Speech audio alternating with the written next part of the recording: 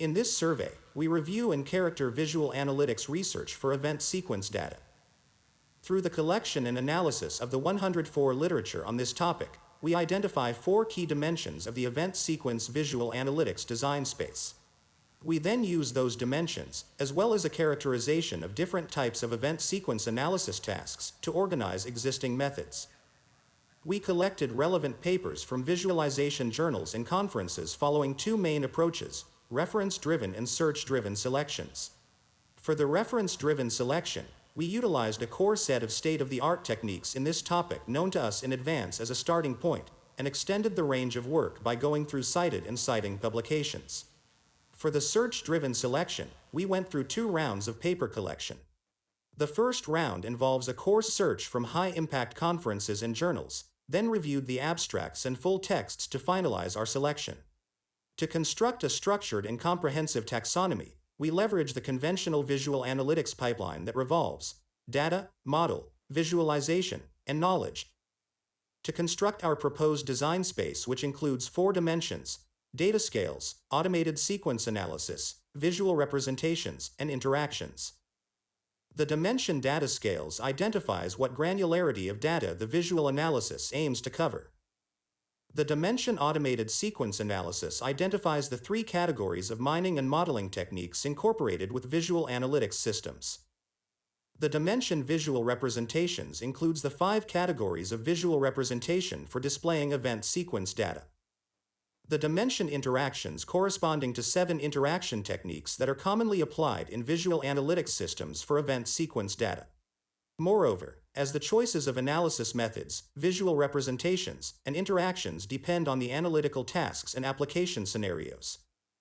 We also extracted the motivating analytical tasks and application domains from each technique. This gives us a full list of 5 categories of analytical tasks and 3 major categories of applications. We explore 9 analytical tasks that are frequently applied to event sequence data, which we further categorize into 5 high-level tasks: summarization, prediction and recommendation, anomaly detection, comparison, and causality analysis. The summarization task uncovers major progression patterns and featuring groupings of sequence entities. A variety of analytical tasks serve the purpose of generating summaries, including clustering, explicit summarization, progression analysis, and inexplicit summarization. The prediction and recommendation are regarding to analyzing observed event sequences to foresee upcoming events or sequences, or examining how certain interventions may affect future trends. The anomaly detection task is corresponding to identifying rare cases that deviate from the majority of sequence progressions. Existing techniques can be categorized by data scales, including anomalous events visualization, anomalous frequent patterns visualization, and anomalous sequences visualization. The comparison task is to investigate similarities and differences between event sequences. Similarly, we classify prior visual comparison techniques based on the granularity of compared targets, including comparison of individual event sequences, comparison of sequential patterns, and comparison of sequence collections. Finally, the causality analysis task is to uncover causal relationships between event types to promote a better understanding of which event is likely to occur after another or of what brings about certain changes to an outcome event. We also introduce application areas where event sequence data are commonly observed. This includes 5 applications, which we further classify into 3 high-level fields: health informatics for electronic medical records, Internet applications for general behavioral data collected from websites and computer systems, and Industry 4.0 for manufacturing data. The record of each patient over the course of a clinical process can be considered as an event sequence, with each event representing a clinical event, such as a diagnostics event, taking lab tests, doing surgery, or taking medicine. We summarize existing visual analytics solutions designed for health records and medical records based on analytical tasks, including cohort analysis, outcome analysis, and prognosis analysis. In various Internet applications, the activities of users and devices can be recorded as individual event sequences. For instance, social media data contains sequences of timestamped activities for specific users that are recorded over time. We provide a review of the visual techniques that have been developed for event sequence data retrieved from social media platforms, e-commerce websites, and computer systems. Industry 4.0 is the ongoing process of using modern smart technology in industrial practices to achieve the automation of traditional manufacturing. The temporal status of smart equipment over time can be recorded as an event sequence, where each event represents a status. A variety of visual techniques have been introduced to help users exploring anomalous events and optimize manufacturing plans. Based on our survey, we found the following remaining challenges in existing research. First of all, the performance of data analysis techniques largely depends on the quality of data. Typical data quality issues include data incompleteness, data errors, and duplication of data records, each of which can mislead statistical analysis results.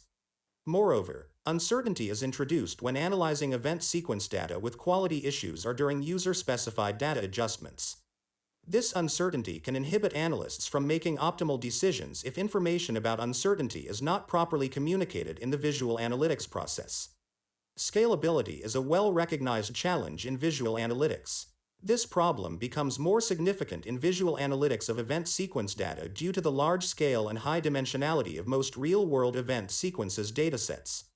Last but not the least, event sequence data can contain a variety of heterogeneous temporal events. Events of each event type are observed or recorded with different sampling rates and show different event patterns, which leads to great difficulty for aggregating and organizing data from multiple sources. We also found the following promising future research directions. Existing visual analytics techniques for event sequences generally characterize events based on their types and timestamps only. Besides these two common event attributes, events in a sequence can also be associated with multivariate data. This implies a need for a new visualization design that is able to represent categorical event types and multivariate attributes at the same time. In the pursuit of better analytical performance, recently developed visual analytics tools tend to leverage advanced machine learning or deep learning models with considerably high complexity. These, however, introduce issues of interpretability of the analysis results and a lack of control over the analytical process, both of which are essential for high-impact analytical tasks. There is a high demand for visual analytics techniques that can organize, transform, and communicate model-level interpretations into comprehensible and actionable guidance. In addition, very few visual analytics techniques have been developed for the causality analysis of event sequences. Despite that some existing visual analytics methods are developed for analyzing multivariate data, the temporal nature and high dimensionality of event sequence data can lead to additional challenges, which are worth addressing in future research. Furthermore, the capability of visual analytics techniques is largely determined by analytic algorithms. In the future study, driven by more powerful deep learning and machine learning techniques, visual analytics techniques could process more complicated data and analytics tasks. This is my presentation. Thanks for your attention. Hi. Let's thank you again.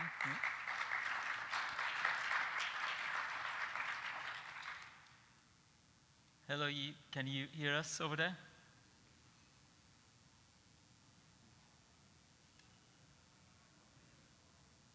Hello? Oh yeah, there you are. Thanks for your talk. So we have a few questions on Slido. The first one is about these challenges that you identified and opportunities that you identified. What would you advise us to look into the future? What are some promising future directions? We can't hear you. Is that something on our end?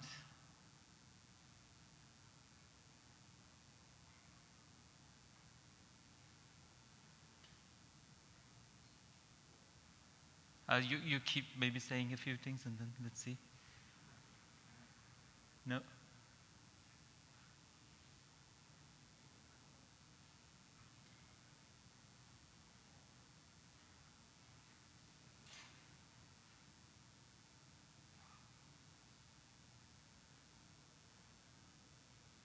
Okay, Mark is doing something back there.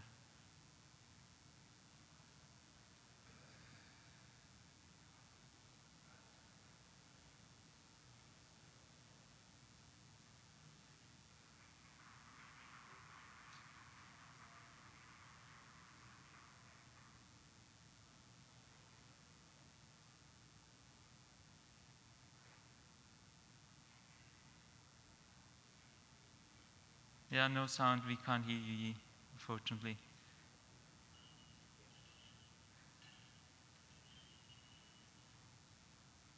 Okay, we'll wait maybe a few more minutes and then we might have to take the discussion on Discord.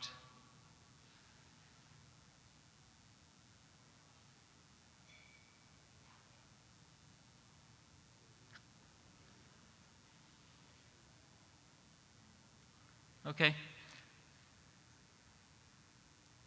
We are solving the problem now, that's our technician is saying. But we have to move on, but maybe we move our questions to Discord and we'll have the discussion for you on Discord. Yeah, apologies for this. But then we'll be in touch, we'll be in discussion on Discord. Let's thank Yi again.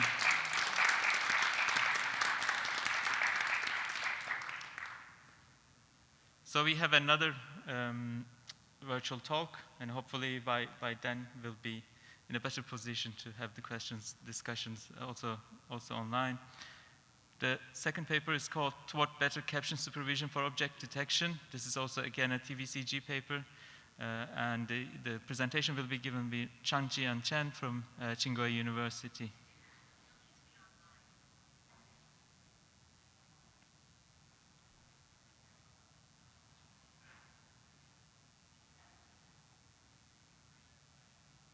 Hungao, can we switch to the second talk, please? That's towards better caption supervision.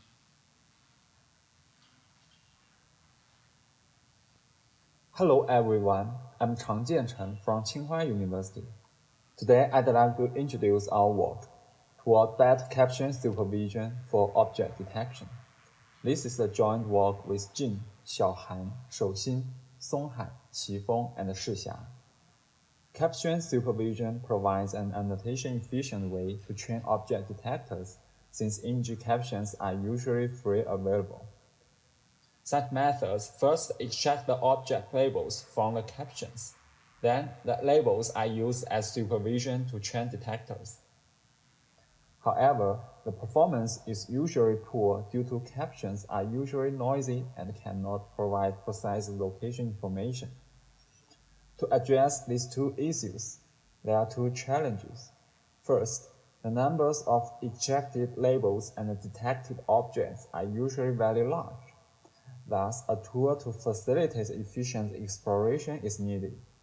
Second, although annotating all the images is expensive, collecting a small number of annotations is more label efficient.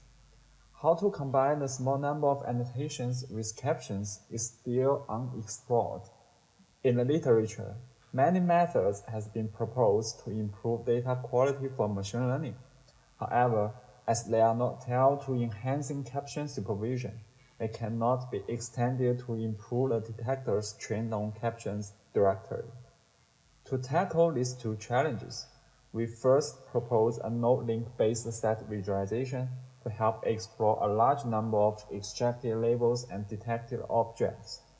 We also developed a semi-supervised object detection method to better utilize a small number of annotations to improve detectors.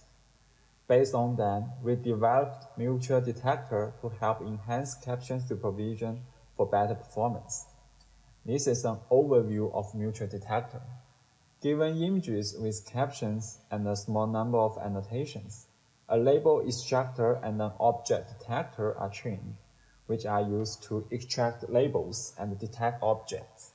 To facilitate the exploration of these results, a co-classing algorithm is applied to class the labels and images simultaneously. The classing results are then fed into the node-link set visualization to help users explore the results. During exploration, users can validate the extracted labels and detected objects. The validation is then used to improve the detector. We conducted a case study on COCO dataset. The MAP is improved by 4.8% with only 351 bounding blocks being validated, saving over 93% human efforts. Next, we focus on the first two steps. The analysis starts from the node-link view. In this view, the tree on the left shows the labels. Each node represents a label cluster. The two bars represent its precision and recall. The matrix on the right shows the images. Each row with 10 representative images represents one image cluster. The links between them represent the mismatches between the extracted labels and the detected objects. As we can see, some labels are low in precision and recall. Label cup has the lowest precision. Click it to check words with high contributions in the word cloud. The word restaurant has the highest contribution. Check the captions that contain restaurants. This caption does not mention cups. Its image does not contain cups. Label cup is wrongly extracted from this caption because it contains restaurants. Remove restaurants for extraction of label cup. The experts find that sometimes cup is not extracted from captions whose corresponding images do contain cups. Their captions do not mention the cups in these images. As cups are easily ignored by captions, the label cup extracted from images is added to compensate. Similar to cup, another 15 labels are processed. The performance is improved. Upon update, almost all image clusters are connected with red links, indicating mismatches. The third image cluster has the most red links. 5 of its representative images have undetected objects. Select one image with an undetected bench. A bench occupies almost half of the image but is still not detected. Reduce the confidence threshold, and the bounding box of the bench appears. The bench is successfully located but with low confidence. Bench is correctly extracted from a caption. The bench would be more confidently detected if the detection is more strongly constrained to be consistent with the extracted label. Similar patterns are found in the other 4 images with undetected objects.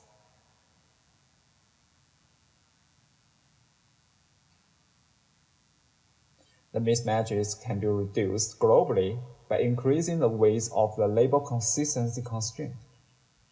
Increasing the weight to 15, the precision, recall, and MAP are improved.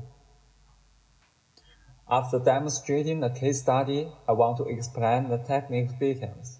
First, I will introduce the object detection module. Given images, captions, and a small number of annotations, existing methods only use 2 of them, which leads to suboptimal. To tackle this, we propose a method to combine all of them. For the captions, we extract labels from them as supervision. For annotations, we use them as supervision directly. For images, we ensure that the detected object locations are symmetric when an image is flipped. Experiments show that our method performs better than existing method in all 3 datasets. Then, I introduced a step visualization. In this visualization, to handle a large number of labels and images, we cluster them such that similar labels or images are clustered together. Besides, based on the relationships between labels and images, labels matched with similar images are clustered together and vice versa. This can be formulated as multi-type relational co-clustering. To conclude our work, we present mutual detector that tightly integrates the object detection method and the interactive visualization to improve detector performance. In the future, there are several directions, like conducting extensive evaluation, improving time efficiency, and study the parameter adjustment. Thanks for your attention. Our codes and video demo are online available. I'm happy to take the questions.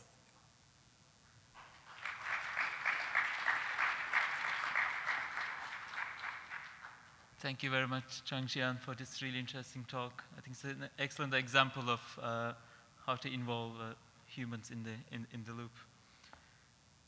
Get your questions on Slido while we wait for other questions. I'll start with one sort of detail that you had on your slide that talked about that you are saving over 93% of human effort. So what's your baseline there? What are you comparing against? Thanks for the question. In the baseline, we randomly sample some images and ask humans to annotate. And we use the annotated images to train the model to achieve the same performance of the model we get in our tool. Then we compare the number of annotated images of the baseline and our model. Okay, thank you. Don't see any other questions, but one other question I had was that the interactions that you have in your interface involved quite deep engagements with the labels, with the text, and with the images. Have you considered how users can be better guided through this process? Have you explored guidance as a question, as a research question? Yes, we in our tool, user can provide some bounding box labels and adjust the weight of our model. Sometimes in the interview we conducted with 4 experts, we found that some of the interaction was easy for the users, like providing the bounding box, but some of them is quite difficult, like adjust the weight of the object detection model. We also we also think the how to make the interaction more easily is the future work. Okay, yeah. Great. Thank you very much. Let's take Changxian again. Thank you. Thank you. The next talk is in person, which is great. We have Angelos Chansimperas from Linnaeus University, and he will be presenting the work Feature NV, Visual Analytics for Feature Engineering using stepwise selection and semi-automatic extraction approaches.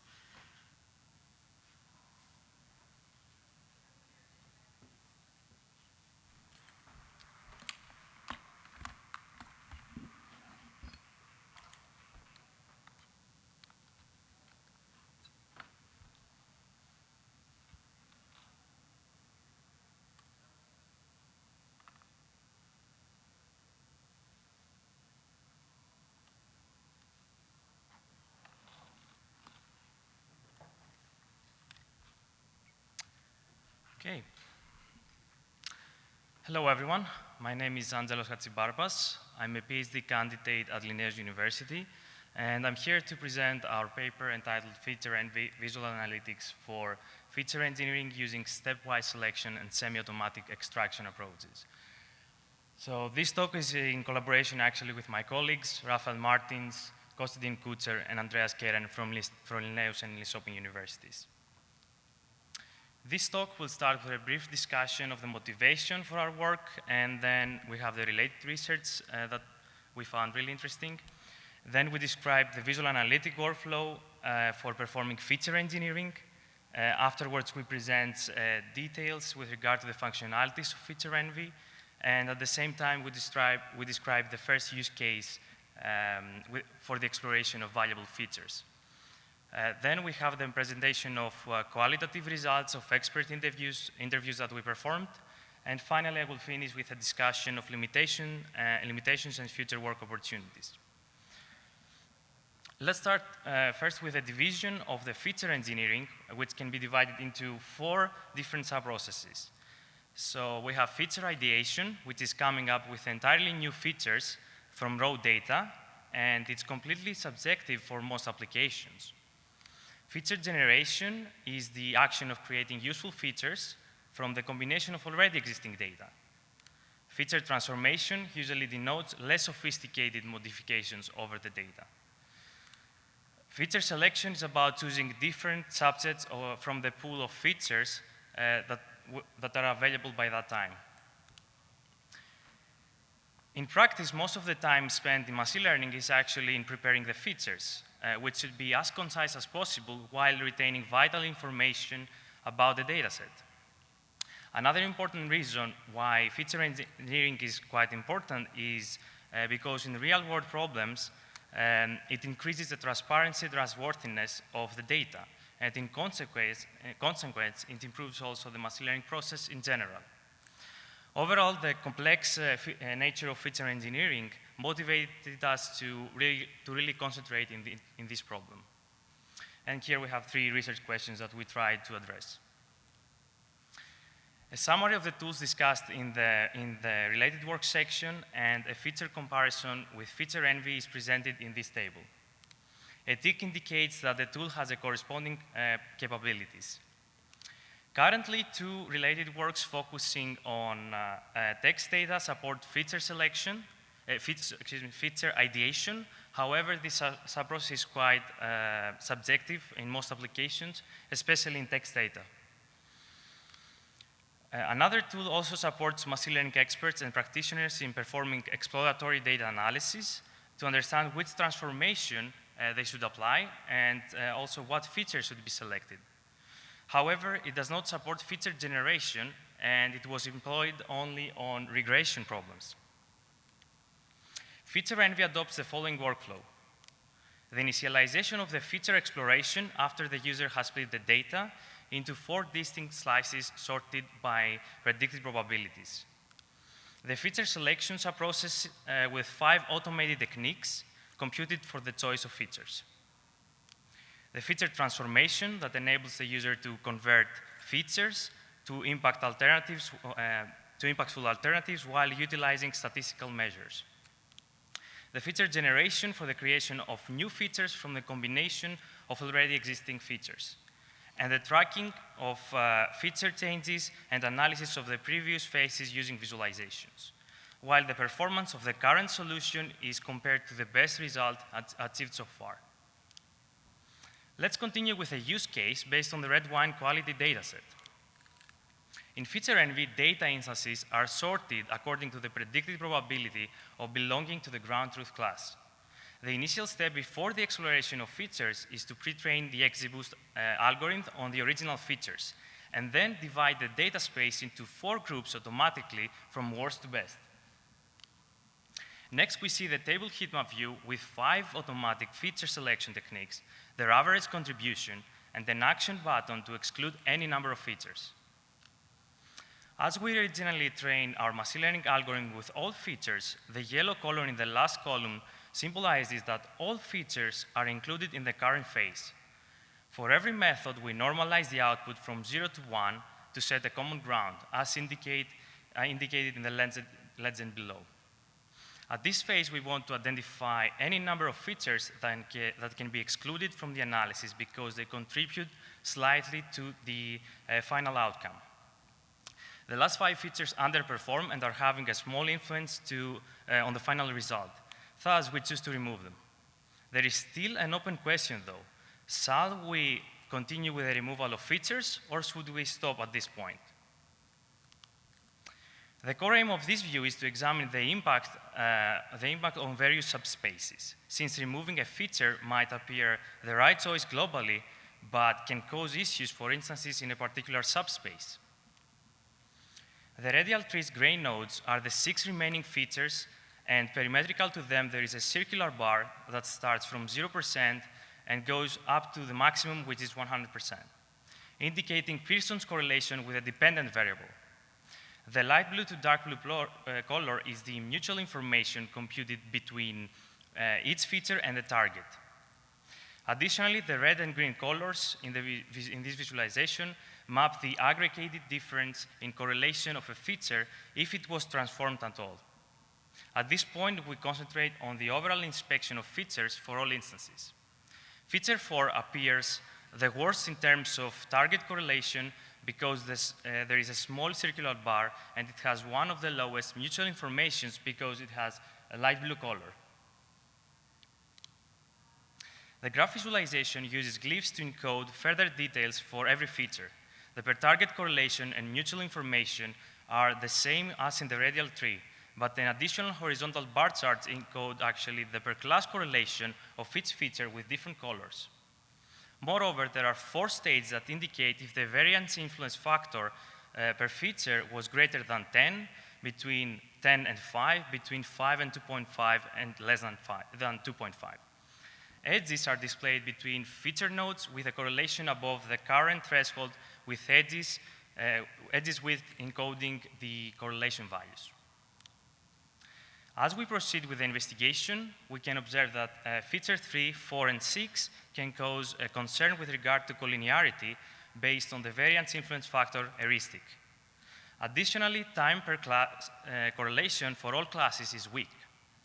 Finally, the correlation between feature 4 and feature 6, or feature 4 and feature 3 can be considered moderate to strong. All those statistical measures lead us to decide to exclude feature 4 from our features list. When the feature transformation is activated, there is a possibility to click a node.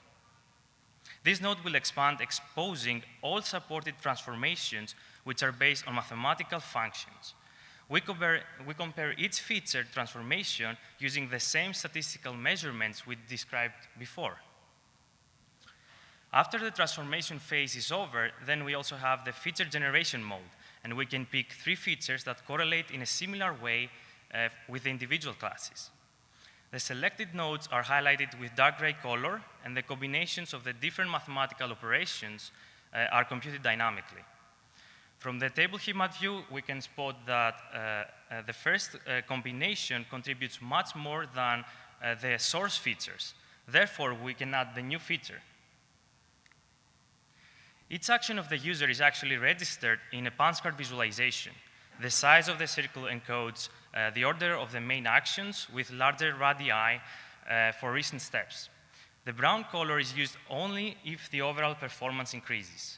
The grouped bar charts presents the performance based on 3 validation metrics, and also we have the standard deviation due to cross-validation. Teal color encodes that the current action score is better than the results that we have achieved so far in brown color. 2 machine learning experts and the visualization researcher actually evaluated our tool in 1-hour interview sessions, and we got feedback about the workflow, the visualization interaction, and limitations. All in all, the experts deemed that feature envy is a useful approach for supporting feature engineering due to the combination of human and computer intelligence. One of the experts mentioned that it could be useful if our system supported custom transformations and generation of features for users to experiment with. Another open issue is that for many features, it would be cognitively cumbersome for a human to explore all these features in different subspaces concurrently. However, we could limit the space of features if we actually have a pre-processing phase in the pipeline. More details about the tool's limitations can be found in the paper. Thank you for your attention, and I'm happy to take any questions.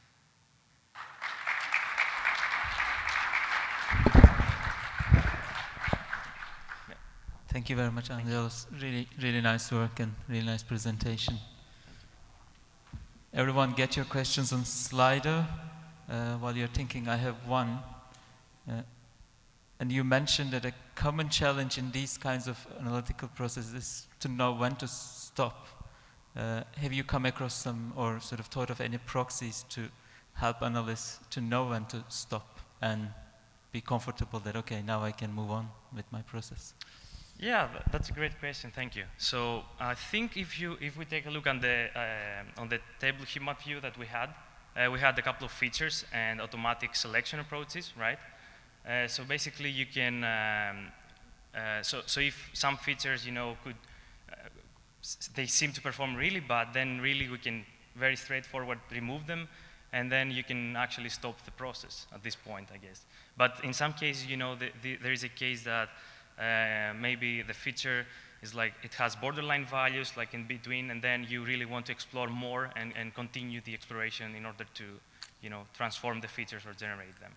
So it depends a lot on the first thing, on the first component that we have, the table schema view. Yeah. Thank you. Thank And it was that sort of maybe last column with metrics that you use. Yeah, exactly. Yeah, Okay. the combination of the automatic metrics. Yeah. Thanks, Angelos. Thank you. I don't see any questions, so let's thank Angelos again.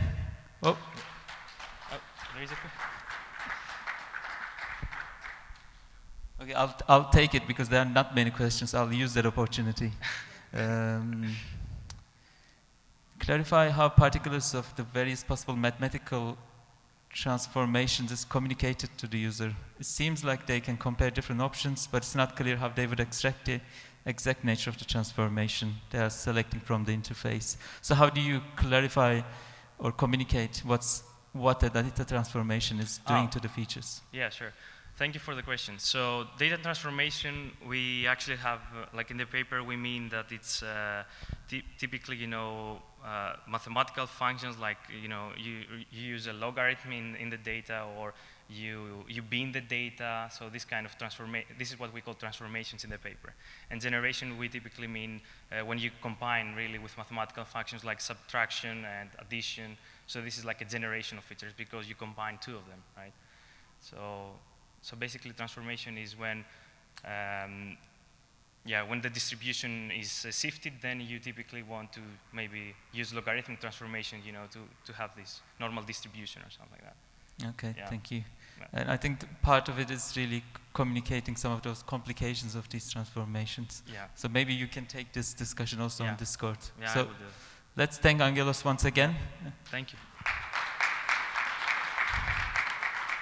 Our next talk will be, it's listed as in person, but it will be virtual. So it will be delivered by Jilan Shu from University of North Carolina, Chapel Hill. And it's titled A Design Space for Surfacing Content Recommendations in Visual Analytics Platforms. So let's hear Jilan.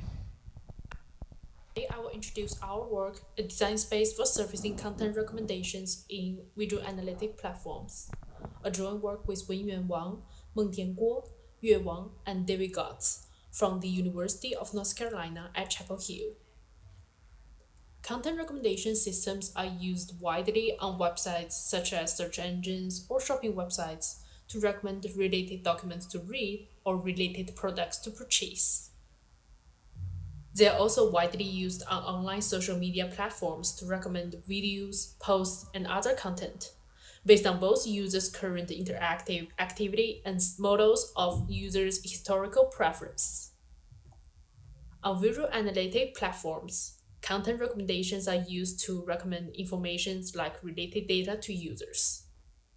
The recommended content could be highlighted data points or new related information. The goal is to help users more effectively identify new information that is relevant to their analytic context. Our work is a literature review on the state of art in how visualization systems surface recommended content to users during users' visual analysis. Especially, we focus on how recommended content is surfaced to users during visual analysis. We also present a four-dimensional design space to describe visual content recommendations. We want to point out the differences between the form and the content recommendation here.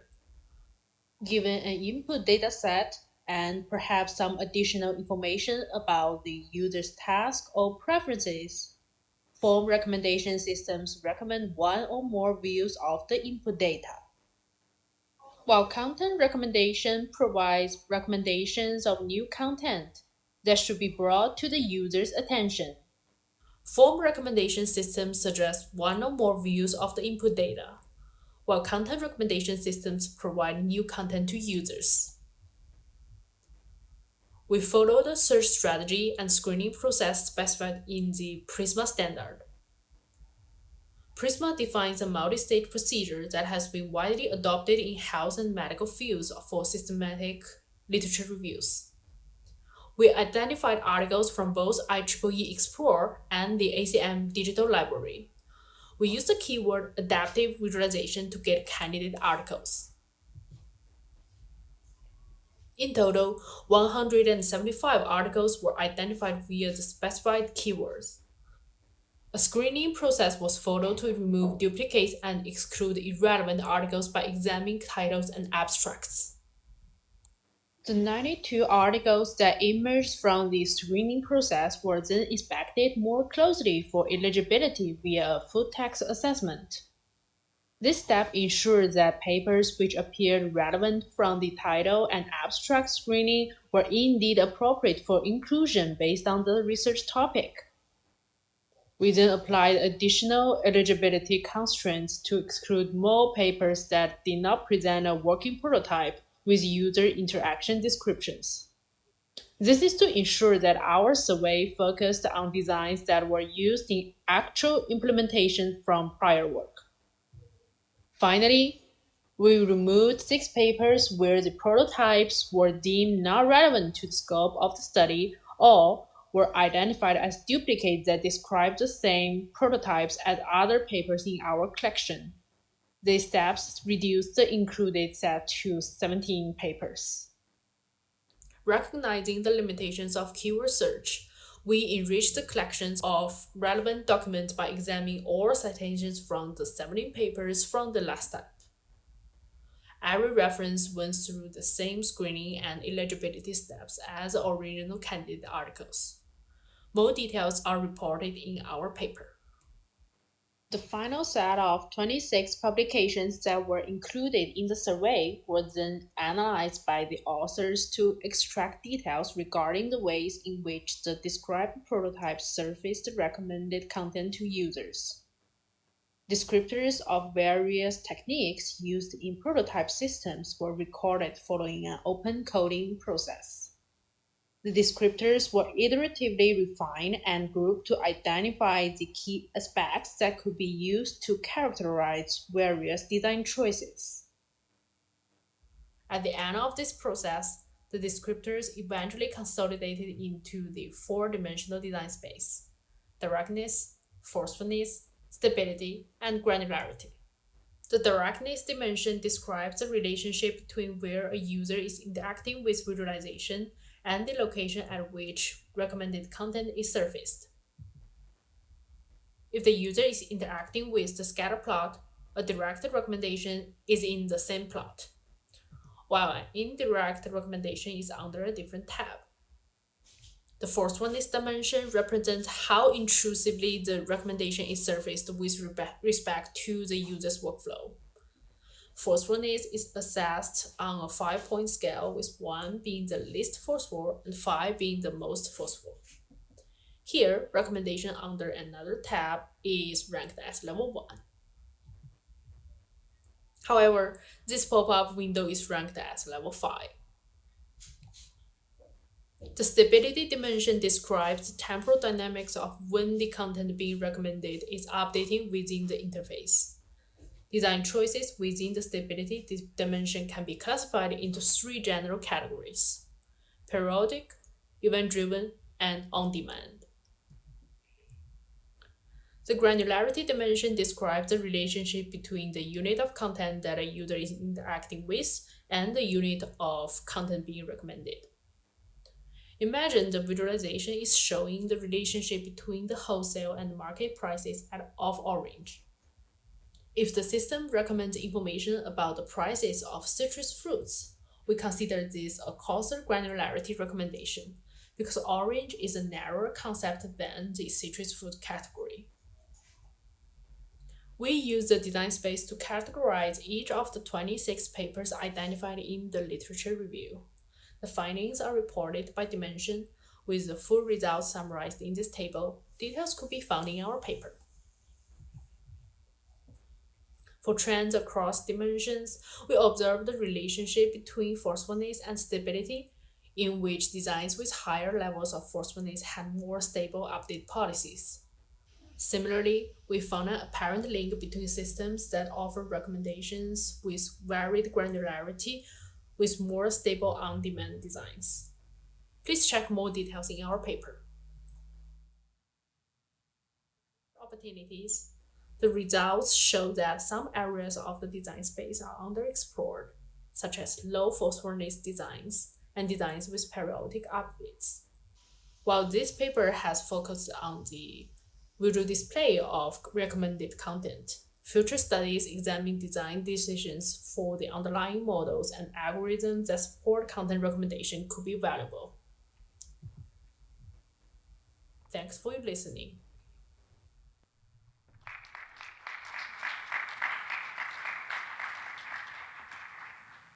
Thank you very much, Zilan. Let's hope that you are with us and can hear us and can also speak. Yes. Perfect. Everyone get your questions on Slido. When we wait for more questions, I had a question around the methodology that you applied. I mean, I know Prisma from papers in the health domain, as you mentioned. It's a very rigorous methodology, which is quite unusual in the visualization literature. So how was your experience using it? Do you think that will be a standard for state-of-the-art reviews in visualization? Thanks for pointing that out. So, as we mentioned in our paper, the Prisma is like widely used in the healthcare, but even not really for the visualization. I think for the whole computer science society, we really is not that familiar to this method, and it is really a systematic method that we could search from the very basic, and the procedure could help us from the search to the eligibility and screening and all those by following those procedures, we could clearly to explain how we get the set of our data, and for all the survey to it's kind of to prove that our survey is comprehensive enough to state the current just for the any kind of research questions.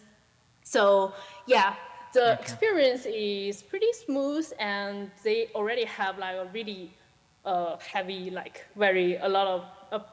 bunch of pages of the instructions for how to do that.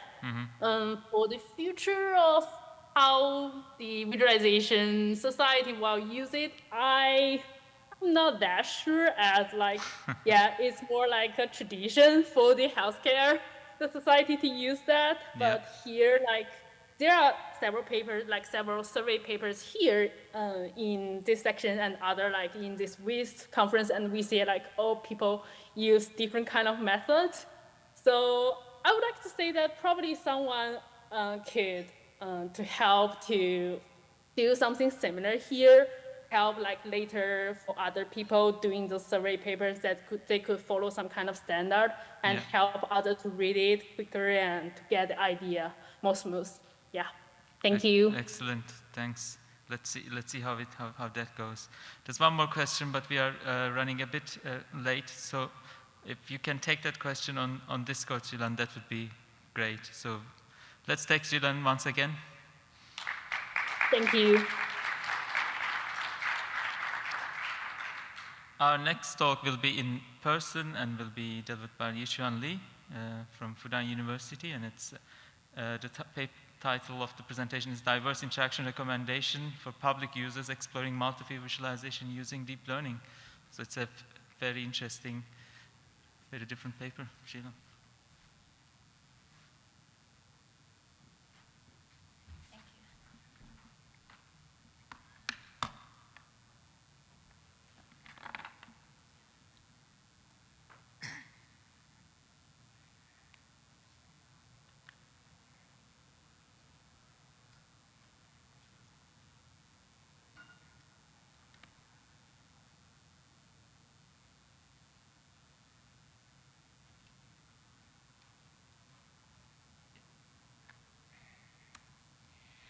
Good morning, I'm Yishan Li. Well, this is my first visit here, and, oops, excuse me? Yeah, sorry. Yeah, this is my first visit here, and I feel quite honored to present the work, Diverse Interaction Recommendation for Public Users. I think might be the connections are quite stable here. Yeah, I'll play here. I think it's better, yeah. So today I'm here to present the work. Yeah.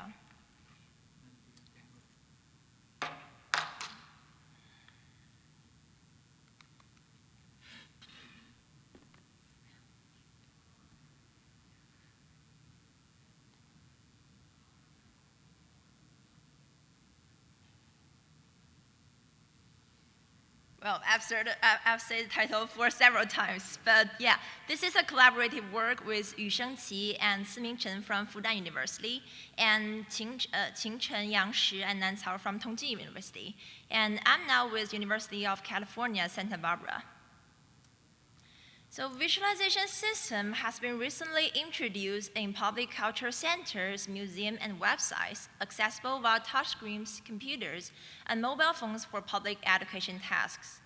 In the past 10 years, researchers have made considerable efforts to create large and advanced visualization systems for audience to browse and explore, such as M-Dialog, DeepTree, and Living Liquids as shown here, which are the more important foundations of museum visualizations. However, visualization systems constructed of multiple linked view and interaction types are often complicated. Which interaction to operate and which part of data to explore are hard questions for public users. Making these decisions largely relies on professional experience and analytic abilities, which is a huge challenge for non-professionals. Through our interviews and literature studies, we concluded that users feel hard to construct interactions in visualization systems without proper guidance and instructions. So facilitating users' exploration in the visualization systems has become a significant priority. While most of the current research is limited to single-view visualization systems or consider users' one-step interaction, which is unable to support visualization systems with multiple views and interaction types. So in this work, we provided a solution that targeting the above challenge. We're primarily focusing on designing a model to generate interaction recommendations for public users.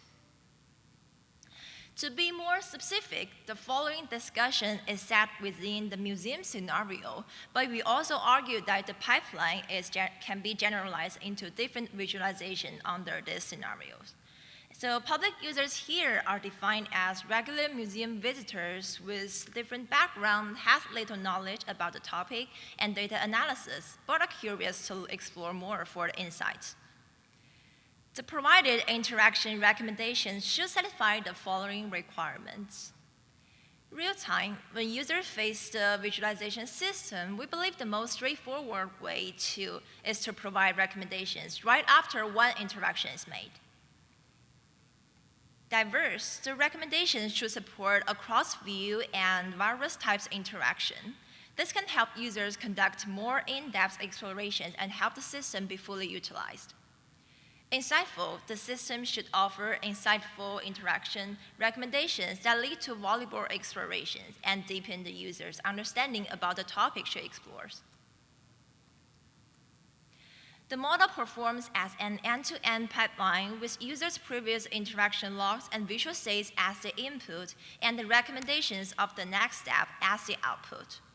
In the user's workflow, each time a user makes one interaction, the system will collect the interaction and visual states and then transform them into numerical vectors. In the predicting workflow, the pre-trained models receive the data and output the predicted vectors. After being converted into the JSON data structure, the recommended interactions will be sent back.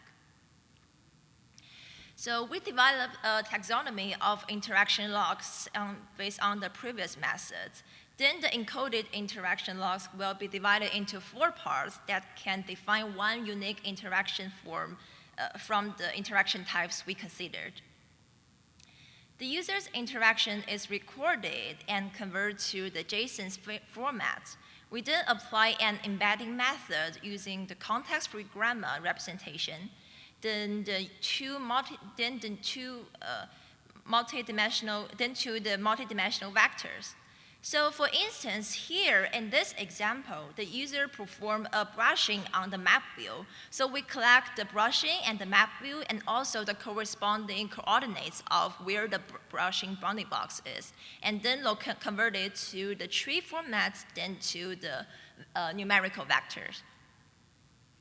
We also compared several sequence analysis models and found that the LSTM model shows significant advantages under this task because it considers users' historical interaction data and mimicking users' cognition ability and is easier to set up. So the model captured key embeddings of previous interaction logs and visual states and output the interaction embeddings of the next step exploration. Instead of using a static model, we divided the model parts into two parts. The training part cleaned the collected data using two filters of diversity and insightfulness to ensure the data quality.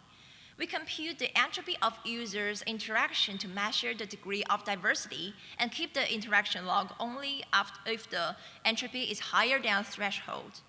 And an interaction is insightful if it involves interaction within the insightful data area we define. And the continuous learning part we achieve by when a user rejects one interaction, we collect the actual interaction and use the collected data to continuously fine-tune the model to improve the performance. This example shows one time of interaction recommendations. So the model captured these interaction logs and returned the different recommendations as highlighted in this chart. We can see there's highlighted bars here, and it reflects the concept of mixed initiative in our method. And we also propose an interactive visualization system in the museum scenario as an example to implement and test the pipeline. The 4 different points from Song Dynasty are selected. The data consists of temporal trajectory data of when and where a literature was created and its content. 7 different interaction logs types are encoded based on the different views in the system as listed here, and we also obtain the corresponding visual states and transform them into low-dimensional data. And the training data was collected from 47 participants. More than 4,000 interaction log vectors are collected. The training duration, the accuracy, loss value, the mean square errors are compared, and 3 models within the best prediction performance are selected. Also, we create an ambient experiment to evaluate the performance of the weighted filters and also the model updating. We can see from the table that the filters improve the degree of diversity and degree of insightfulness, and also the model updating increased the model's predicting accuracy. This video clip will show how the system works.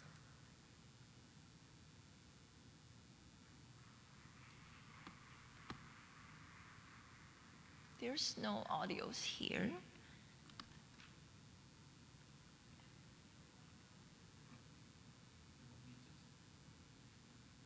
No, I don't think so.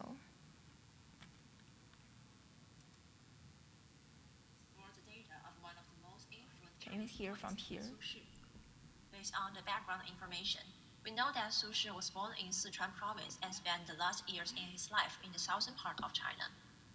Therefore, we start our exploration in Sichuan province. We first zoom in and click on the marks on the map view for browsing.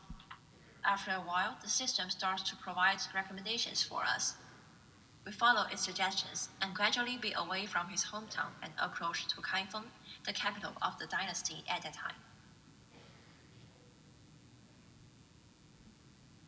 The system inspired us to brush the area around Kaifeng for a deeper investigation. With its suggestions, we clicked Huaiyin, Weishi, and Kaifeng on the force directed view and discovered their locations on the map. The system later suggested us to explore the histogram to see his journey in a certain period of time and his creation. After that, the system led us to explore the south step by step, based on the given recommendation. We further conducted a control user study and in-depth interviews for evaluation. Please find more details in our paper.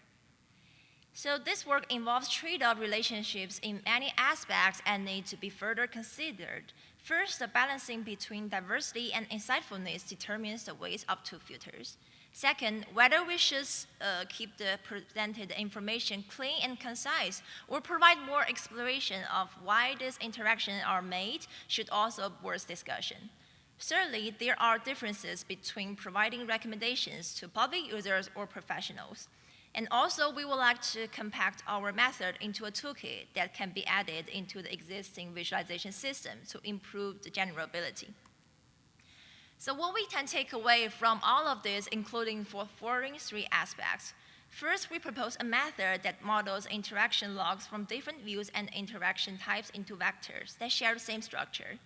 Second, we propose a mixed initiative approach for across view and interaction types recommendations and can provide real-time, diverse, and insightful recommendations. Thirdly, our approach is proven to effectively help public users gain more knowledge in the public education scenarios, thereby improving the accessibility. For more information about technical details, case studies, and evaluation, please take a look at our paper. Thank you, and welcome all the questions.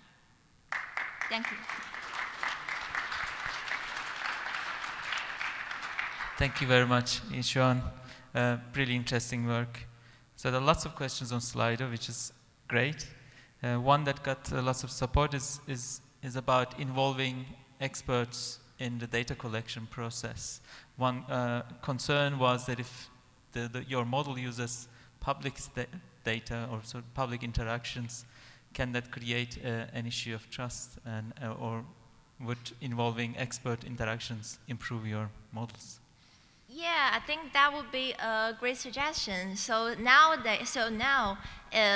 the collecting data part we invite more of the public users as the data collecting. And the way we did this is based on the practical consideration. So when the system or the pipeline implemented in a real museum scenarios, it's going to be very hard to pre-collect a lot of data from the users and implement it here. So the way we did this is while the users continuously learning using the system, we collect their data and in this loop we also regard this as a data collecting process and use the data collected during the actual use of the public users and use the data as a training data. So yeah, I agree that involving expert users in the data collecting part will help to improve the recommendation accuracy or also diversity and insightfulness. But yeah, the current way is more based on how the system and how this pipeline can be implemented in the actual using process. Yeah, thank you. Thank you. We are a bit late, but if you can give a very quick response, because there's this discussion going on slide on insightfulness. How do you define it? Is it a metric? Can you say a few words about it very quickly? Yes, so the diversity and insightfulness we defined is as a quantitatively method. So the diversity we define is when the entropy of the interaction is larger than a threshold, and the insightful interaction we define is we do a pre-analysis of the data set and define some insightful area that based on the data distribution on the interactive system. So if the interaction lies within this insightful area, we define this as an insightful interaction. Excellent, really interesting. There'll be more on Discord, so if you're on Discord, sure, you can take those questions. Thank you for a question. Thank you very much, Yichuan. Yes, thank you.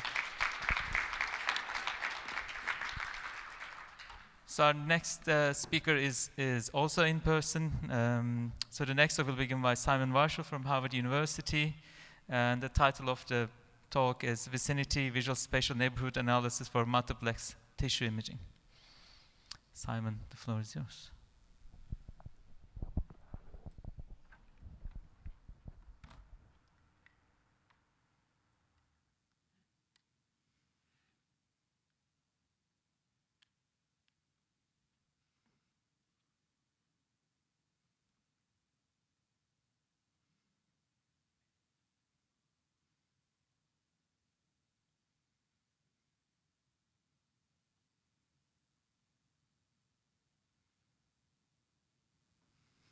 Fantastic. Hello, I am Simon Warshall. I'm a PhD student at Harvard University, and today I'll present our project Vicinity, Visual Spatial Neighborhood Analysis for Multiplex Tissue Imaging Data. So, over the last 10 years, advances in tissue imaging have allowed pathologists and cell biologists to investigate cancer tissue at an unprecedented level of detail. And these advances, namely whole slide imaging, have allowed us to scan and digitize large regions of tissues and analyze them computationally as well. And so with this new data, experts now seek to understand the tumor microenvironment, both in terms of the cells it's composed of and how those cells may be interacting. And one way to study these interactions is through something called spatial neighborhood analysis, which looks to see which cells neighbor each other as a way of identifying interaction patterns. And these neighborhoods and patterns can exist at multiple scales, so between cells directly next to each other or across broader regions of tissue. And overall, the goal of experts here is to use these patterns to identify specific biological structures and processes that might correlate with the progression of disease or response of cancer to specific treatments. However, investigating spatial neighborhoods in this new data has a number of challenges. First of all, the data is very big. The data that our collaborators work with contains millions of cells, 30 or more channels, each reflecting the expression of a different biomarker, and also contains an accompanying segmentation mask and a single cell table reflecting the marker expression value and cell type of each cell in the data set. And what we found is that what few existing approaches to spatial neighborhood analysis and tissue imaging data did exist were intended for imaging modalities containing thousands and not millions of cells. They simply did not scale. And to add another order of magnitude to this, then, we found that our collaborators weren't just interested in looking at single tissues in isolation, but they wanted to look across cohorts of 10 or more tissues. And additionally then, through close collaboration with some domain experts at the top of our field, we found that the needs from expert to expert were very disparate. Some were interested in more exploratory workflows, whereas others were interested in performing confirmatory analysis. And we couldn't really find existing approaches that could accommodate this. And finally, a big point of emphasis from our collaborators is that these experts must be in the loop. They have years of experience studying tissues. They know so much about the biological significance of tissues, the interactions it might contain, so they really need to be able to steer analysis and verify results interactively. So based on these challenges then, we formed a working group with experts at the Lab of Systems Pharmacology at Harvard Medical School and the Santagata Lab at Brigham and Women's Hospital. And from this working group, we propose an interactive workflow for spatial neighborhood analysis. And this workflow begins by quantifying the neighborhoods of each cell in a specimen and across specimens in a cohort. So the user will specify the size of neighborhoods they want to investigate based on the radius, and then we identify all cells within that distance of a given cell, and based on the cell types in that region, we form a neighborhood vector representing the weighted number of cells of given types in that neighborhood. And if we repeat this then for every cell in a specimen and across all specimens in a cohort, what we find is that patterns emerge. So cells with similar neighborhood vectors represent cells with similar spatial neighborhoods.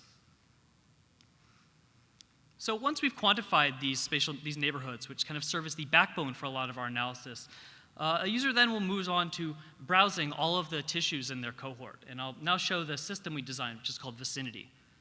So a user begins with an overview of all the tissues in their cohort. They can zoom and pan around the tissues to get an idea of their morphology. And if they're interested then in investigating in a little bit more detail, they can dig into an individual tissue and investigate further. So once they've then looked at a specific tissue and they want to investigate the spatial neighborhoods in that tissue, our workflow supports both bottom-up and top-down analysis. And I'll start with just bottom-up analysis. So a user can zoom and pan around the image and select regions of interest. And when they do so, the cell types in that region are highlighted with color-coded outlines. And to provide a little bit more context as to the neighborhoods in a selected region, we visualize the composition of these neighborhoods as a parallel coordinates plot, which shows the composition of neighborhoods in a selected region and also optionally in the entire specimen or cohort. We embed these neighborhood vectors into 2 dimensions using UMAP, which we visualize with an interactive scatter plot. And here we find that points next to each other then represent cells with similar spatial neighborhoods. And they can zoom and pan around that and select regions in the scatter plot, which then visualize where in the tissue those neighborhoods exist, as well as in the other linked views. And finally, we use an interactive correlation matrix to encode pairwise correlation between cell types in neighborhoods, again, both in the selected region and in the overall specimen or tissue.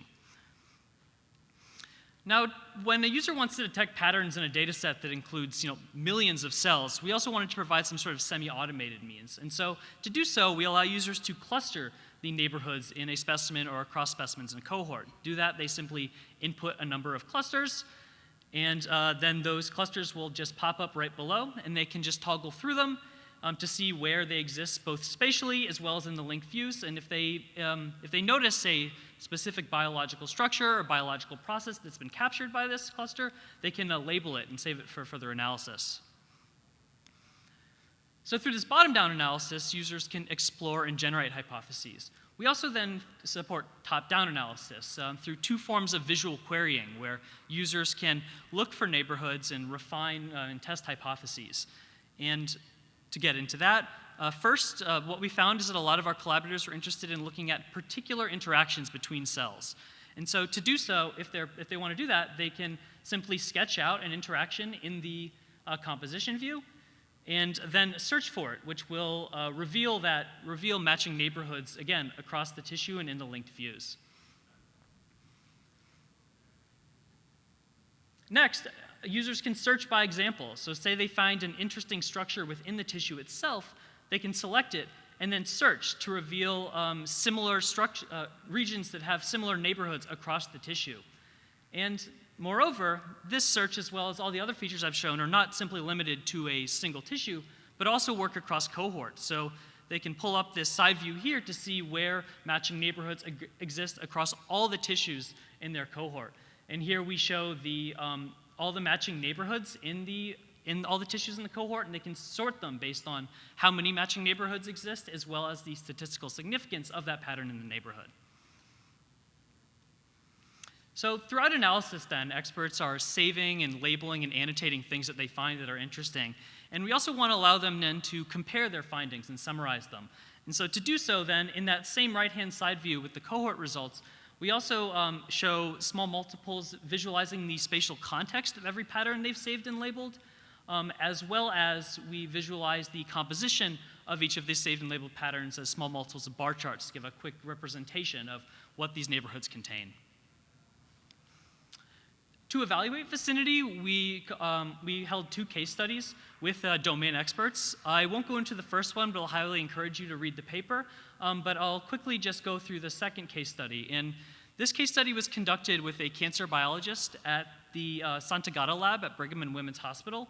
And here we're investigating 10 specimens of cancerous mouse lung. And of these 10 specimens, 5 are genetically engineered to have a robust immune response, and 5 are genetically engineered to have a poor immune response. And the goal here then of this expert was to identify immune structures that might exist within this cohort and see maybe how it differs between these 2 types. And what we found actually is that by exploring the embedding space, we found 2 distinct regions in the embedding space corresponding to immune structures of note. The first of which was richer in helper T cells.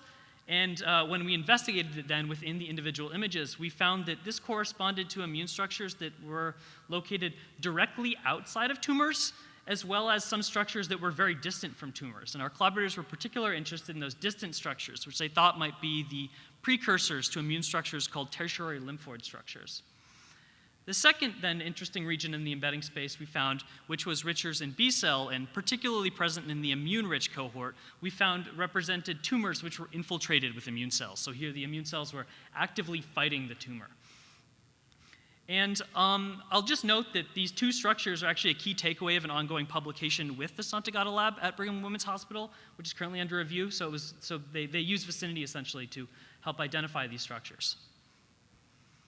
So then to quickly conclude, what I've presented here is this human-in-the-loop workflow that we developed in close collaboration with experts at the top of their field, a scalable computational pipeline to quantify the neighborhoods in a specimen or across specimens, as well as vicinity, this visual analytics system, which supports all this analysis. I'll also note that we have some more evaluation of the system in the paper. We evaluate each of the individual features with a larger group of experts and also show some scalability evaluation of the individual features we offer. With that, I'd just like to acknowledge all the everybody who supported this research and my other members of the Visual Computing Group and Lab of Systems Pharmacology. I'd like to specifically thank all the co-authors on this paper, I guess specifically the co-first author, Robert Kruger, and my advisor, Hans-Peter Fisser, both of whom are at VIS today. And yeah, I would encourage you to scan the QR code to try out the repository. We have sample data sets, executables for Mac and Windows, and would love to hear from you. I'd love to have anybody test it out. Thank you so much.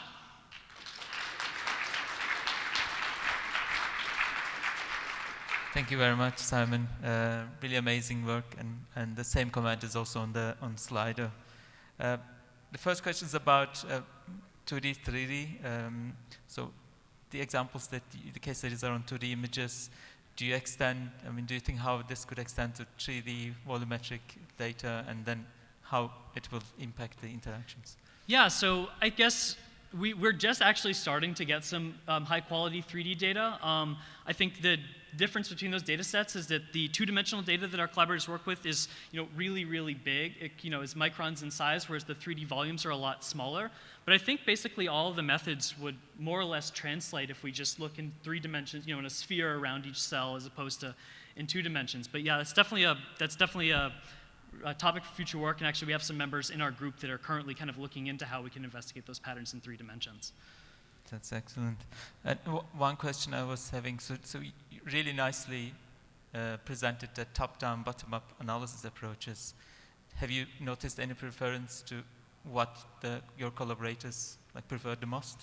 Yeah, I think our collaborators were, particularly interested in the top-down analysis, actually. I think that they spent a lot of time, investigating tissues, a lot of time zooming and panning through individual tissues, and often find things that they want to say, okay, this structure I found, does it exist anywhere else? And so the ability then to kind of search across visually multiple tissues, I think was particularly something that they're interested in, yeah. Excellent, thank you very much. There are a few other questions, but they'll be on Discord. If you can take them over there, that'll be great. Thank you very much, Simon. Thank you, everybody.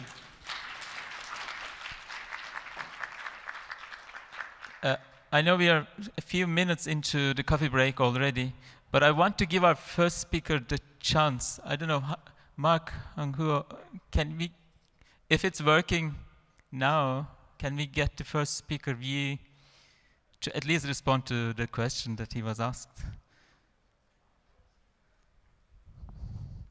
Can we get him up?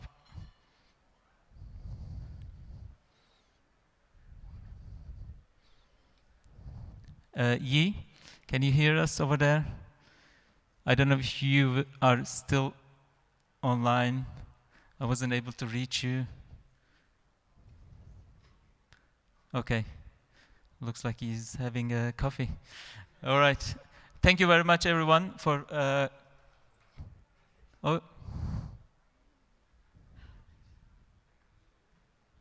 No. Okay. Thank you very much, everyone, for your questions and for your contributions. It's been a great session, and enjoy your coffee. And there will be another, I think, VA-ML session in this room in the following. Thanks.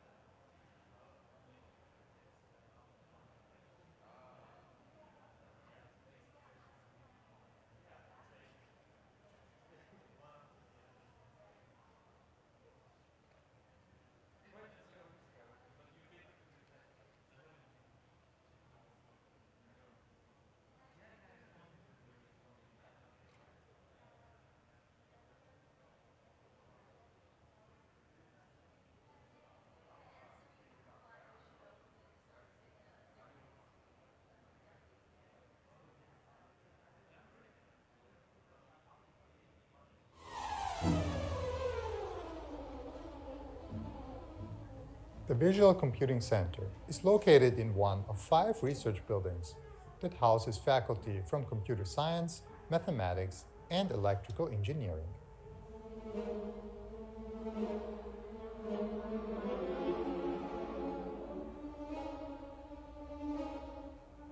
The research buildings are connected by a major walkway, the spine.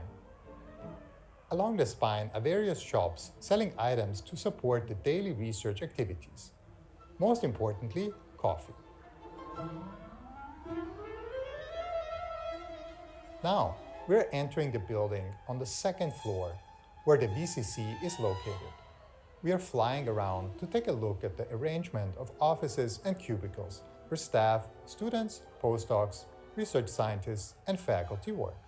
The posters on the hallway highlight successful research projects from the past.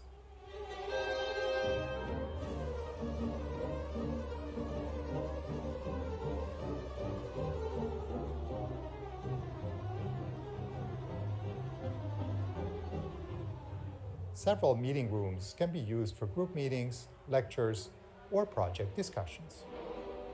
Our faculty teach a wide range of courses in visual computing. Due to the excellent professor-student ratio at KAUST, some specialized courses can even be taught in faculty offices.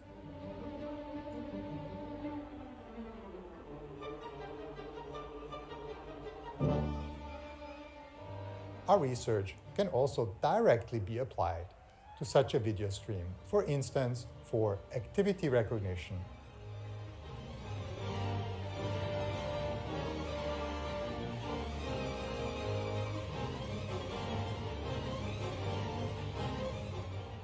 Or depth estimation.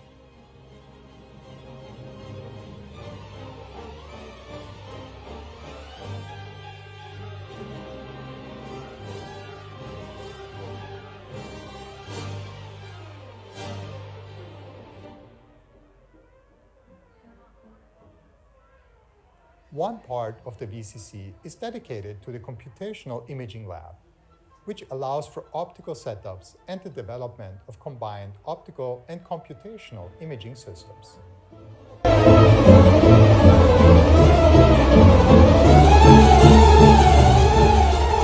VCC facilities are directly adjacent to facilities of the Visualization Core Lab. For example, the Next Cave.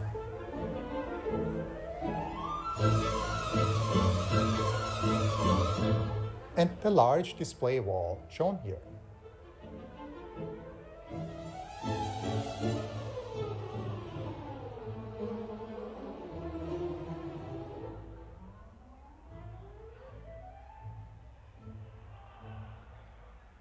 We would like to highlight the VCC startup company IEEE VIS that took the drone footage for this video. This concludes our presentation of the VCC. Our members thank you for stopping by and visiting with us. We hope to welcome you in person in the future.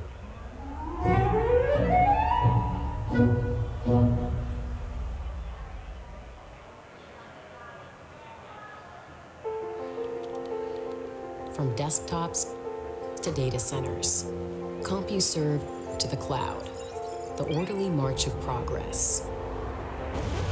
Yeah, no. Progress only looks orderly after it's happened. Before it's happened, it's problem after problem. Whose idea was this anyway? Unworkable, unfeasible, impractical, impossible. But then you put your head down and you work the problem until answers emerge. New solutions that power you through the next problem, and the next one, and the next one, and the next one. Until you get to greener buildings, cleaner cars, smarter factories, bigger blockbusters, interplanetary landers, walking cars. 4 decades of solutions. But it's always been about one thing.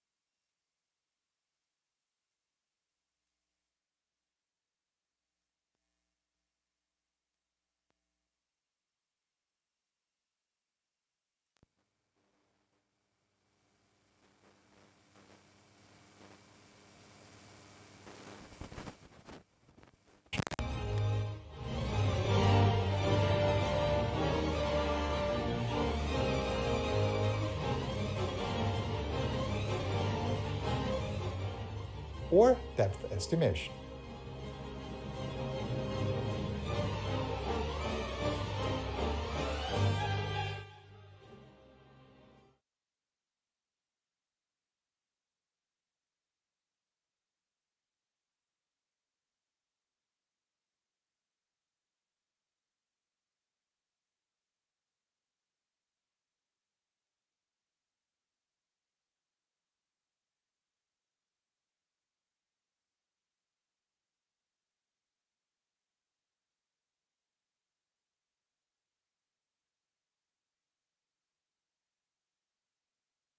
Are directly adjacent to facilities of the Visualization Core Lab.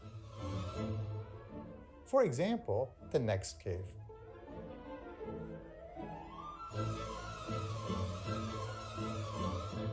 And the large display wall shown here.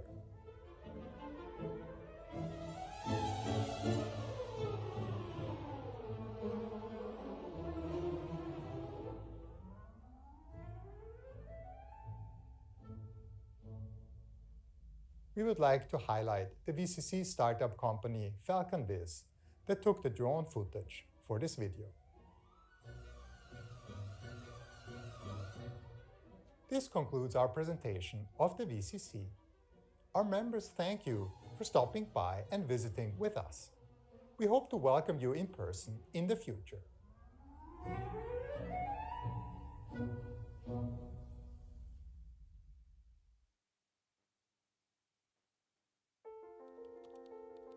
From desktops to data centers, CompuServe to the cloud, the orderly march of progress.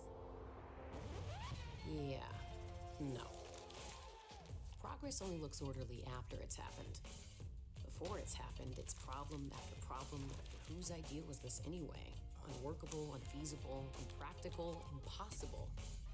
But then you put your head down and you work the problem until answers emerge. New solutions that power you through the next problem, and the next one, and the next one, and the next one, until you get to greener buildings, cleaner cars, smarter factories, bigger blockbusters, interplanetary landers, walking cars.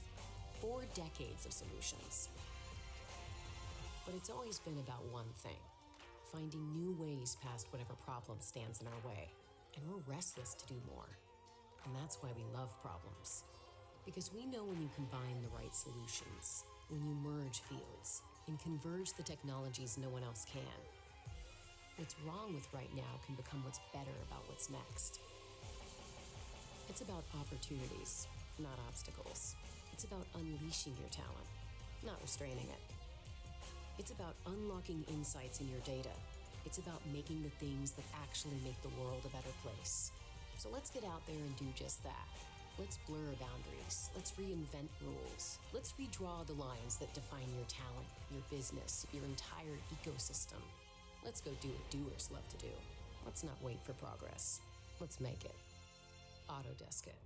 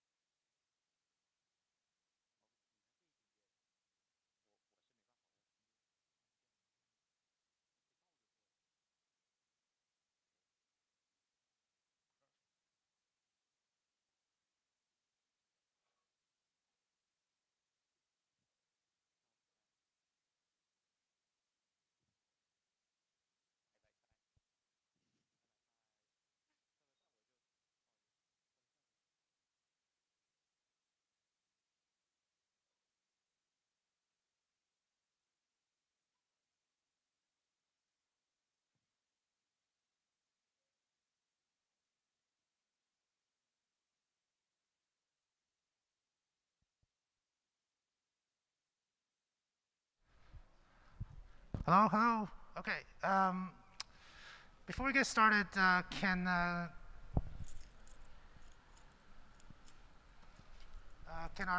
third speaker, Andrew Kumar Tyagi, if you're here, can you come up real quick? All right, no worries. Okay, so let's get the session started. So this is a session called VA for ML. The original session chair is Timo Rapinski. Unfortunately, Timo lost his voice last night, so I'm stepping in as the backup option. So my name is Rimko Chang. I'm an associate professor at Tufts University. And I'm going to have Camelia Brumar, who's going to be my assistant sessions chair. She's going to help monitor questions on Slido and help keep time. So to get things started, we have 5 papers in this session focusing on using visual analytics techniques to understand and manipulate machine learning models. The first paper is called GNN Lens, a visual analytics approach for prediction error diagnosis of graph neural networks. And the presenter is going to be Zihua Jin. And the authors are from HKUST, the Hong Kong University of Science and Technology. All right, can you get set up?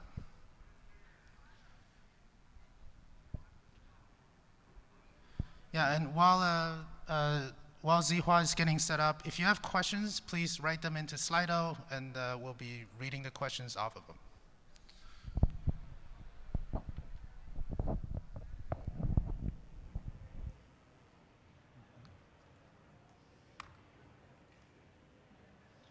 Sorry.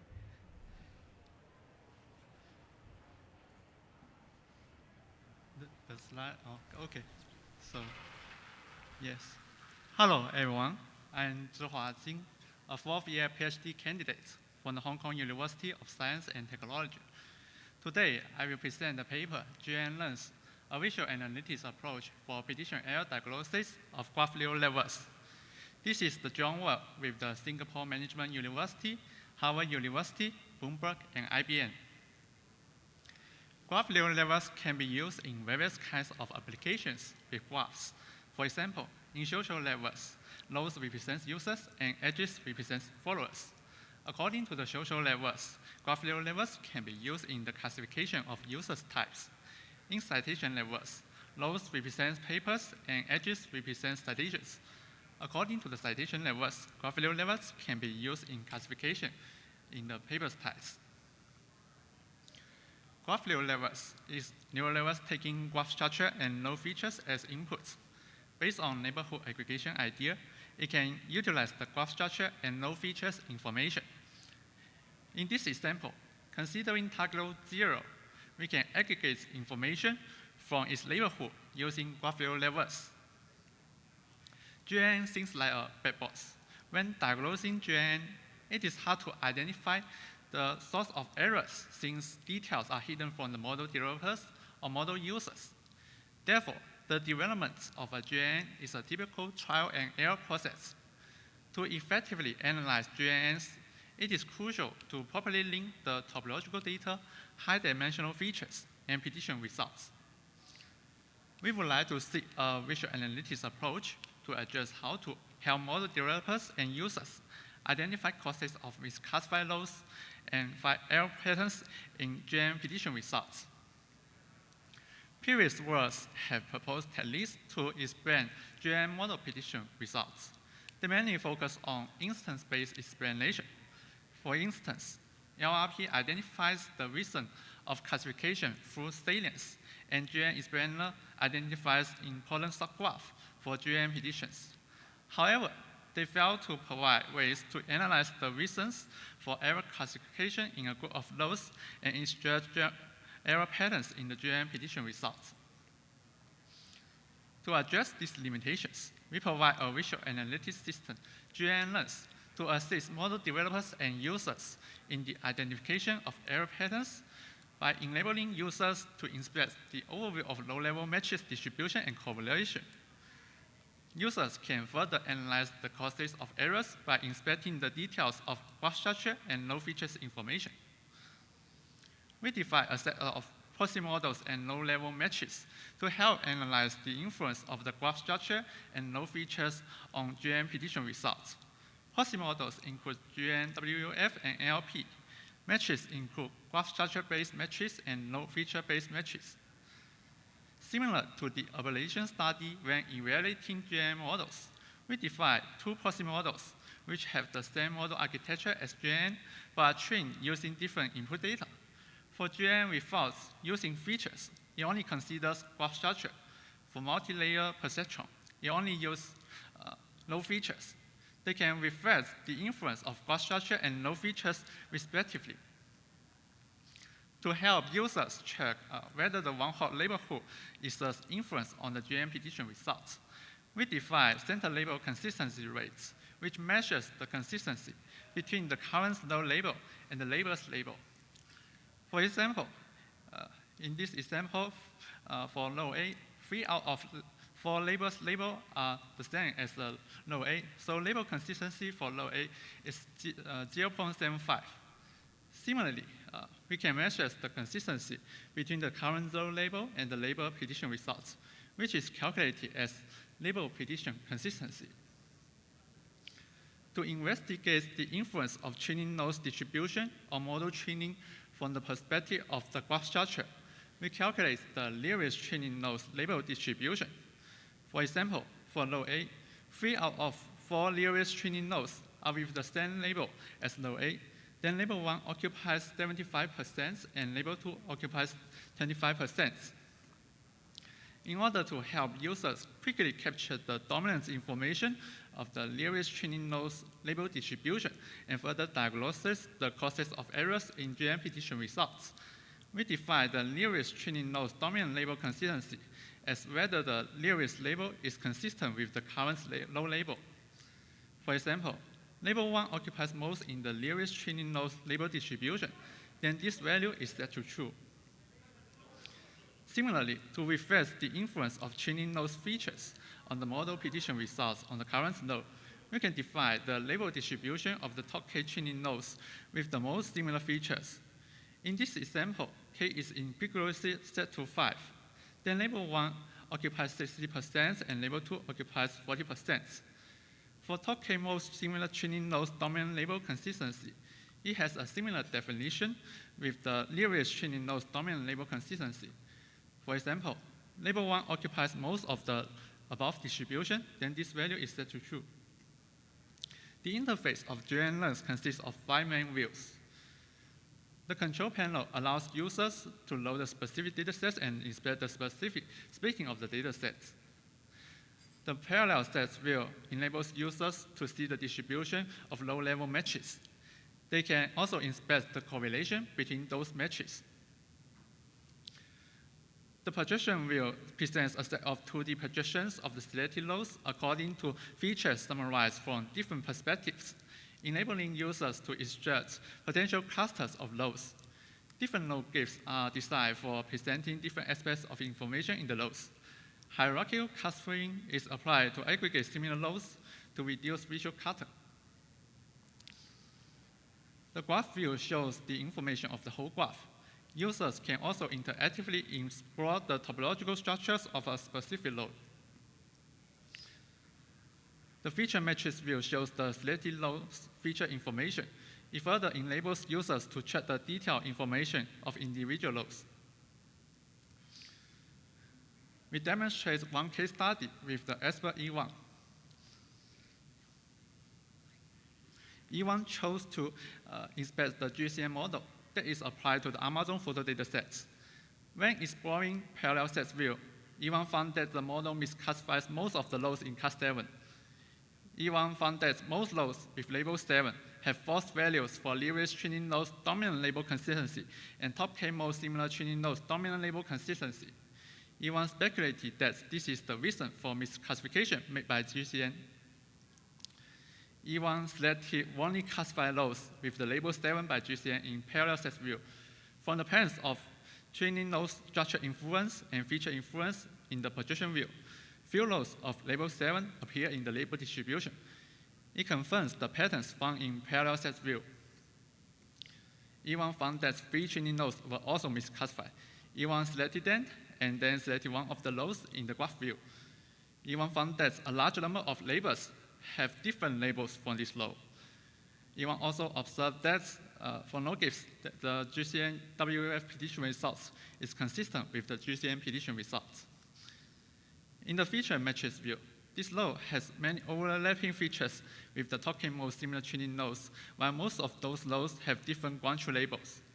This observation supports that it is very hard for GCN to correctly classify the test rows with a strong influence of structure and features of rows with other classes.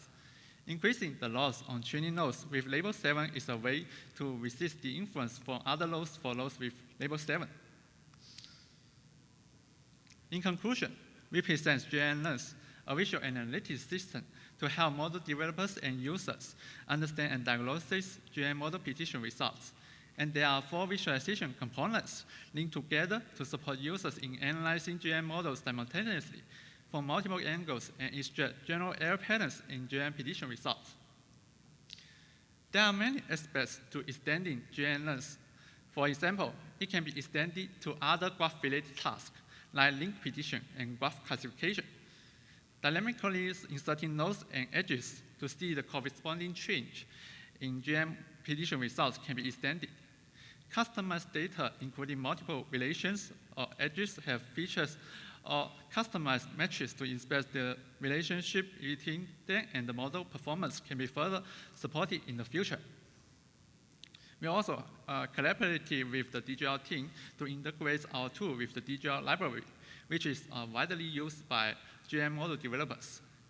Through the integration and providing detailed tutorials, GNNs is easier to use and gains broader impacts in the community. Thank you for your listening. You can also use this code and demo links to fully reproduce GNNs. Thanks.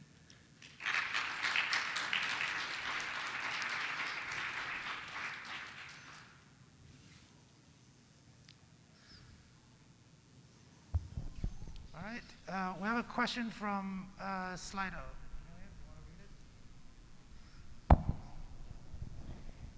So what are the typical error patterns that could be detected with this tool? Yes. So firstly, we display the GCN the prediction result, whether it is correctly in the process view. And then there are multiple dimensions to display many metrics. And then we can investigate the misclassified rows, the relationship between them and the corresponding metrics. For example, in here, we define multiple metrics. Then we can investigate what error patterns it may have. Yes. Cool. Are there other questions? I'd like to encourage people who are here to just be able to come up, use a microphone, and ask a question. Let's do this old school style. Sorry, you have to come up to the microphone, otherwise it's not going to get recorded. Hi, so... Can you say your name and affiliation? Hi, I'm Christina. I work at Amazon. I'm interested in the last thing you mentioned about how your code is extendable to work on graph classification tasks. How much work would that entail? Okay, you are asking how extending the current system to the graph classification task, right? I think that it can be a very good future directions to support it. In terms of our current system, we support only the transductive load classification task, and then if to support multiple graph classification tasks, we can also consider the training graphs as opposite like the training nodes here, and define metrics, measure the similarity between the training graphs with the test graphs. Then we can also use this system to support the analysis of the graph classification task. Okay, thank you. All right, if there are no more questions, let's thank the speaker again.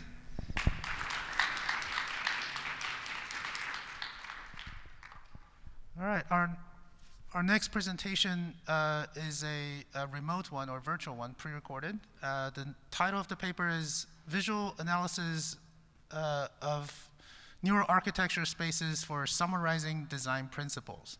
The paper will be presented by Jun Yuan from Tsinghua University.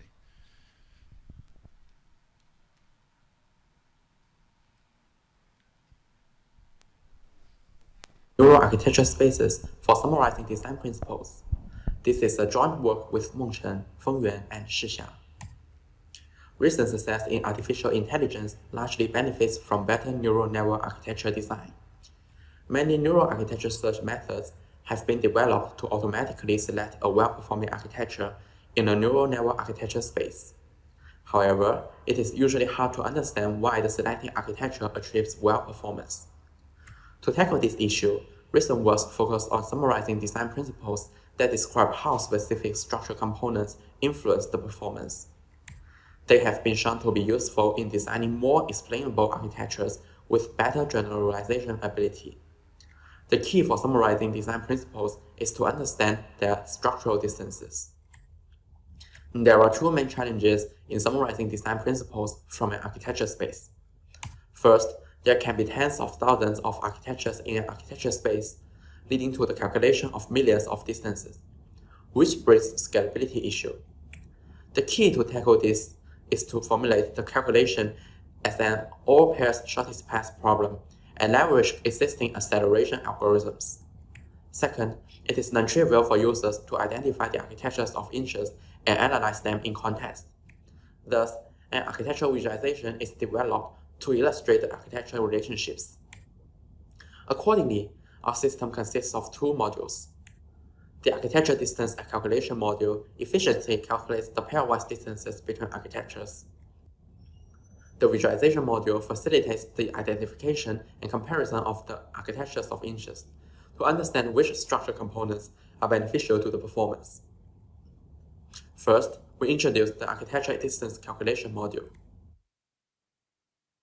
We use a small example to illustrate the basic idea of the architecture distance calculation.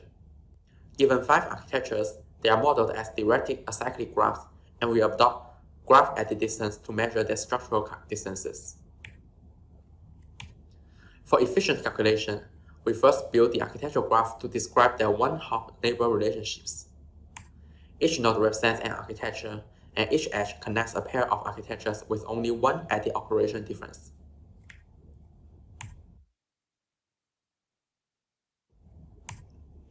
Then, we calculate the pairwise distances on this graph.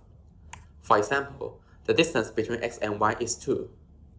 The distance between x and z is the shortest path on this graph. So it is 4 in this case. The pairwise distance calculation is thus formulated as an all pairs shortest path problem. The question is that how to efficiently solve this problem. We observe that the architectural graph is sparse and the edit distances are discrete. Therefore, we decompose this all pairs shortest path problem into a set of single source shortest path problems. They are then solved by an accelerated dissection algorithm, and the time complexity can be reduced. Next, let's move on to the visualization module. As there can be tens of thousands of architectures in a space, we first construct an architecture hierarchy based on their distances. When exploring a certain level, we employ a cluster-aware sampling strategy to sample a few architectures for visualization. The sampling strategy aims to maintain the relative sizes of clusters while preserving smaller clusters. With the sample architectures, we design an architectural visualization to help users identify the architectures of interest and provide useful context for comparing and analyzing them. Here, a circle represents an architecture, and the color encodes its accuracy. The darker the circle, the higher the accuracy. We also select some representative architectures from each cluster and illustrate them with summary glyphs and structure glyphs. The architectural visualization is expected to illustrate the similarity relationships between architectures. First, it should preserve the global cluster relationships. In particular, similar clusters should be placed nearby and vice versa. Besides, it should also preserve the local neighborhoods of individual architectures. For example, the architectures with a single identity layer connecting the input and output should be placed at neighboring positions.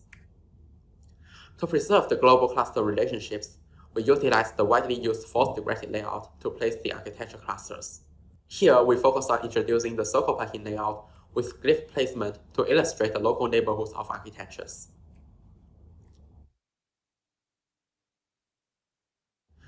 In the circle packing layout, each architecture is represented as a uniform circle, and each summary glyph takes up the space of 7 compact circles. Therefore, the circle packing problem is transformed into a hexagonal grid layout problem and formulated as a quadratic assignment problem. It aims to minimize the sum of distances between neighboring architectures in the layout. Since it is NP-hard, this problem is approximately solved by a gridded strategy. We conducted 2 case studies on 2 next benchmark datasets. 101, which contains over 400,000 architectures, and 201, which contains about 15,000 architectures. 8 design principles are summarized from these 2 datasets. Here we used a simple case to illustrate how users can summarize design principles with Arc Explorer. From the overview, the user identified a cluster with many well-performing architectures. They only used convolution layers. He then zoomed in to examine this cluster in detail and found that the well-performing architectures were mostly located in 3 subclusters. The subcluster at the bottom left used fewer convolution layers, but contained a comparable number of well-performing architectures. Selecting these subclusters and comparing them in the table, he found that the architectures with less convolution layers had more skip connections. With further examination and analysis, he summarized that dense skip connections are beneficial to model performance. Based on the summarized design principles, we collaborated with an expert to manually design an architecture from NestMatch 201. We compared the proposed architecture with the next searched best performing architecture on 7 image classification tasks. The proposed architecture has achieved better or comparable accuracy on all datasets. This demonstrates the effectiveness of the design principles. Moreover, we combined the design principles with a state-of-the-art nest method to evaluate its effectiveness in improving the search efficiency. Results demonstrated that the hybrid method can reduce about half of the computation effort while keeping the accuracy of the searched architectures. To sum up, we developed Arc Explorer for visually summarizing design principles from a neural network architecture space. In the future, we plan to explore recommendation functions to help derive design principles more efficiently. It is also worth to study how to integrate our tool into the search process of nest algorithms to further improve their performance. Last but not least, we aim to generalize Arc Explorer to consider more factors such as training hyperparameters and data distribution. Thank you for your listening, and I am happy to take any questions.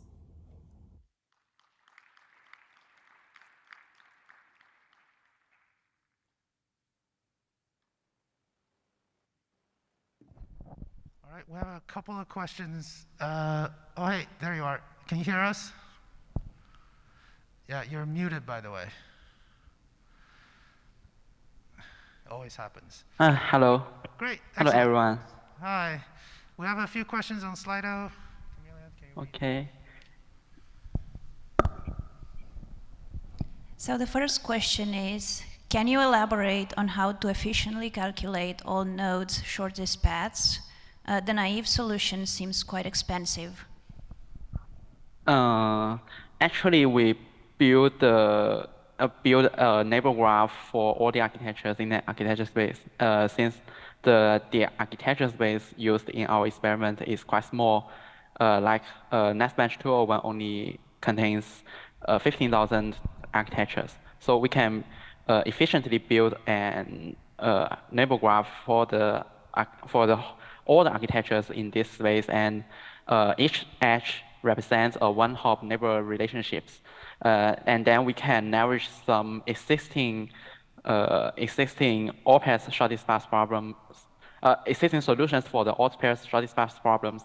But we can observe that the neighbor graph is sparse, and therefore we can decompose this all-pairs shortest path problem into a set of single source shortest path problem and leverage an acceleration version disjunction algorithm to efficiently calculate the all-pairs distance of the nodes of all the architectures. Yeah. Thank you. The second question is, how do you choose representative architectures to show in detail in your architecture overview? And did you get any feedback from experts about whether they agreed that these architectures were representative? Okay, oh, that's a good question. Actually, we have communicated with the experts that which architectures are they most concerned in the architecture space. Of course, they will be interested in the architectures of well performance. So the first criteria for selecting the representative architectures is that we will select the best performed architectures in a cluster, and then the representativeness of the architectures should describe how the characteristics of the architectures in this cluster. So we also consider using a subset selection problem based on the distances calculated in our data processing stage, and select some more representative architectures. But there is a constraint that the selected architectures should also be if above 90% of the its accuracy should be above 90% of the other architectures. So these architectures are better performing and more representative, and users and experts can analyze these architectures and to find what makes them become a good architecture and what improves their performance. Yeah. Okay, so while I'm up here, can I ask Angel Tiagi to come up? Okay, you're here. Thank you. Okay, wait. Go ahead. There is time for one more question. There is a question that says, I wonder how each architecture is represented. When comparing two architectures, do you differentiate between totally different operators or slightly different variations? Okay, we represent each architecture as an directed acyclic graph, and as we know, a recent trend in neural architecture search is to search the cells in the architecture space and stack the cells to construct the whole architecture. So when we compare two architectures, we only compare the difference of the cells they use to construct the whole architecture. And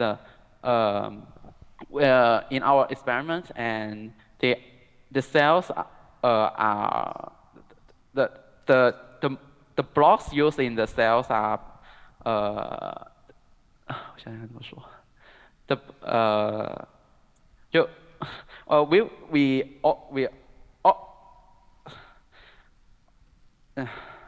absolutely, we will consider the parameters or the structure difference of the used blocks in the cell. But at this moment, since the current practice is to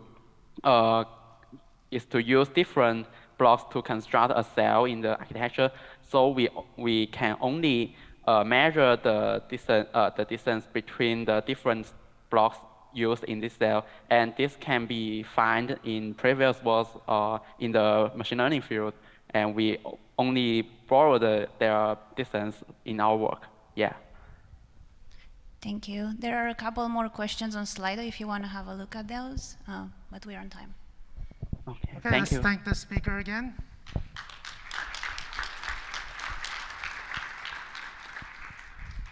All right, our next presentation is in person. The paper is titled NAS Navigator, Visual Steering for Explainable One-Shot Deep Neural Network Synthesis. And the presenter is Anjul Tyagi from Stony Brook.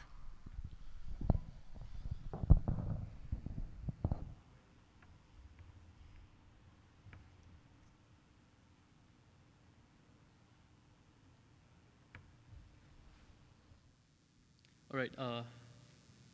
Hello, everyone. So today I'll be presenting my work on NAS Navigator. This is my work in collaboration with Kongshi and my advisor Klaus Miller from Stony Brook University. So the topic is NAS Navigator, Visual Steering for Explainable One-Shot Deep Neural Network Architecture Synthesis. So why do we need neural network architecture search? So the problem is designing a neural network is hard.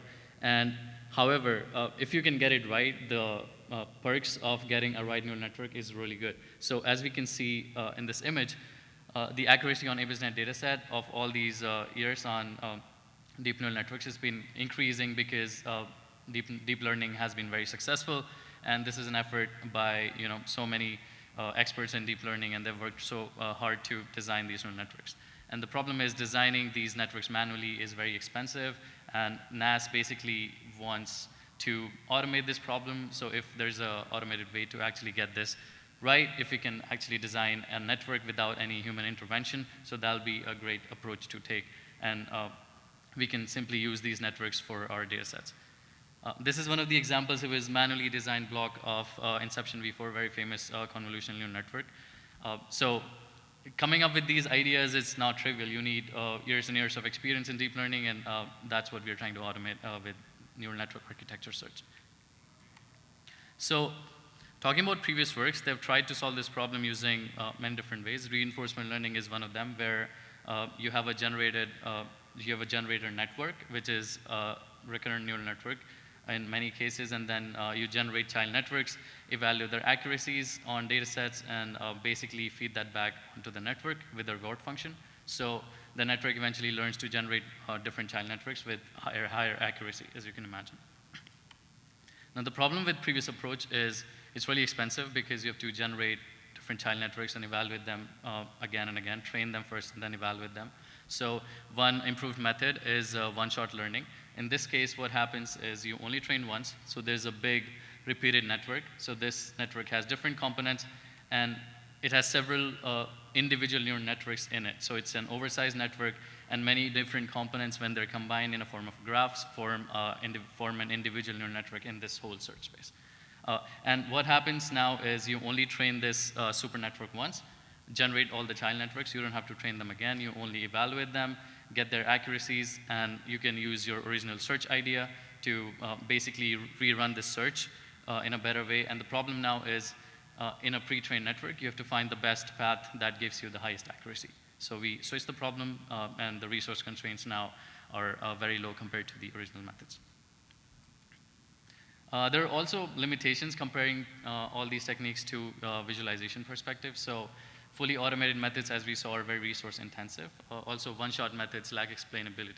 We have a result, but we don't know how we got to that result. Also, we're not able to look at the search space of all these networks and which space is behaving good or bad compared to the original network we have. And also, there's lack of human-in-the-loop intervention, so we can control the search. You design a reward function, and the search would basically take care of it on its own. So in this work, we present NAS Navigator. This is an all-in-one human-in-the-loop NAS system, which is fast compared to the automated methods, and it's also explainable. So we can visualize the search space and also make decisions to how to direct our search in some direction that we want to. So this is the interface for NAS Navigator. The main view here shows the SuperNet, the oversized network architecture, where you can zoom in and out and use pan to visualize different complete architectures of blocks in the network.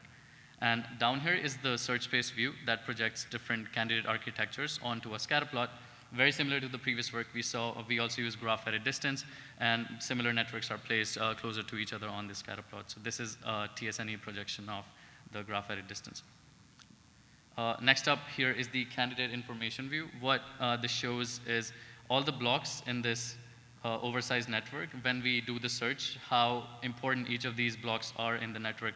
These are shown in this candidate information view. We'll go over on that in a bit. And here is the loss chart. This basically shows the training process and how your oversized network, when you train it once at the beginning of the process, how the losses, validation loss and training loss are behaving, and is the network actually learning something from the data set or not. Now we talk about visualizing the NAS search space with NAS Navigator.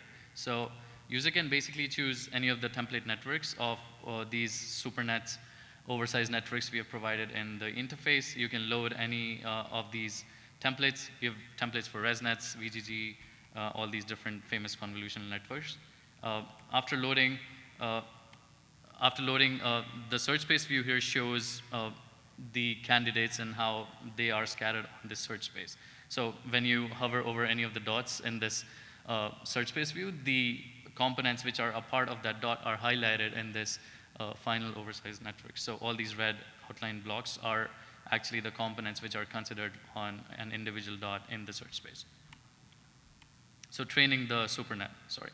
So after we have loaded the interface, the search space view is populated, and so we can start the training of the SuperNet by clicking on this search space search button here, and which shows the updates in the loss chart. And eventually we can see how much accuracy, or we don't have to train the SuperNet to a high accuracy, but this loss chart basically shows you what performance would we get if we were to use this oversized network on any data set. So the goal is we have to filter candidates from this network and evaluate them, basically rank them against each other. So we don't want the SuperNet to be highly trained or highly efficient. We just want it to be good enough so we can rank these different candidates we filter from it against each other. And it's like all these candidates share the weights from this main SuperNet. So search space clustering and ranking. Once we have a trained SuperNet, we can start our evolutionary search algorithm, which iteratively samples candidates from the trained SuperNet. And as we can see here, the search space view is clustered as the search is progressing. So we cluster, we basically color all these candidates based on their evaluation accuracy as we validate them on our validation data set. So as you can imagine, eventually we'll have like a clustering in the search space formed after a few search iterations. Now you can do filtering operations on this search space. You can look at a good region or a bad region in the search space, and this operation would basically confine the future search iterations to focus on just this small region of the search space. So next candidates will only focus on this region. So that's human intervention. You can control the search, and you can also look at common blocks which were in this search space. So we provide 3 set operations to look at common regions which were part of this search space. You can look at union, intersection, and complement of these blocks to see what were the major contributors to why that particular search space was behaving that way. Okay, so all of this is backed up by our evolutionary search algorithm. So let's quickly look at how this works. So we have initial networks A and B, the parent networks. They're generated. We start with randomly generating these bit masks. So all the blocks in the SuperNet, we randomly generate bits to start with a few candidates, A and B in this case. And what these bits means is if you have a set bit at a particular value, then that path would be included in that candidate. So here we have set bits for first and second, so 1 and 2 will be included in the child networks. So once we have these initial candidate networks, you generate fitness scores for all these paths. So initially they're all set to the same value. Now what happens as the search progresses, we evaluate A and B on our validation data set. So in this case, A was good, it has 85% accuracy. B was not that great, only 25% accuracy. So we can tweak these fitness scores of all these blocks based on these validation accuracies. So paths which were in B would go down, paths which were in A would go up. And next up, what we can do is use this as a distribution and sample paths from this modified distribution. So the probability of us ending up with useful paths would be more than compared to the less useful paths. So you can have these candidate networks in the next search and then generate a child network, which is the intersection of the paths in the father and the mother network. So that's how we progress the search, starting with random, and then it basically learns how to sample better and better paths from the super network. Talking about the results, we compared our search algorithm with a fully automated way without any human intervention. And these are the results. So we divided the categories into 3 parts. Human experts is basically deep neural networks designed by humans. NAS with more than 100 GPU days were initial NAS methods, and this is one-shot NAS methods with less than 5 GPU days. As you can see, our GPU resource usage is really low because you can control the search, and so validation GPU usage is reduced by a great amount, and we also don't have to train the supernet to that extent. And we get similar accuracy compared to the original methods. This is with human-in-the-loop intervention, so when you actually use NAS Navigator to control it, you can see NAS Navigator when used by experts, GPU usage is really reduced because you can use decisions to control the search, delete and modify components in the search space. So it's almost reduced by 50% compared to the fully automated methods, and we still get comparable accuracy to the existing fully automated methods. This is on CFAR 10. Okay, so, sorry. That was it. Now talking about a few important contributions that we can take home from this work. So we presented NAS Navigator, which combines a one-shot automated approach with human-in-the-loop design. It's less resource intensive compared to the fully automated methods, and humans can control it. It's very easy to adapt, and experts and non-experts can take advantage of it and learn from the process. All right, thank you for your attention, and you can check out the code on this GitHub link, and feel free to reach me out with any questions on my email. Thank you.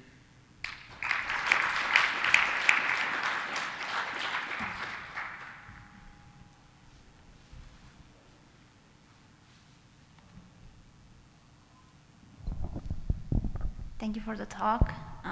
One of the questions that popped up in Slido is, since the process is largely automated and takes a long time, did you consider other modalities than a browser-based application, like a mobile application that the model builder can check intermittently, or adding email notifications when decisions need to be made? Oh, I'm sorry, I feel like I can't hear you properly. Can you repeat the question, sorry? Absolutely. Since the process is largely automated and takes a long time, did you consider other modalities than a browser-based application, like a mobile application that the model builder can check intermittently, or adding email notifications for when decisions need to be made? Yeah, that's actually a great idea. So it was, because it's a whole NAS process that you can intervene. You can basically, what we did was you can come back in an hour or so and check how is it going and then tweak it. If you're a system administrator, you can do that. But it's a great idea, so that'll be a good future direction to consider. Thanks. Thank you. All right, so I think that's all the questions on Slido, so let's thank the speaker again. Thanks, everyone. All right. Next, we have a remote presentation. The title of the paper is IEEE VIS, a visual analysis approach for identifying data heterogeneity in horizontal federated learning. The paper will be presented by Shumeng Wang, who is from Nankai University. Hello everyone, I'm Shumeng Wang from Nankai University. Now let me introduce IEEE VIS, a visual analysis approach for identifying data heterogeneity in horizontal federated learning. This is a joint study from Nankai University, Zhejiang University, Central South University, and Graz University of Technology.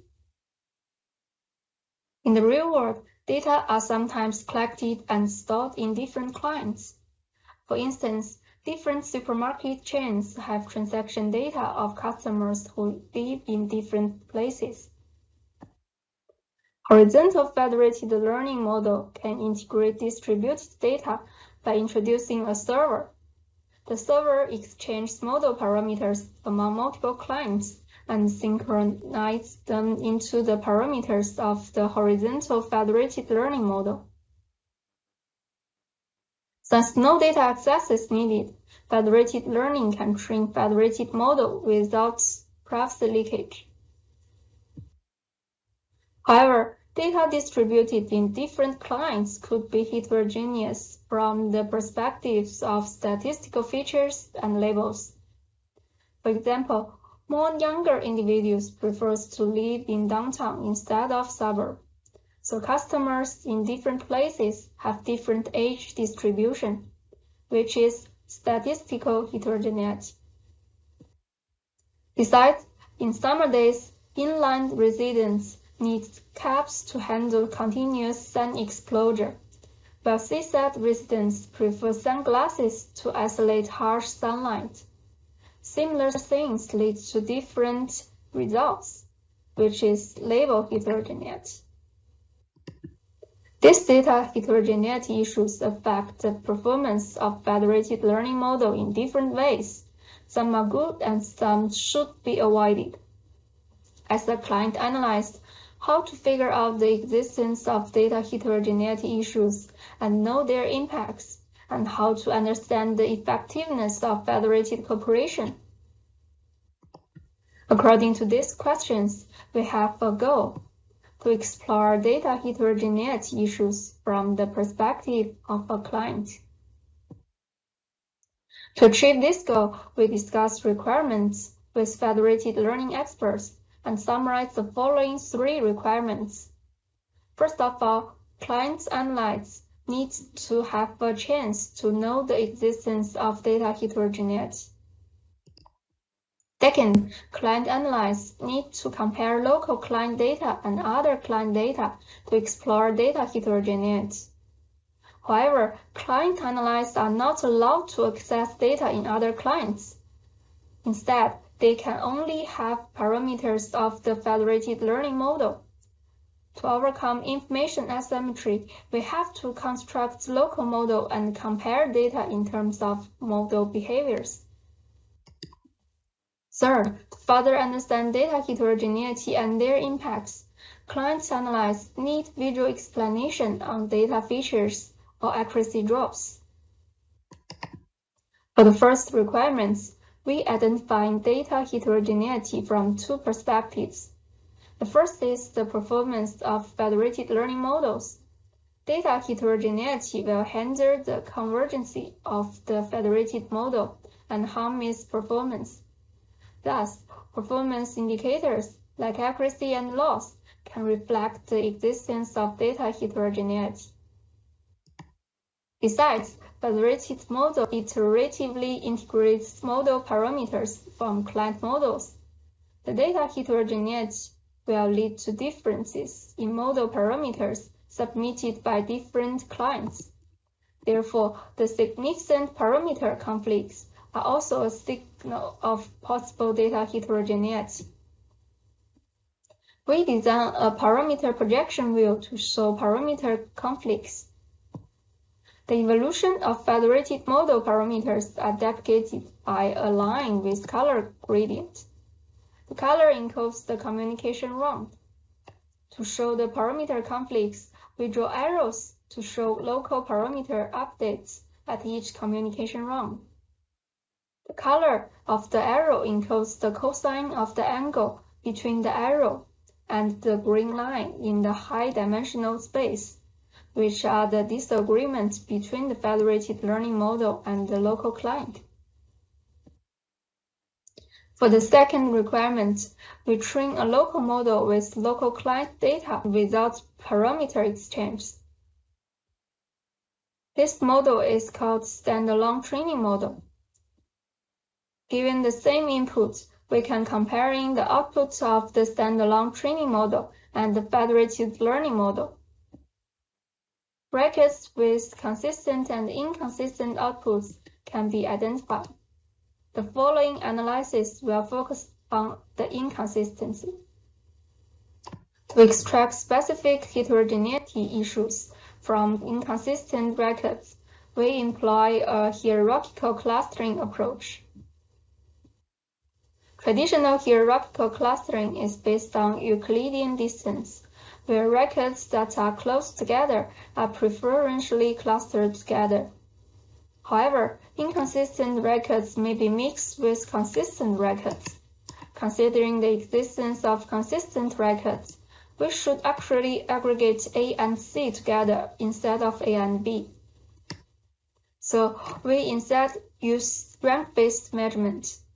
To calculate such a measurement, we first calculate the rank of a record to the others among all records, including consistent records.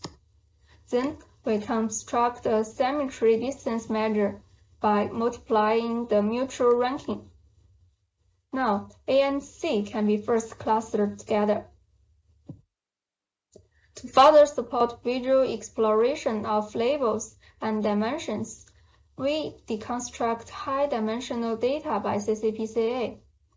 According to the first two CPCs of CCPCA, we identify the best projection directions that can differentiate inconsistent records and others. Also, according to the first two CPCs, we calculate weights for each dimensions so that users can figure out how a dimension contributes to inconsistent records. Considering some heterogeneity issues can be solved during the training process, our system supports users to track the evolution of heterogeneity issues by annotating inconsistent records. Flexible joint operation is supported to select records. The above process can be summarized as the three-stage workflow. First, we monitor the learning process to know the existence of heterogeneity issues. Second, we compare model output to extract heterogeneity issues. And third, we examine heterogeneity issues by visual exploration.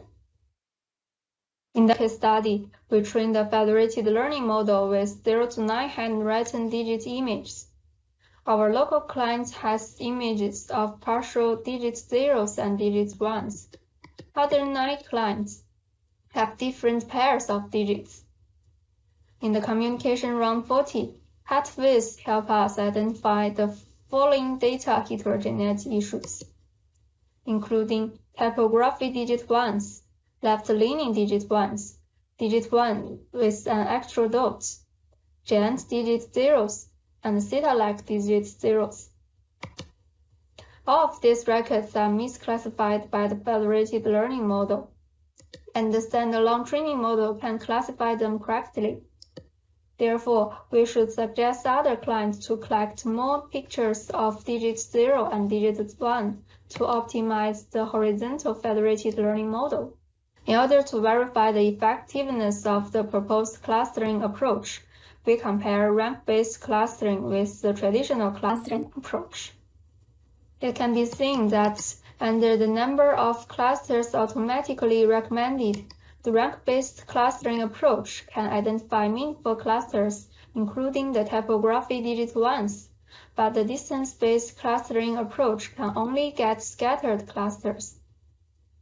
After setting the number of clusters to 100, the largest cluster identified by the rank-based clustering is almost unaffected, but the results of traditional methods are still very scattered. In summary, we have 3 contributions in this work, consisting of a novel visual analysis workflow, a context-aware clustering approach, and a visual system that integrates a suite of novel designs. Finally, I'd like to thank all my co-authors, and thank you for your listening.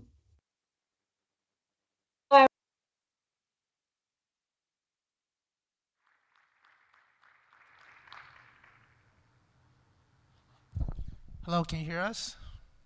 Yeah, I can hear you. Excellent. We have a couple of questions on Slido.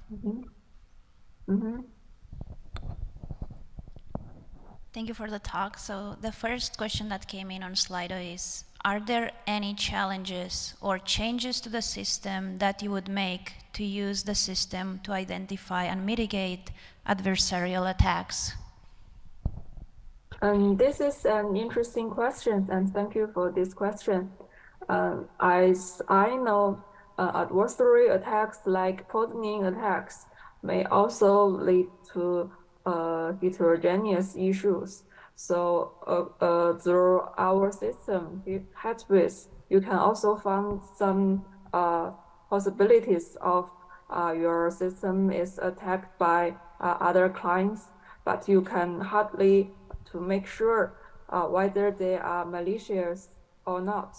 For example, there could be just data problem instead of they just put some bad data into the training system.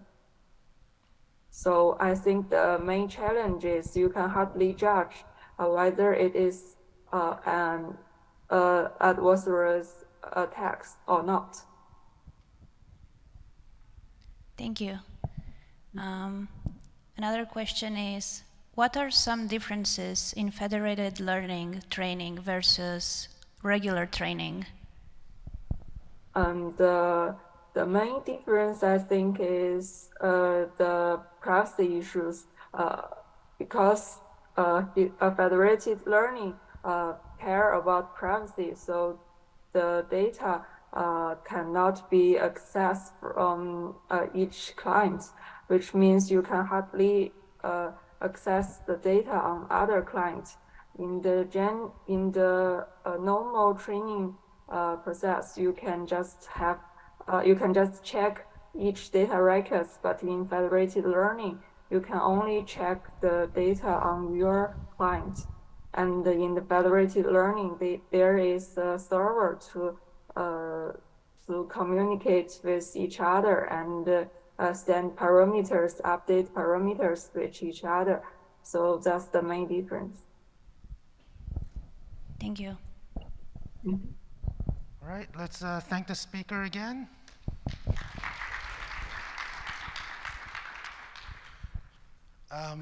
Our next paper is called DendroMap, Visual Exploration of Large-Scale Image Datasets for Machine Learning with Tree Maps.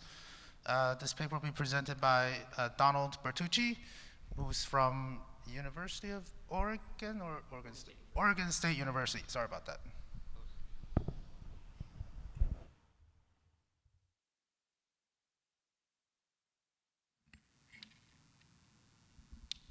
Hello there. Okay.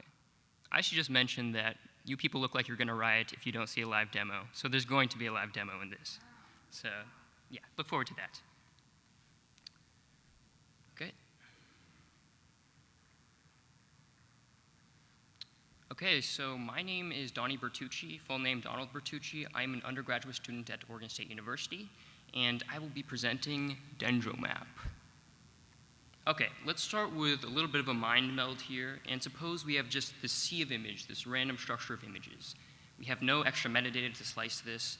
Where are you going to really start to understand these images? I mean, even looking just slightly closer into this, can you really understand the different concepts within here? Can you get an idea of the number of that concept? And if you do have that concept, can you compare it to other concepts? And even just looking at some of these images here, like we have some fruits, we have an apple, you have to look to that image and then you have to look everywhere else. It's a pretty difficult process, even for this smaller number of images. And really where we're trying to look at is problems that extend this problem. So places where understanding the images is important, for example, if you're training an image classifier, some model, for example, a neural network, understanding the data is quite important. And you could imagine, for example, if you did have this defined human structure of metadata where you could slice all these different interesting slices. For example, if you could find all these small mini dogs that were white, so you could say, push that through the model again and say, this is doing pretty terrible compared to all these other really nice things. You could potentially make some better decisions before training and after training.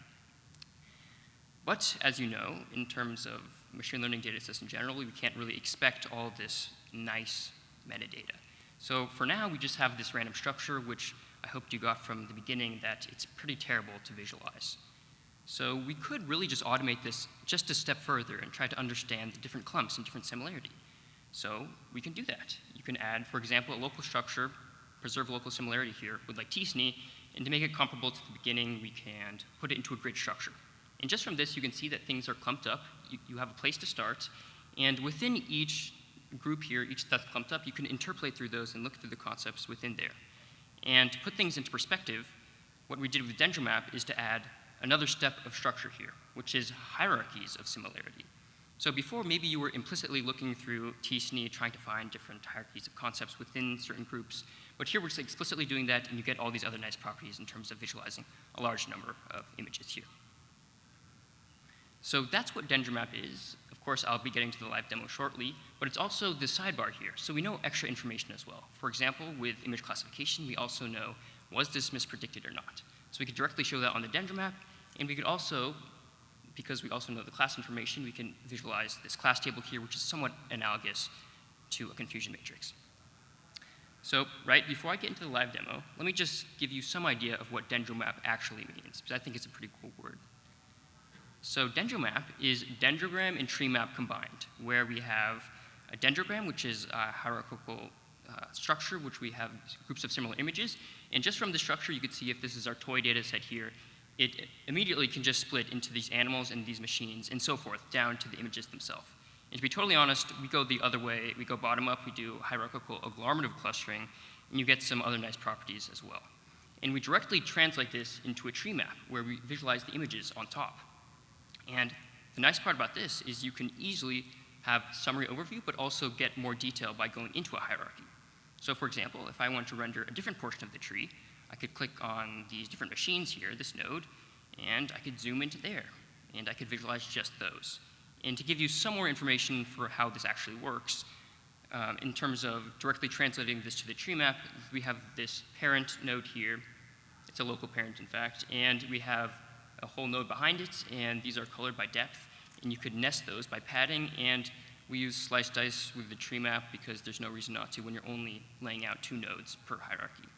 And with all of that, we translate that into this hierarchical and zoomable tree map. So I have some examples here, but I'm just gonna go straight to the live demo because that's the most interesting part.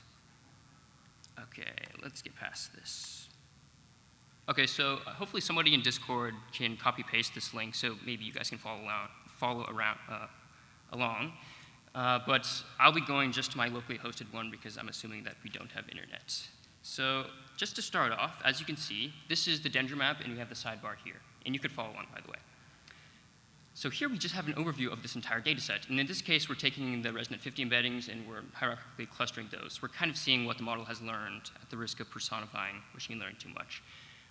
But here you have an overview, so you can get an idea of potentially semantically meaningful concepts. So you have different concepts. Okay, we have some vegetables, we have some plants, we have animals. And if you want to see more, you just click into that. So for example, if I want to click into these animals in this fruit section, I can click into that and it will directly zoom into there. If I want to continue, I want to look at these sea animals, I can click into that node. So really the dynamic is that we have some preview of a cluster and then we could go into it, which sort of achieves the scalability part of it and doesn't overwhelm the user too much. So I'm going to go back by clicking on the parent node each time. And to give you an idea of what the sidebar has, it's also showing different ways to show the summary. So how far are we really traversing down the tree? We can add more splits to show more detail. But we can also change the image size, which corresponds to showing less images and more of a summary. Or we could go the other way and show a very large number of images. And to give you an example of just looking for maybe a very low metric area that could be problematic, we can just completely focus on those images in a subtle way or just completely focus on that. And you can look through this class table as well, which directly connects you to the DendroMap itself, which gives you other interesting statistics. So in this case, having looked at this beforehand, you can look at different metrics just on different boundaries, which is quite nice that you can't do with a free structure such as t-SNE.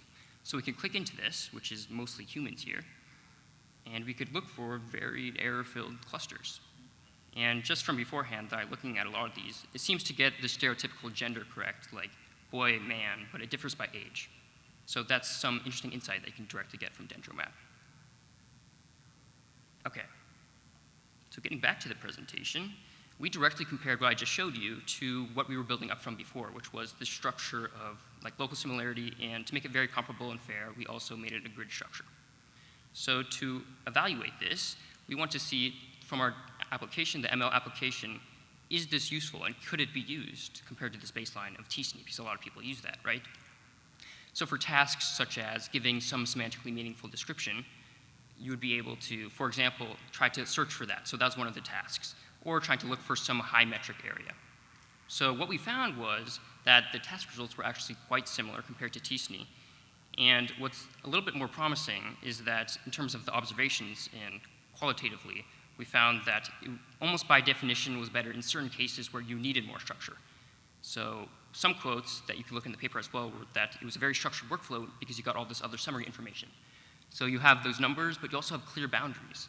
For example, I want to look within the vegetables. I could look to that preview, directly click into it, and continue to traverse down that without being overwhelmed by a ton of images.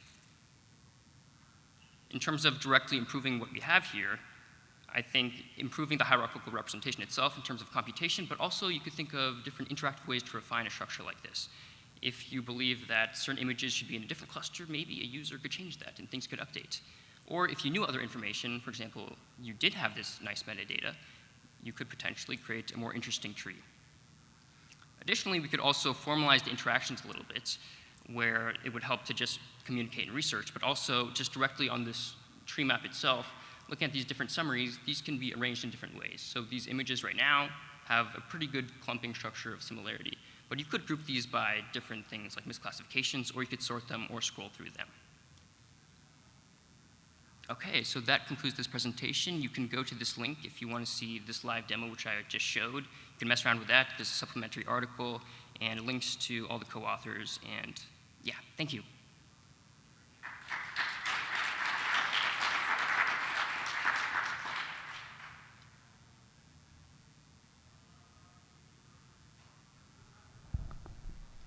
Thank you for the talk. There are quite a few questions on Slido. Some that have been upvoted are, how do you place images of a cluster to the layout? Do you use some kind of TSNE projection? No, so we're directly using, wait, are you referencing the TSNE grid or the actual dendro map? Can you repeat the question actually? Yes. Yeah. How do you place images of a cluster on the layout? Do you use some kind of TSNE projection? No, so, okay, so we're directly computing the hierarchical structure, hierarchical agglomerative clustering. So we get this nice binary tree structure, which, like I showed before, I can go back to this. Let's go here. Where you could directly split things across. And the nice thing about, for example, using the slice dice tree map algorithm is most of this is ordered. So you'll be able to very easily order the clusters, and you can just directly visualize the images on top of those in the actual dendro map. Sounds good. There are quite a few more questions, but I'm going to go probably through two more. So what if images contain very complex semantics, like scene pictures, each with multiple labels? Yeah, this is a good question. Just from experimentation and looking, for example, for larger data sets, I think most of the people are familiar with ImageNet here, right? So ImageNet, a lot of the, just for ImageNet 1K at least, there's a lot of where it labels it some random object in the picture. It's not even the main object. And just from looking through that, it's pretty difficult just to get an idea of region being semantically meaningful. So I think this is more of a general problem and not necessarily for dendro maps specifically, but if there was more interesting stuff, at least a future direction is trying to understand how many images can we actually understand, and would a summary on each individual node actually be helpful? But that is still an open question. But it could be interesting. And then there's the last question. You can refer to Slido afterwards to see the rest of the questions. But another one would be, can dendromap be used to investigate the latent spaces of intermediary layers in a large model? You could potentially do that, right? Because we're taking the representation from some model, then we're clustering those. So there could be a way to compare different layers, and you having different dendro maps between those and trying to see which clusters differ based on that. And even from that, you could come up with a different visualization. But I think maybe you'd have a better bet with just TSNE for that, because this imposes even more structure And specifically for this case, I don't know if that would be very interesting. Thank you. Thank you. All right, very interesting talk. Let's thank the speaker again.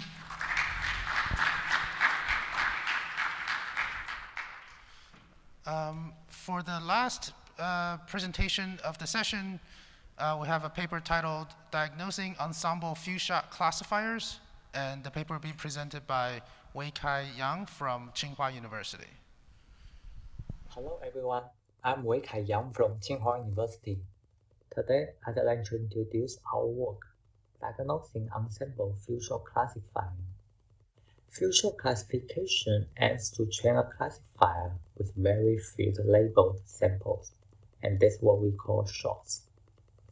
A promising way to do that is the learners will process these images and measure the similarities between images, and the prediction is made based on the similarities between the sample and the shots. For example, this sample X will be classified as Y3 star, since it looks very similar to X3 star. From this process, we can see that the quality of learners and shots are the key factors of success to few shot classification, including some poor performing learners or low representative shots will hurt the performance of the ensemble model. Therefore, the key challenge is how to select high-quality learners and shots that can produce good classification results. For learners, first, they should be well-performing. In addition, they should be diverse because combining multiple identical learners do not help improve the performance. But they also need to be cooperative so that they do not introduce too much contradiction and harm the performance. For shots, we will need to remove those shots that cannot well represent their class and add necessary new ones. However, manually tuning the selection is a tedious trial-and-error process, so we develop our visual analysis tool to facilitate this process. First, both tasks aim to find a small representative subset from a large data collection. So we formulate them as sparse subset selection to automatically recommend learners and shots. However, the recommendations are not always perfect. For example, a learner that wrongly predicts some samples with high confidence may be recommended because it is mistaken as a well-performing learner for those samples. Therefore, we develop a visualization to explain the recommendation results and facilitate the iterative tuning of the selection. Here comes the system overview. Given a set of learners which can be extracted from the public available pre-trained model, for example, downloaded from PyTorch or TensorFlow, and given a set of unlabeled samples and shots, the sparse subset selection module automatically recommends a subset of learners and a small set of representative shots, and they are used to build an ensemble model.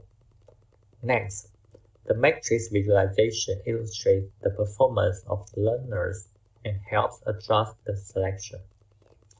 Users can also examine the quality of the shots in the scatter plot and replace the low representative shots with the high representative ones. After these adjustments, the recommendation can also be updated, and users can start a new round for analysis. Next, I'd like to introduce the sparse subset selection module. If we had defined the representation cost between each element Ui and each element Bj, sparse subset selection can find a small subset of U that can represent V best. Given a subset A, the representation cost will be the sum of the minimum cost that represents each Vj using the elements in subset A.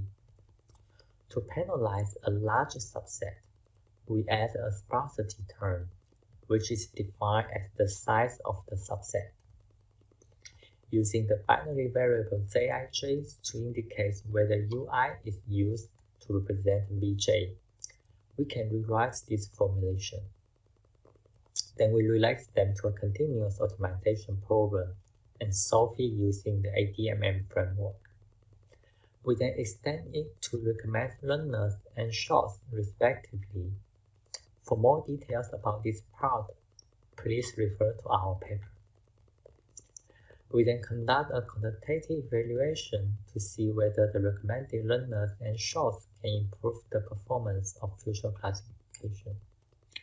The results show that using the recommended learners or shorts alone can improve the performance, and combining them can further improve the performance. Next, we introduce our visualization that facilitates understanding and interactive improvement of the selection. In sample view, we use T-SNE to project the samples to facilitate the exploration and adjustments on shorts.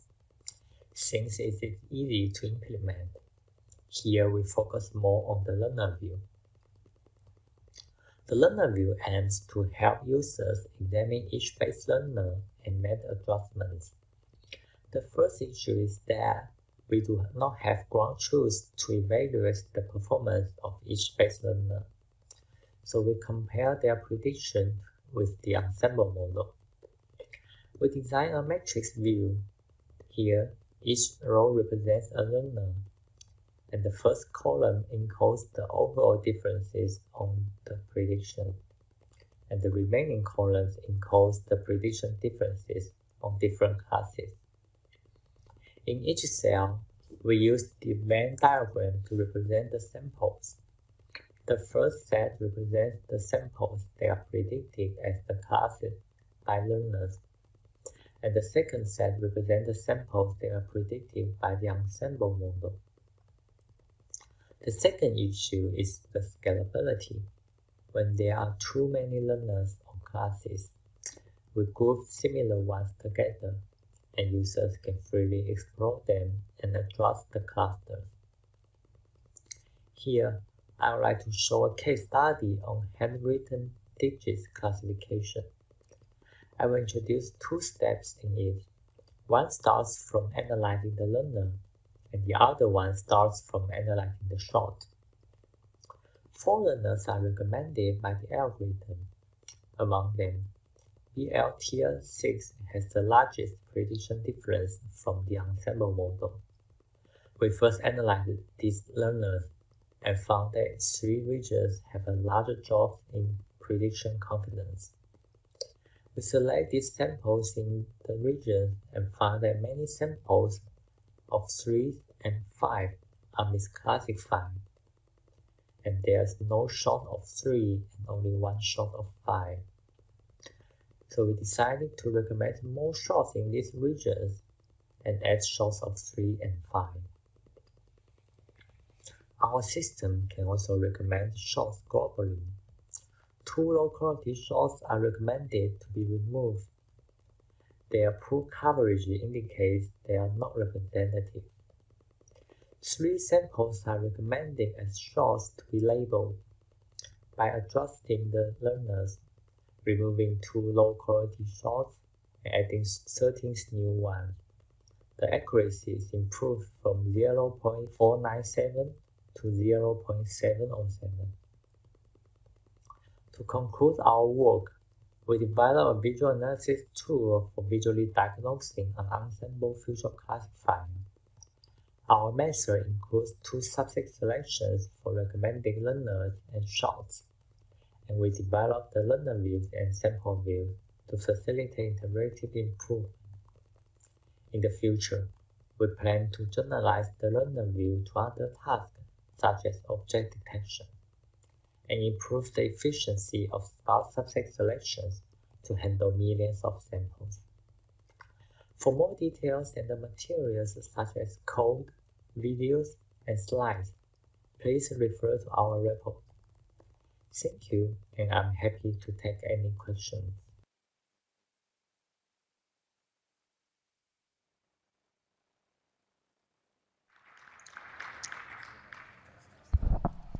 Hi, can you hear us okay? Yes. Excellent. Okay, we have some questions on Slido. The results look like selecting appropriate shots is more important than the right models. Did you notice some criteria for good shots, like the number of shots or their diversity? Yeah, that's a very good question.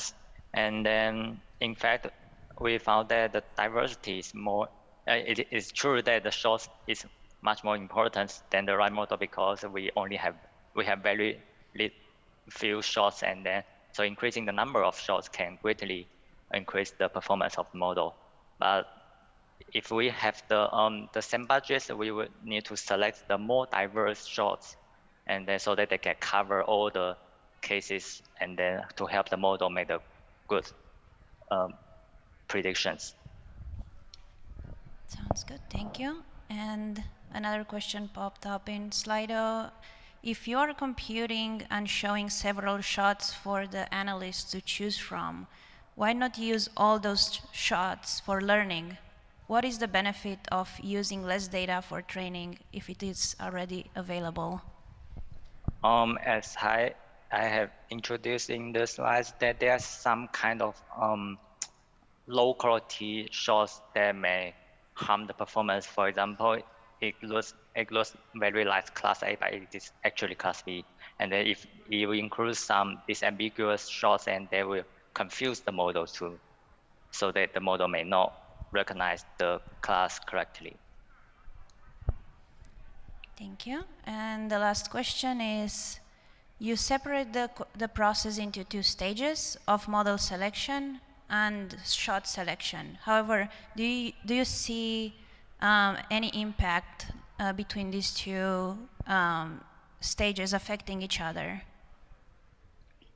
Yeah, actually, we have done some experiments that we first select shots and then select the models, and then we also change the order, and then the performance does not change too much. And then in our implementations, we think that the shot selection should be carried out first, because we can leverage all the similarity measures learned from all the models, and it will be more robust. All right, thank you very much. Let's thank the speaker again. All right, that concludes our session. Thank you everybody for attending, and have a great lunch. Bye.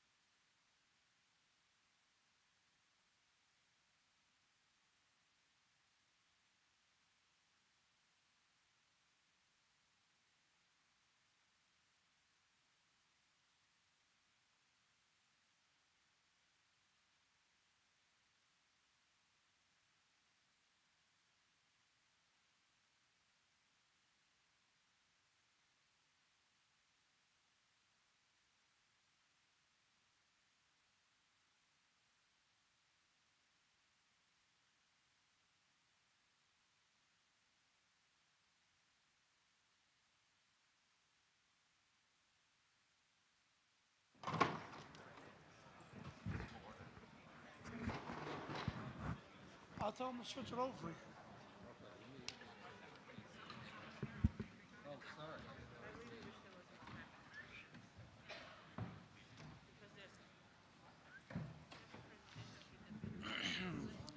Oh, hey, Mark, can you put the podium image up?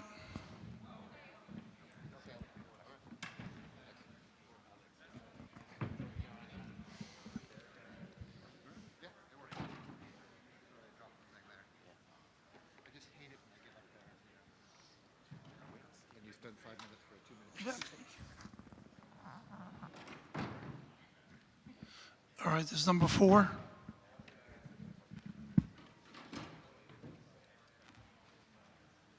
Number 5. Number 5.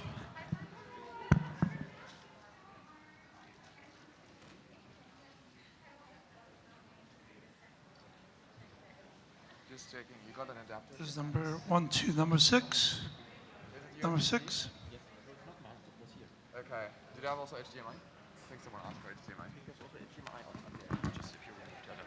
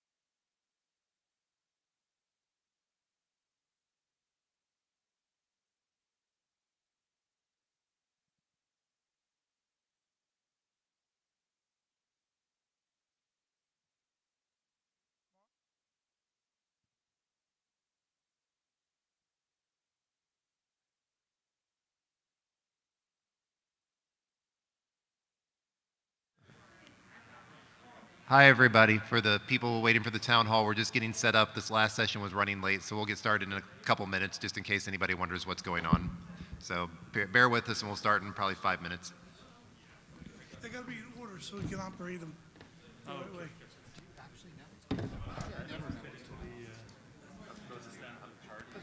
That's what I was fixing the last thing back there.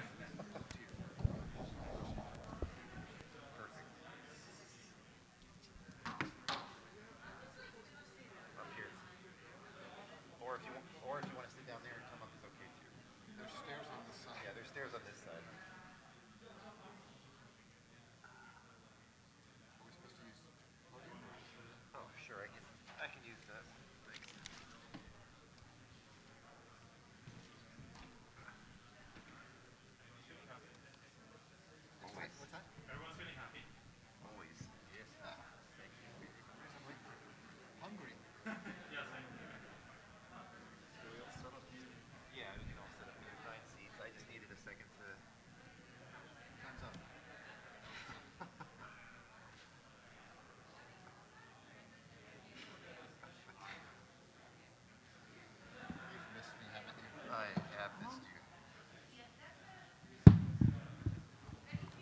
happens if we speak into all the microphones at the same time?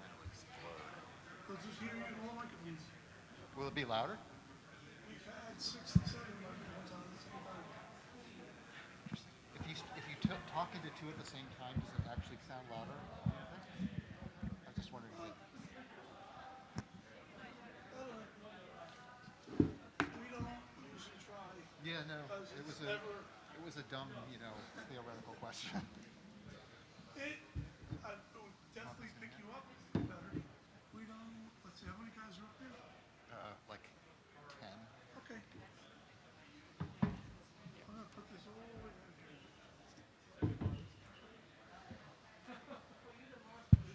We gotta put them in certain order so it's easier to, you just have to guess. Will this pick up from people sitting back here? You got to come up, right? Or you can hold them, and then if we're short ones, just pass it. I think we'll just end up passing. That probably seems like it'll work best. But yeah, they won't pick up from you. Yep. 1, 2, 2. This is microphone number 1.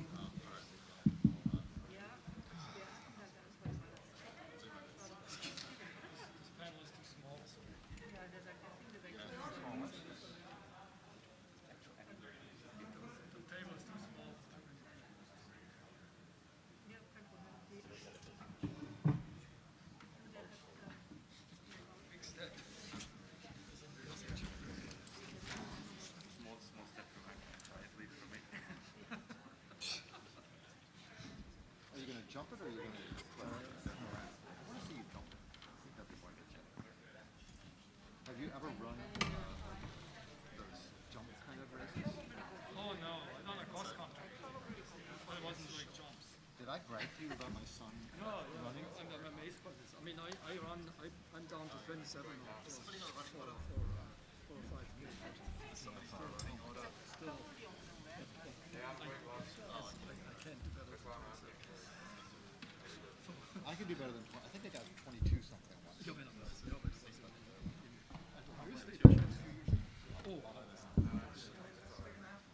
explains a lot.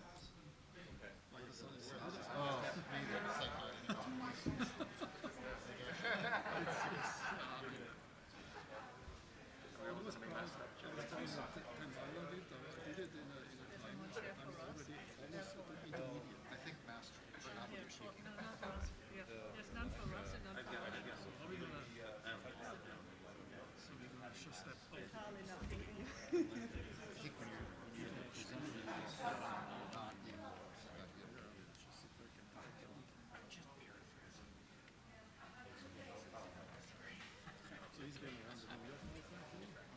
You should do the New York Marathon. Yeah, maybe. I don't want to do a marathon. Your son? Oh, him. Maybe. All right, we're going to get started. No, I qualified. If you're going to answer a question, you got to move up to the mic. We can't really pass it around, so just... Why can't we pass it around? Because they'll lose track. Are all the mics working? Yeah, all the mics are working, so... Lose track. They're in order, so it's easier. We don't have to look who's talking, we just pull up a button. Yep. That's our little number, so we know who's. That's why you need to go so they know which one to make live. We just use one. Could we have one of them for passing? Just be so much easier. Turn everything off. Or we do that passing. Like, if you two people share this one microphone, and you two share that microphone, everything works. Okay. On microphone. So Russ, if we have to, every time we talk, get up and bend over, that's going to be kind of weird. Huh? But I've been sent. Yeah, we'll swap the... I think that's okay. But don't get up shift and them pass all it down over. to him. So we should keep them in line with our location. Okay. But you two guys use this microphone. Gotcha. You two use this one, you two use that one. Got it. You two use. Oh, okay. All right. We're done. We got it. Then after me.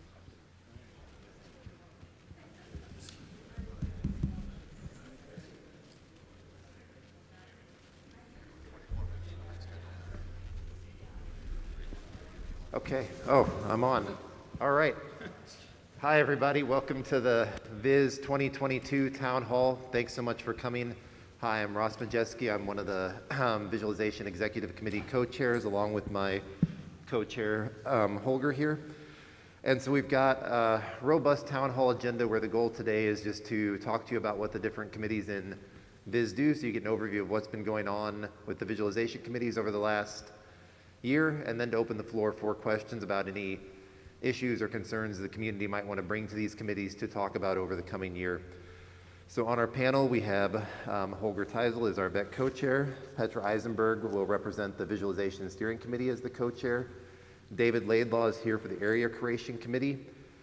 Bong-Shin Lee is our overall paper chair and Visualization and Graphics Technical Community Chair.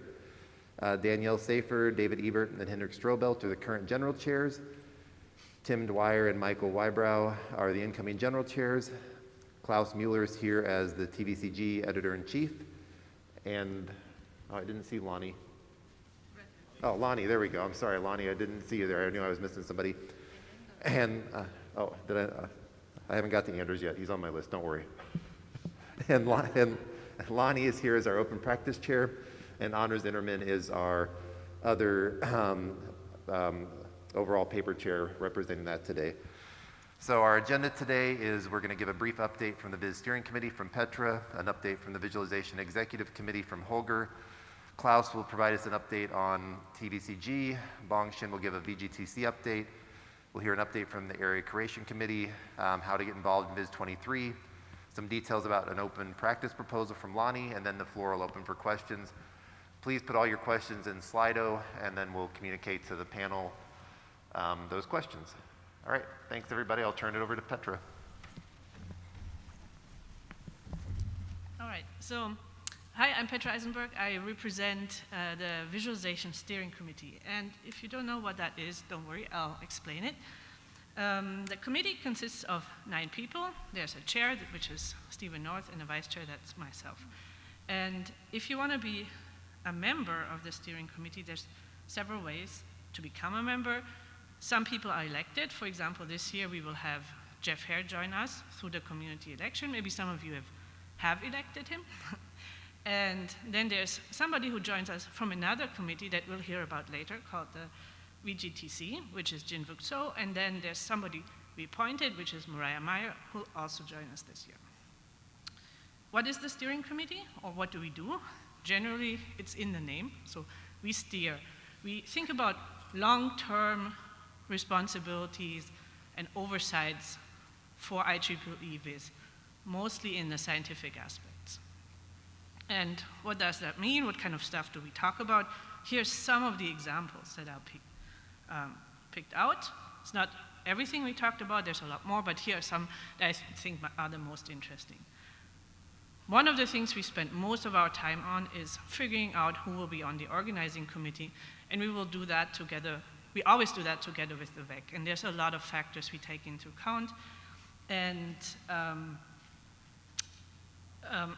for example, based on performance and contributions to VIS. But what is new this year, is something we talked about, is a volunteering process. So now you can volunteer for the program committee, you can volunteer for the program committee and the organizing committee. The volunteering for the program committee is what the paper chairs are in charge of. If you want to volunteer for the organizing committee, there's a QR code here you can scan, and there's a form you will see, and you can volunteer. And we cannot take everybody who volunteers, but we do look at the list, and where there's a good fit, we will add people, and we did so this year already.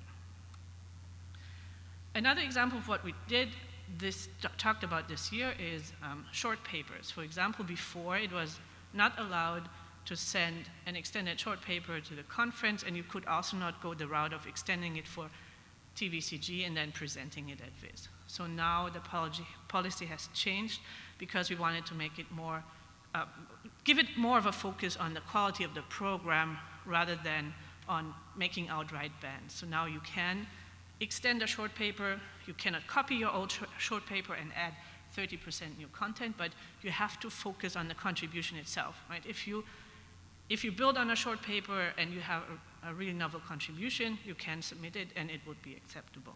And it can also be presented. Another change that all of you who registered for the conference saw this year is that we changed the election procedures. Here, our goal was, and this was based on a proposal from the election chairs themselves, who wrote up a proposal and sent it to the steering committee to discuss. So the goal here was to include, first of all, increase voter participation and the diversity of voters.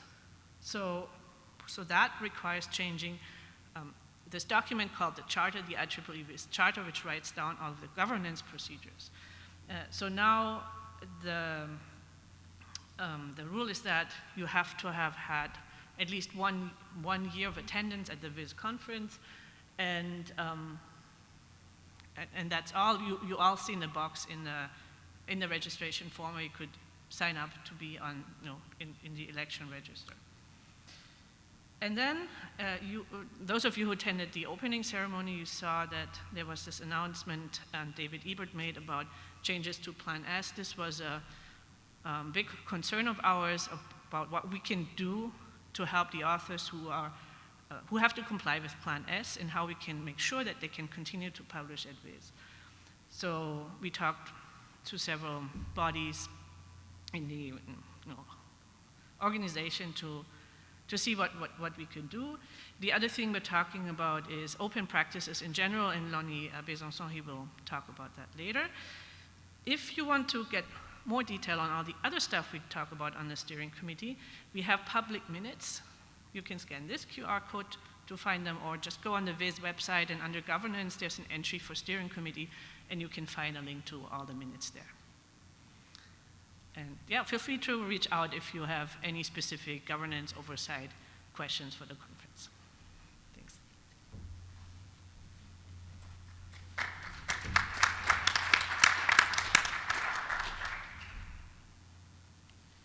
Okay, we come straight to the second governing body of our conference. This is the VIS Executive Committee, and I'm one of the co-chairs, and I want to give you a short update what's going on here. I don't want to make it too formal. I just only want to mention a few things the WEC is involved and the WEC works with. Mainly, the WEC works on operational aspects of IEEE VIS, and sometimes it's not quite clear what is operational, what is scientific. So in quite a lot of things, the WEC and the steering committee has to collaborate and communicate and work together. And I think up to now that works pretty well. For instance, if you want to become a general chair of one of the next VIS conferences, this is something the WEC deals with. So the WEC solicits bids for the future VIS conferences. Also, the pre-approved conferences need to be steered and approved, and this is something on the plate of the WEC. Also, attempts to continue working on the concept of hybrid conferences, and a lot of discussions are going on how to continue this, is something the WEC is concerned with. And also parts of the organizing committee, especially parts, the organizational part of the organizing committee are on the table of the WEC. The WEC consists of 11 members. Here are the names. I don't have pictures, but you know most of them anyway. Some of them are incoming, some of them are outgoing. The rules and to get onto the WEC are slightly complicated. I want to only make it on a very high level. Some of them are elected, and I hope all of you have elected recently the WEC members. Some of them are appointed. And with this, I'm at the end. Thank you very much.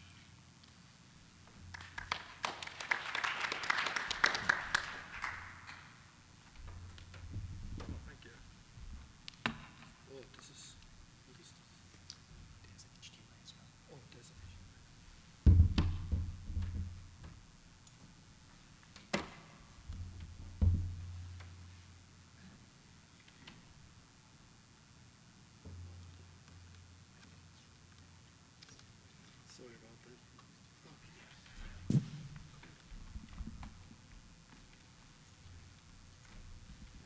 What's going on now? Oh, it's coming. Yeah. Okay.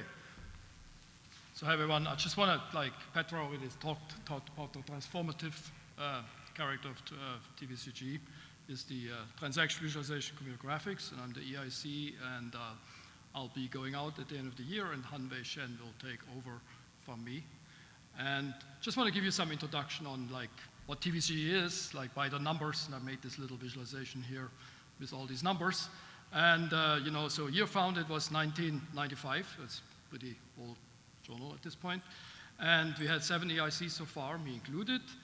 And there were 3 areas actually. It's not just visualization and visual analytics, it's also VR, virtual reality, and augmented reality, mixed reality, and computer graphics. Okay, so we have actually 3 areas that are there. And accordingly, we have 72 AEs, associate editors, and you are very welcome to volunteer for this. And they break up in these 3 areas, in these 3 numbers. And we have 4,700 papers published so far. I don't think this includes the special issues. And in 2021, we had over 1,000 papers that were submitted. And they have to all be reviewed, so it's a big workload. And in 21, we had roughly 5,200 pages. We're going to get more in the future. And we have 15 partner conferences, so there's lots of conferences where TVCG papers can be presented, and also where we invite best papers. So there's a big venue. So among these is visualization, and we're going to get to this. Impact factor now is 5.226, and it's growing. And so let's go here. So we, at VIS 2022, we have 120 papers, and we have a special issue of visualization. We also have special issues of virtual reality, and augmented reality. ISMAR is another special issue. And that all these papers will appear in the January 23 issue. And we also have 70 papers that were actually published in TVCG that can then present it here as an oral presentation. So it's kind of like a journal first kind of mix kind of thing, right? Where you can send your paper to TVCG and then present it here as well if it gets accepted by a June deadline, I think mid of June.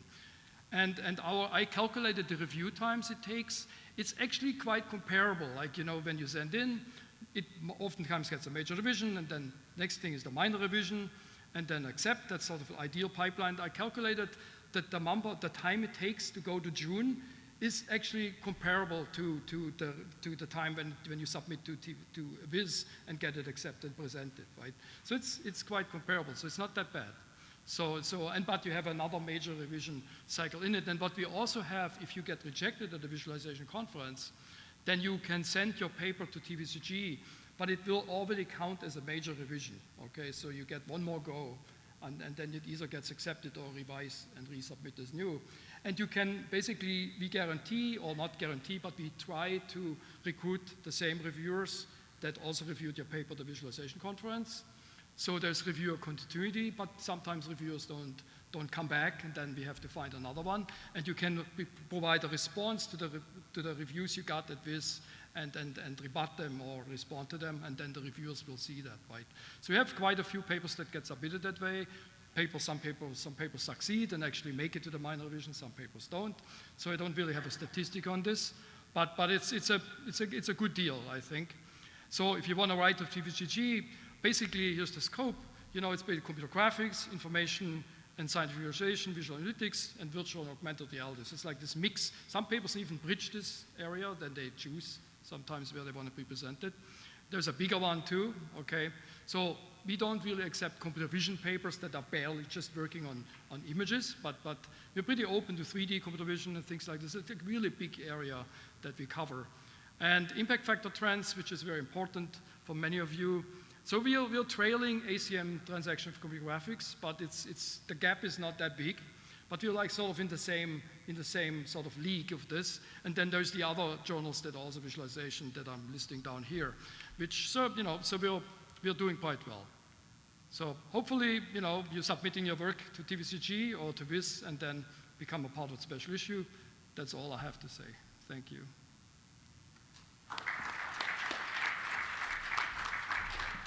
Do you need this? Oh, there's this.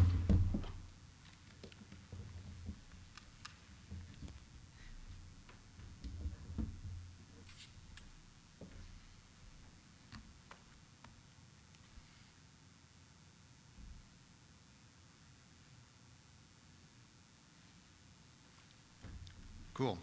Hi, I'm David Laidlaw from Brown University, and I am a member of the Area Curation Committee, which I will tell you a little bit about today. The committee is 9 folks. They get appointed for 3-year terms in sort of rotation, so 3 of us will cycle off next year. The left column shows those people who are in their 2nd year, and the right column shows those people who were in their 1st year. And I don't know what happened to the people in their 3rd year, because that happened before I got started. But somehow they're gone. So let me tell you a little bit about what we're supposed to do. It's a relatively new committee. This is, I think, just the 3rd year, and it's my 1st year, so I missed the first couple of years.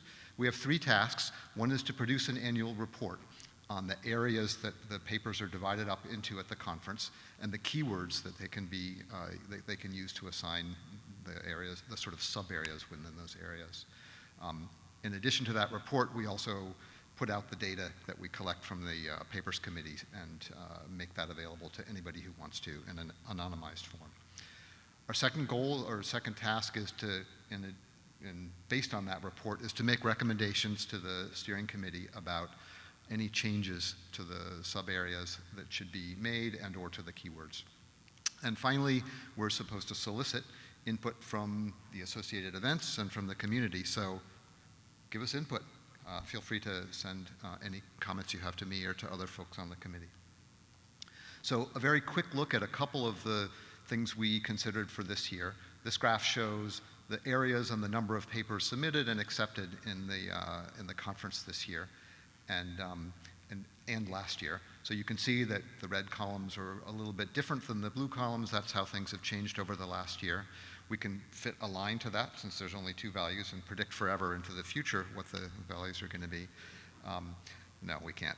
So we basically determined on this little bit of input that we have that things are going fine. None of the areas seem like they're declining to nothing and should be removed. None of the areas seem like they're growing tremendously and should be split. So we didn't think that there should be any changes based on that. This shows a graph of all the keywords, and you can probably not make out any of them, but you can look at the data in more detail online. The top row is the keyword frequency for this year, and the second row is for last year, and the third row is for 2020. And I think you can see that there's some keywords that aren't so represented in the right side, but nothing has declined to 0, and nothing is particularly huge. There are a few things on the left end maybe that could be subdivided or are very common, but honestly, I think that's probably okay at a visualization conference to have some keywords not be super discriminatory.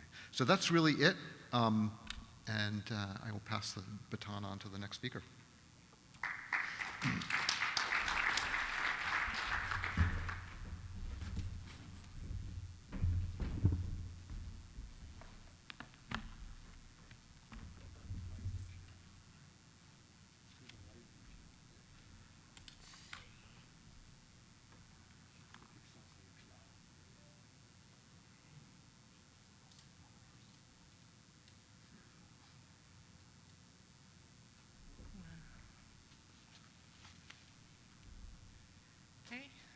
Hi everyone, I'm Bong-Shin Lee. I'm the new VGTC chair. Some of you may remember I was elected last December, and I have observed, worked with, and learned from Jim Ahrens, the former chair, since January this year, and I more or less took over more formally from July. So, in fact, under the IEEE CS, there are 31 technical communities, volunteer-based, and VGTC is one of them. And it stands for Visualization and Graphics Technical Community. It used to be committee, and now they made a change. I kind of like this change. It feels more friendly and approachable, at least for me. So why do we exist? And I looked up the VIS charter, which you can go read from this URL. And I'm not going to go over all these details because I found a little bit easier one in the About Us page. So the VGTC goals is to support and help and foster. So to achieve this goal, what did we do? First of all, we support and provide oversight for IEEE visualization and VR conferences, which include VIS, Pacific VIS, LDEV, BioVIS, VR, ISMAR, etc. And I know that most people don't pay attention to the footer of the page, but this is partly why we have this old logo and old name at the bottom of our web page. Yeah, it has to be changed for next year. The other thing is VGTC is in charge of this award program for both VIS and VR, and I hope you enjoy the VGTC award session yesterday, because it's one of my favorite parts of the VIS conference. And we are committed to support diversity and inclusion. So first of all, we do fund these diversity and inclusion scholarships, and we are finalizing the documents for Code of Conduct and Diversity and Accessibility Guideline, which I think started earlier, and I believe Mariah was also involved in this effort.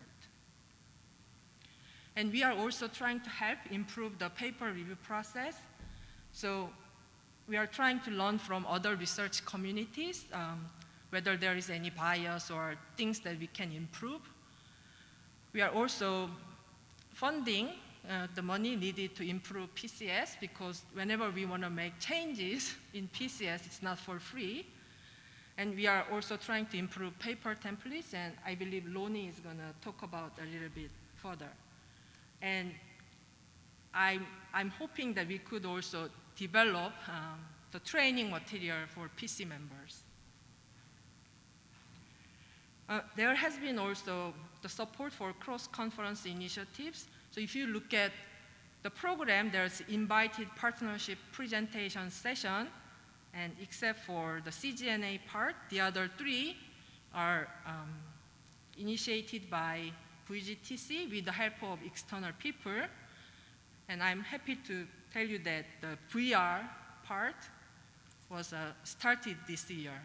And we get their presentations, but at the same time, some of these papers are presented in these other conferences.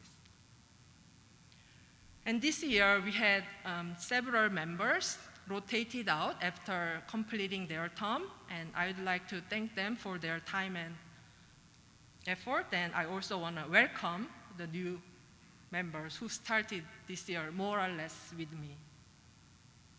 And here are the latest number, and you can go check on the web as well.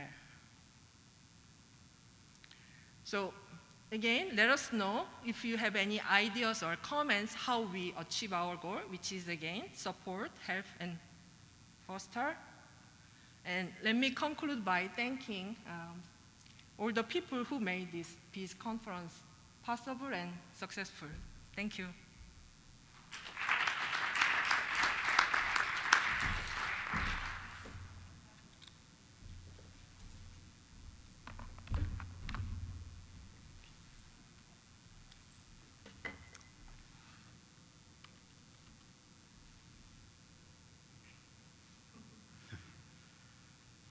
Okay. Is there something?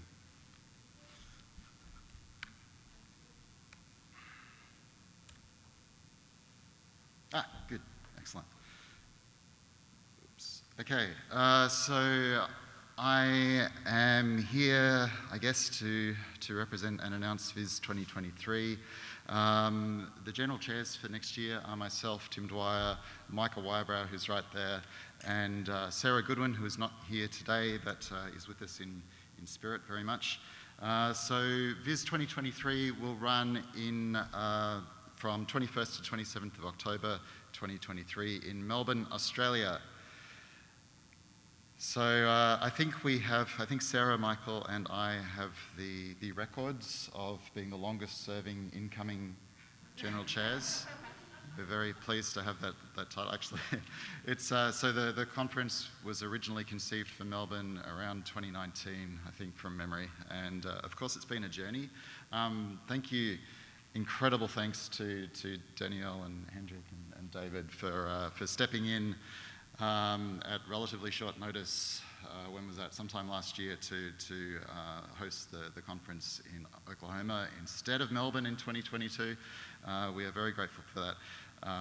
When it just became obvious that long distance travel at this time was not going to be easy for a lot of people. So we're anticipating a return to somewhat normalcy in 2023. So hopefully it'll look something more like the conference that we had in Vancouver when we first conceived this conference. How to get involved was the subject for this session. So I think most importantly, please, if you possibly can, do start thinking about how you can get yourself to Australia in 2023. I think the way to do it efficiently is to, and make the best use of resources and so on, is to plan a little trip either side, add a holiday to it, see that part of the world. There are many places on the way to Australia that you can stop over at. Of course, as usual, prepare your papers, think about panel submissions, workshops, tutorials. Volunteer for the program committee or short paper PC, offer to review papers, of course. Our organising committee is nearly finalised. There might be a couple of spare spots if you're interested.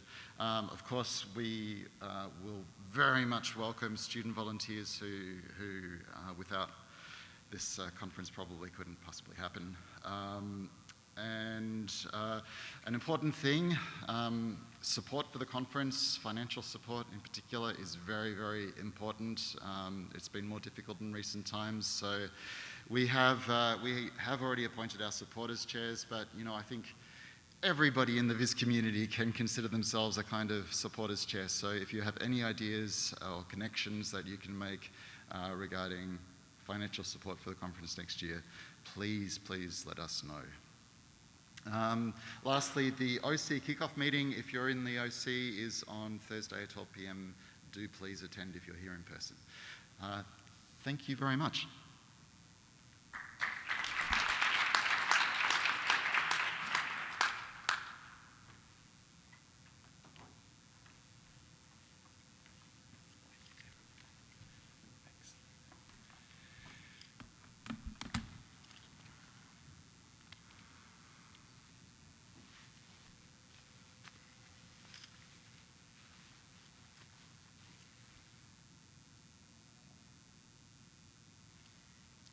All right.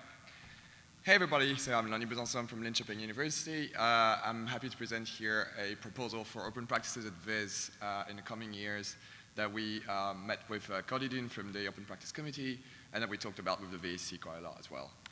So far when we talked about open science at VIS, we mostly thought of open access. So that is, submitting your preprints to archiving websites like Archive, Diva, HAL, and any other site of the like. And it's not just the VIS community, right? Like this is science overall. Any scientific community, when you talk about open science, most of the things that people think about is open access. And we've been doing pretty good in terms of open access, right? So you have here some figures from past years at VIS that are underestimated, very likely, about open access. So papers that were put either on reliable open access repositories or some open repositories or website that were sometimes personal websites or university websites. So we've been doing fairly good in that regard. And we're, I guess, bound to do even better in the coming years thanks to Plan S, and the new agreement has been mentioned a couple of times already, but also thanks to the White House statement that you can see here that all research in the US that is coming from state-funded organization should be open by 2026. So we're very, very likely to do even better in the coming years, which is a good thing. But there's a lot of other forms of things to think about when we think about open science. Because open science is about increasing accessibility, transparency of research, but also transferability, reproducibility, or scrutinizability, for instance. And there's things that we can think about right now in the community and that we want to focus on as open data and open materials.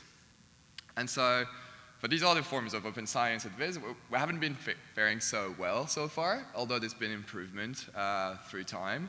but there's still a lot of progress that could be made, and this is the focus of this proposal.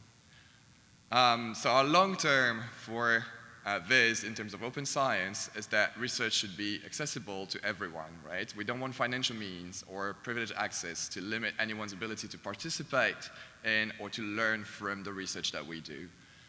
We want research to be transparent, scrutinizable, and trustworthy. So authors should be as transparent as possible, of course within the limits of what is allowed for them or possible for them, about their research processes and their results. We think that increasing transparency will help reviewers and readers judge for themselves whether the research that they are reading was plausible and whether the results are usable for them in other contexts or transferable. And research should probably be replicable or transferable so that the community can actually reuse the results of others in their own work better. And so what is the thing that we propose to make that happen? We'll have a couple of objectives for 2023. So we want to encourage this submission of supplemental materials for reviewing purposes, mostly at the beginning. So for that, we will provide some recommendation that will assist authors and reviewers on the reviewing of optional supplemental materials. We'll also bring some change to the VGTC format for papers that will allow supplemental materials, figure credits, and acknowledgement to be on the reference-only page of the paper format. So, you allow for long papers to submit a 9-page plus 2 pages of references, and these sections could be moved to the 10th page, which right now only contains references. After this 2023, we plan to analyze and survey authors and reviewers' experience so that we can adapt these recommendations. So basically what we want to know there is what people actually submitted in terms of supplemental materials, depending on what papers they also submitted, and how reviewers used that in their reviewing process if they did. From that, we can provide insight and examples of what kind of supplemental materials could be recommended for a different type of submissions in our community. So on that point, we need feedback from you because a lot of the research that has been done in other fields is also done in the VIS community. So the research that is more often quantitative, for instance, has been very much studied, and transparency in this has been really studied in other fields, and we can learn from that. But from all of the other research types that we do at VIS that are not so well covered by the research community, it is a lot harder to learn from other communities, right? And so we would need to get your input on this to get some insight, ideas, feedback on what you think could be ideal or useful supplemental materials submitted by you as an author or as a reviewer or as a reader to reuse your peers' work. So feel free to reach out to us to use this, which is a Google form, to give us some ideas, to contact us by email if you need to. On the Google form, you will see that we encourage you to put your name and email address, but you don't have to. But it's just so that we can reach out to you if there's something that we want to clarify with you. Thank you very much.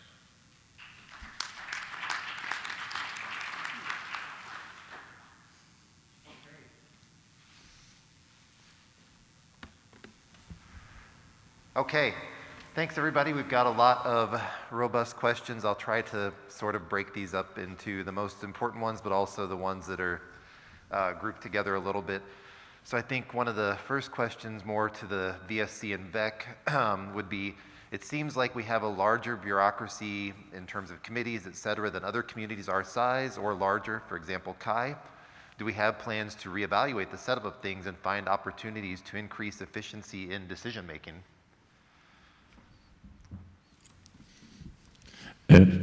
Sorry.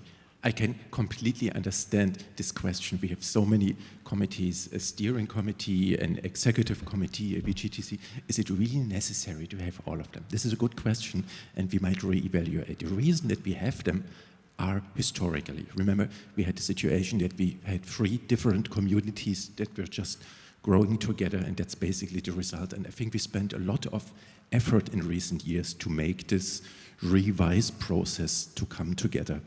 Sooner or later, I think we have to reevaluate if it's really necessary to have this structure of these different committees. My personal feeling is we should do this and evaluate how the current structures are working, but probably not now.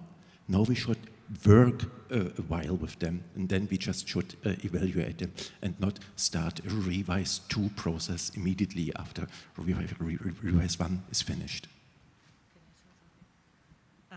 I would just like to address the second part of the question that sort of seems to imply that we are inefficient in decision making. That's not my feeling, at least for the steering committee and the executive committee. We're communicating quite well with each other, and the decisions are not that slow. If there was any particular incident that triggered that feeling of inefficiency, I would like to hear about it, but I'm not sure. Does anyone else want to address this? Great. Thanks. So the next set of questions are focused a lot more on sort of the hybrid aspect of Viz. And we had one of the most top voted questions here is more of a comment.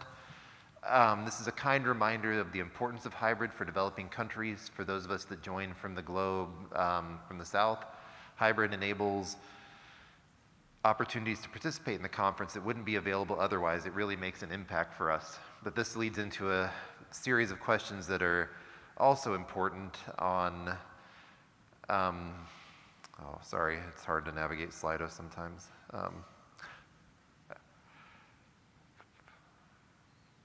So we had a question about innovations. For example, hybrid satellite events the pandemic has forced upon us have been largely successful. How are we considering the longevity and continuity of these innovations and the impact of the conference experience? For example, making the conference focused on social interaction, work in progress versus talks on completed work. What are some of the thoughts on these recent innovations as we're moving towards this hybrid conference mode? And that may be a combination between what are ideas for the hybrid conference in 2023 as well as what are ideas for the hybrid conference beyond 2023. Sure.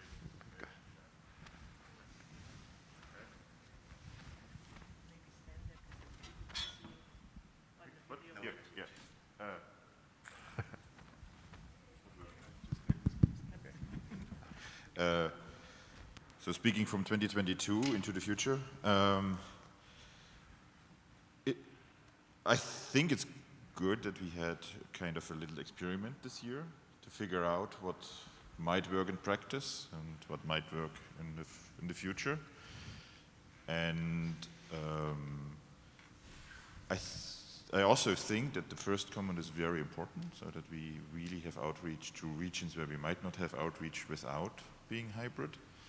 Yet, there's also a cost attached to this. And this is not only a financial cost, that's also a human, I don't want to say human resource because that's such a weird word, but there's a volunteer cost attached to this because the volunteers this year spent hours and hours of working to make the tech setup happen and to make it work and get everything into it. So I think that the real, or the tricky question will be, what is the nice compromise between being hybrid, being live hybrid, versus what is affordable in terms of human and money. Danielle?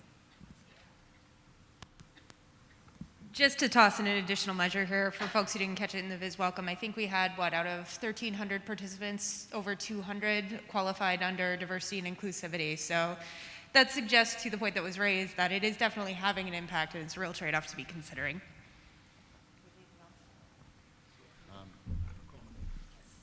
I have a comment on this as well. I think there was like this effort of satellite conferences where there's like local regions, they have like sort of a event there that is synchronized with the main conference. I think I saw some events like this, I think in China and Hong Kong, on one of the Zoom conferences. So that's like an opportunity to involve like local communities into the conference, you know, by organizing this locally. I mean, I don't know how many of them are actually right now, of these sort of satellite conferences, but there was an idea we floated. Yeah, this idea of satellite conferences, we have played around in the last 2 years when we had completely virtual conferences. Then in addition, we had the satellite conferences. For this year, we also in the WEC thought about this to have, in addition to the main conference, some satellite conferences. And we decided not to do this and focus on the main conference to make sure that we have enough people here. For Melbourne for next year, there are no particular plans out it. Up to now, I'm not aware of particular plans to re-establish the satellite conferences. If there is a strong voice from the community that we definitely want to have it in addition to the main conference and in addition to the hybrid and the online conferences, then we should start discussing about this again. Let me follow up with the next question, because I saw Tim was about to comment, but this next question probably directly ties into what he's going to say. For the VEC and the GCs of 2023, what might hybrid biz look like next year? Yeah, so let me first say we definitely don't want to exclude anybody. There are many factors that are sort of going into our decision making on this at the moment, though. A big one is the time zone is not great for live streaming from Australia to places like North America and Europe. So a synchronous hybrid event doesn't seem like it would be very useful and would be very expensive. So we are not thinking along those lines at the moment. We are planning to make the content available as much as we can asynchronously, and we're very open to the idea of satellite conferences that can host the time-shifted content. We did that ourselves in Melbourne last year for VIS 2021 and had a good time doing that, although we were in lockdown ourselves, but let's not talk about that. All right, the next set of questions are focused a little bit on specific issues related to how BizBiz are selected. So for example, having Biz hosted in countries that are making traveling very restricted is also not continuing to enhance the diversity participation. Are there plans to mitigate this? I guess, Holger, if you want me to answer that one, I can take the first stab. For the bidding for conferences, this takes place 3 years in advance. It is very difficult to predict what changes in government regulations, travel restrictions, and things will occur within 3 years.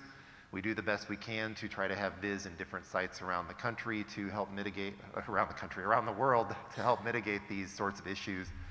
These are things that are always discussed in the bidding process. And of course, if you would like to host Viz, we get about 2 submissions for bids per year. So please volunteer to be the general chair and bring it to your part of the world.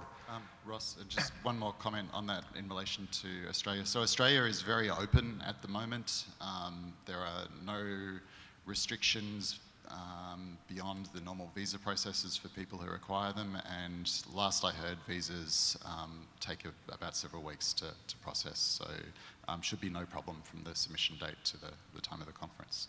And most people in Western Europe and North America don't require visas for Australia, or only online things. Anybody else? Okay. The next question is quite a bit of change of topic here. So there was a comment about planned changes to the paper template. The paper and reference formats are a major barrier for authors coming from fields that work primarily in Word rather than LaTeX. The Word template is terrible. I shouldn't have to learn to code to participate in this community. What are ideas that we're doing to help with this barrier?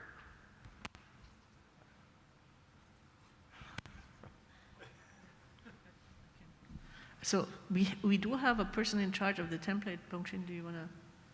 There's a publications chair on the VGTC level who's responsible for the template, and my recommendation would be to approach this person and explain what the problem is with the Word template and to see if something can be done.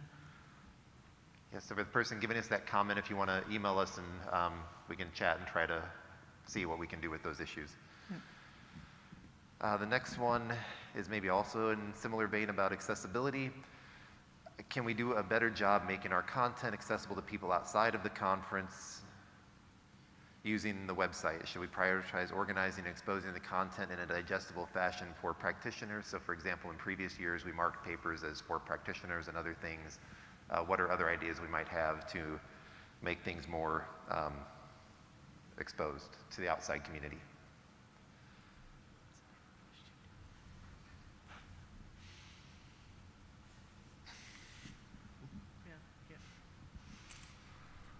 Well, the answer is yes, I agree.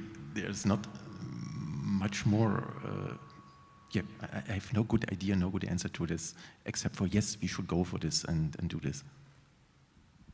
we have these wonderful open practices chairs here who you can approach and then work with them and see what can be done. I mean, everything here is volunteer-based. If you have good ideas, approach the right people, look at the organizing committee, volunteer for the roles. I posted the link to volunteer for a specific role. So if you great ideas for accessibility, I think we have even chairs on accessibility, no?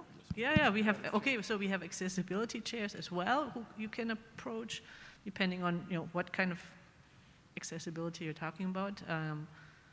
And yeah, sometimes they're really happy about initiatives and ideas of what they could try. Yeah, I think that's one of the things that VGTC can also help, not just for VIS, but other conferences under VGTC. So if you have some specific suggestions or ideas, feel free to send it to VGTC, and we will try to address it.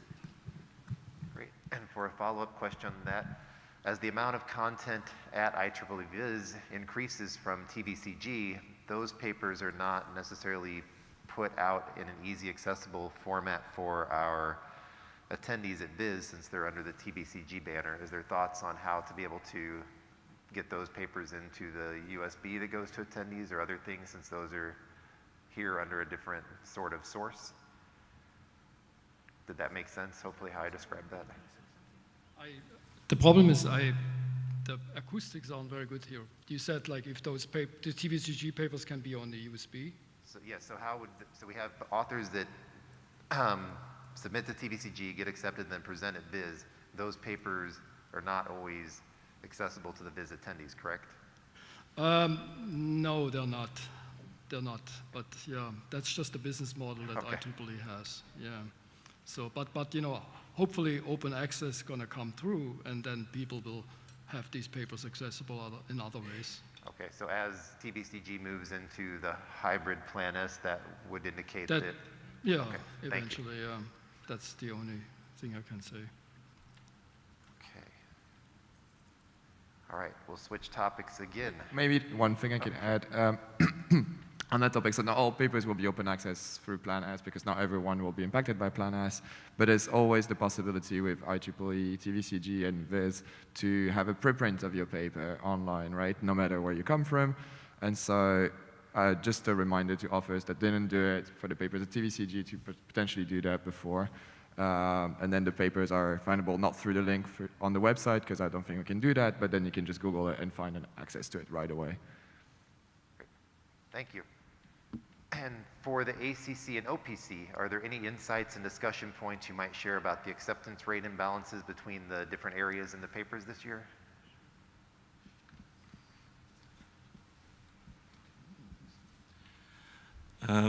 Definitely, I would say that I would probably be more worried if it was balanced, because I think it's a part of the whole process. If you look at how we are working across the areas, one of the great advantages that I see of having the area model and the overall papers chairs is the calibration that we do between the areas.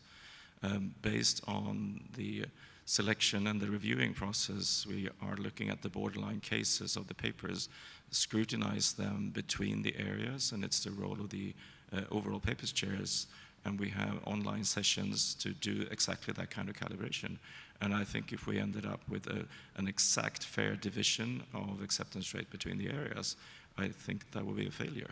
So I think this is where the role of the calibration and the purpose of the unified conference really comes to play, is that we are looking at the quality across the areas in this hierarchical process that is introduced with the overall paper chairs and the area chairs. For me, that's been one of the most rewarding parts of the whole process, is to ensure that quality by having that process in place and that discussion of scientific quality across the areas. Okay. We'll get back to a fun, controversial topic now. So we changed the paper presentation links this year, and this was a big experiment, and this was a very large internal discussion between VEC and VSC and others and the general chairs. And we have two conflicting questions or comments here where was it, do we need long paper presentations? Should we change to poster only? Or how can we come back to longer, more in-depth paper presentations? I can go ahead and give the first answer to this, is this was an experiment. I would say anything that the VEC or VSC implements is always an experiment. We should not ever be locked into saying we did this way this year and we should do it, ad infinitum. There will be a survey at the end of this conference asking you questions about this, and we strongly encourage everybody to give us feedback on how you like these changes in presentation links. I don't know if the VSC and VEC representatives up here want to provide any more. No. Yeah, so on the steering committee, we did discuss this. One of the committee generally was concerned, especially about really short question times. So please answer the survey Russ just mentioned when it gets sent to you, because we will look at it and we will make decisions. And there's some other decisions around that. If people, for example, if the data says people want longer times, then where do we cut to make room for longer papers? And that is going to be a much more extensive discussion, but it is on everyone's radar, and we're looking at it. Yeah, it would also be good to hear your responses about if you like the Slido-based question format, or if you also like that people would actually go to microphone and raise their questions there. So that would be also interesting to know. I find this also a very interesting experiment. Okay, and this is my favorite comment so far that we've got. The highest voted one so far is thank you everyone for all of your great effort and dedication. So that's,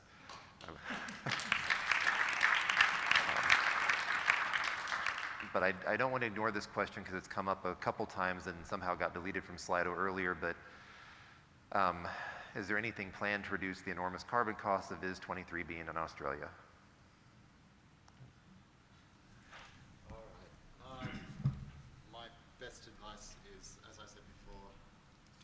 My best advice is, as I said before, make the most of the trip. So don't just come for the duration of the conference. Try and plan a vacation or an academic stay on either side of the conference. There are ways to offset your carbon cost, of course, but it is a reality of travel, unless you have a sailboat. Sure. And again, no matter where we are in the world, parts of our conference have to travel. Being in Australia makes it more accessible to those partners that are in Asia and have potentially shorter flight paths. Here in the US, you have long flight paths from Australia to the US. That's an incredibly important point, actually, is that it's further for some of the people in this room, but it's a lot closer for an awful lot of people in the world. Not just me, obviously, but literally a lot of people in Asia. So that's the thing to consider.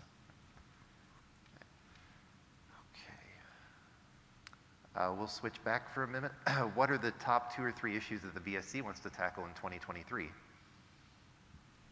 All right, so generally the steering committee often works on proposals. So let's say the elections chair come and want to change the election procedures, we work with them, or the open practices chairs want to want to introduce more open practices, then we work with them. We do have a really long document. I opened it for this questions of things that we might tackle if there is no proposal on the table. And there's lots of important questions on there.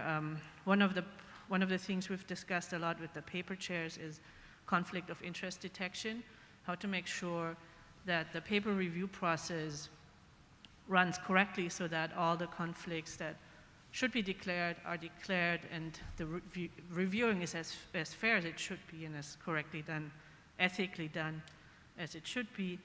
Then there is a long-standing question about how many reviewers we need for papers. We've discussed some models about potential, ideas of how to reduce the reviewing load on the community. Then on this document, there's things about how can we make this conference more useful for people from industry. That's 3. The document is much longer, but if you have an issue that you want the steering committee to discuss, then make a proposal. The best is to talk to somebody first that you know from the steering committee and say, I would like, you to discuss this topic, how should we go about it, and then we can give you some feedback on how to do that. All right, we've got a question for the VEC. Can we spread out the workshops throughout the week and not be lumped into the first 2 days?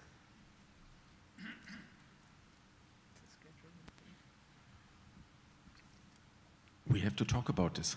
And I don't have any better question. I think we will take this to the back and discuss this, if this is a better approach not to have our, I mean, this is mainly historically to have these events at the first 2 days.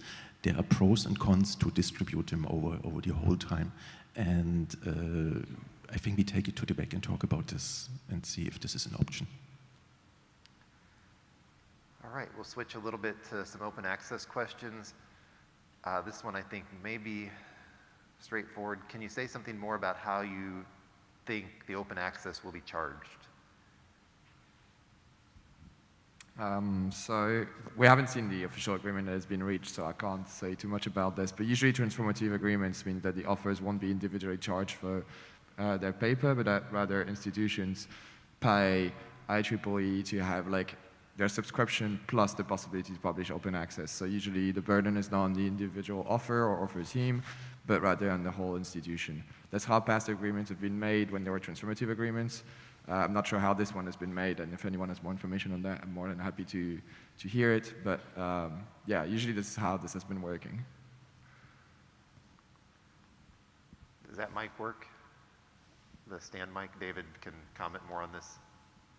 I can give a little bit more information. IEEE already has the agreements with numerous universities around the world and in the US and several, well, you know, in most countries and also with companies. So they are already set up to do that model. So it should be very easy for them to do because a lot of authors right now can publish for free open access because of the transformative agreement that they have with IEEE already. All right, and this one's probably directly for Klaus. Is it still possible to post a preprint open access copy of my Viz paper even after the conference? What about for a TVCG paper that is already published? Can I post my preprint? Is there anything that prevents me from posting my preprint even if after the paper has been accepted to Viz or TVCG? Well, you can post it somewhere, yeah, sure. I mean, yeah, I mean, you can post it anywhere you like on archive and personal website and so on, you can post that paper, of course. Go ahead, Lonnie. Yeah. One thing to remember, there's a difference between preprint and postprint, right? So a preprint is the version of your paper that has been submitted to the conference or to the journal before the reviews got in.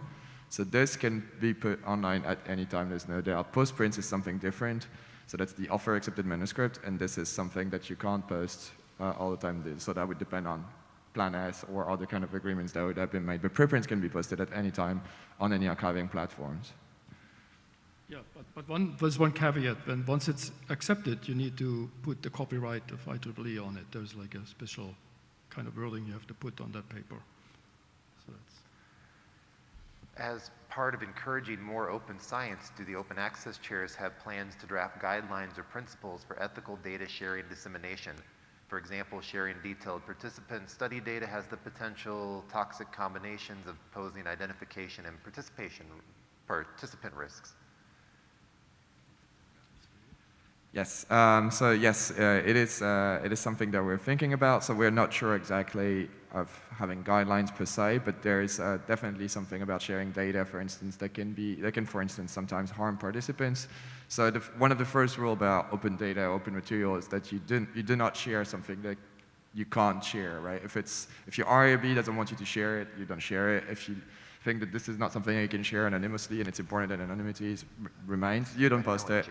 But that being said, we think in most cases, at least in lots of the experiments that we've seen at Viz, there's not a lot of risk. But if you think there's any kind of risk, do not post your data. Try to talk with your IRB about this. This is probably the best thing to do, and figure out how you can share your data in some safe ways. There's also platforms that allow for safe access to a data repository to selected people that might ask for it later. This is also a possibility. Great, thanks.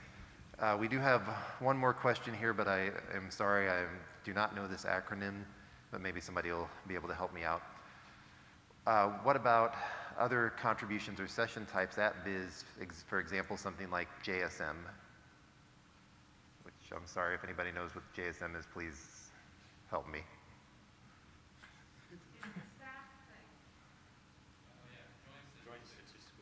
Oh, thank you. One more time, joint statistical meeting. They allow submitted session types. Okay. So the joint statistical meeting allows different session types to be submitted? I'm sorry, I still am a little bit hard on this question.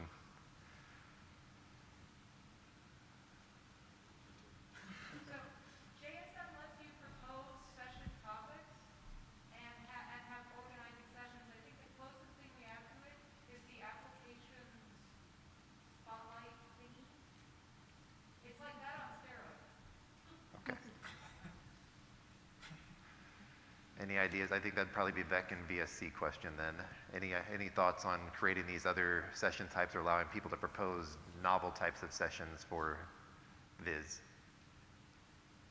Yeah, so we haven't discussed any model like that, but if there's anyone who wants to write a proposal and say, hey, this would be great for Viz, you should have these and these kinds of sessions, this would make it very attractive for these and these people to come, then, you know, approach us and propose it, and we will discuss it. Okay, that takes us to the end of our Slido questions. If we do have any burning questions from the audience, feel free to come up to the microphone. We'll give it a second here in case anybody really wants to, but if not, we can end 5 minutes early to let everybody go get a very, very truncated lunch. All right, thank you all for attending the town hall. If you have any questions, please.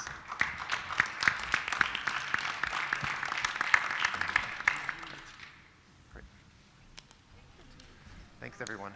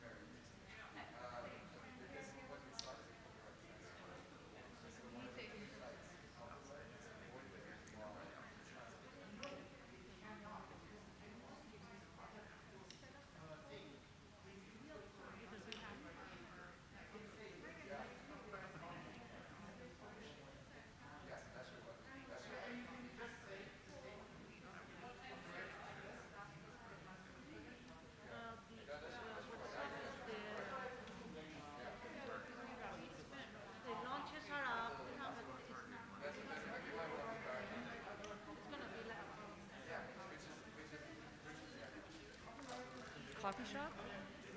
It's like, yeah, like little sandwiches. Well, and they have coffee. That part's true. But yeah, like little croissant sandwiches, like breakfast sandwiches.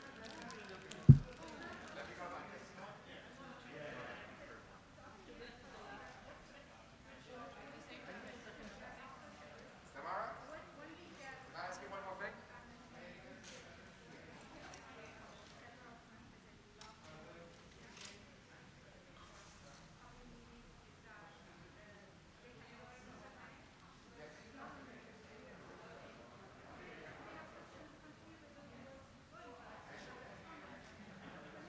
It's this trade-off, but it's also the fact that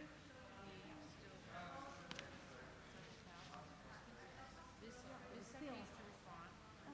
It's accounted for, but when it's in the budget.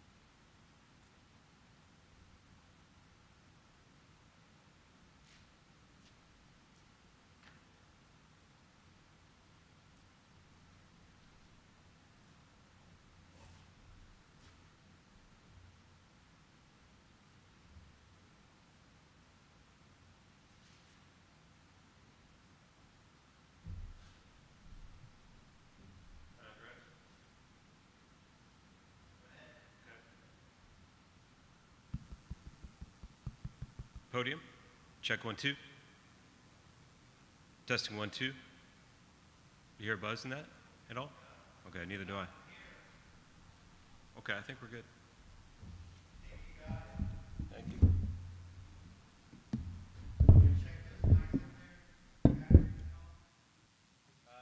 They're not going to have a panel, so I'm taking these out.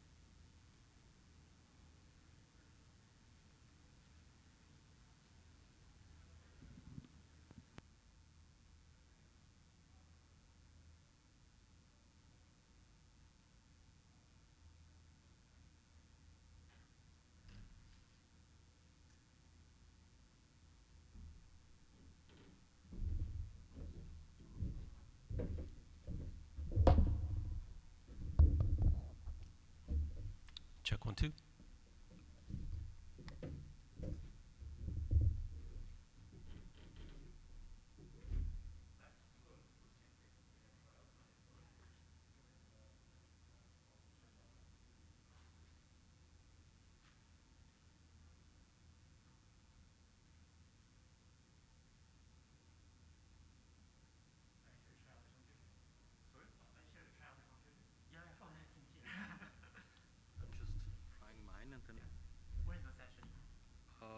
The second one. Oh, me too.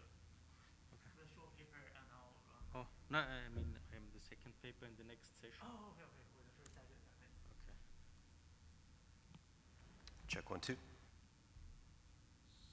What's so cool that like a small window there between the two sides, maybe.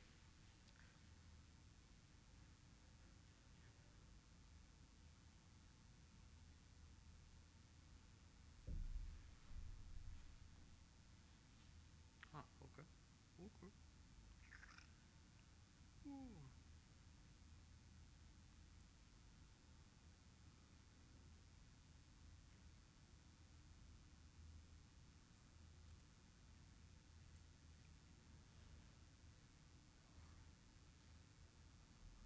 Ha.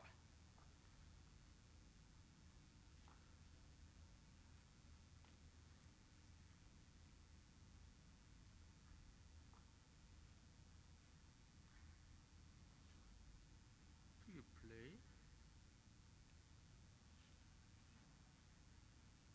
Ha. Perfect.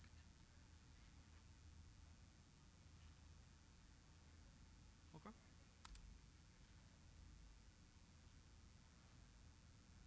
Perfect. So. Time.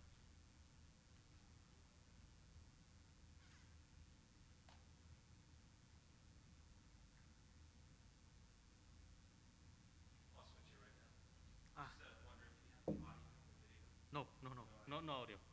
I have muted my machine. I don't want the audio to play. Okay. I will play this variant while the questioning is. Okay. Yeah, no time. Okay.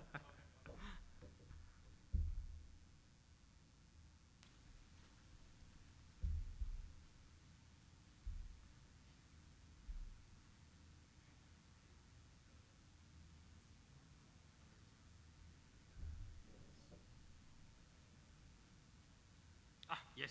Perfect. Thank you.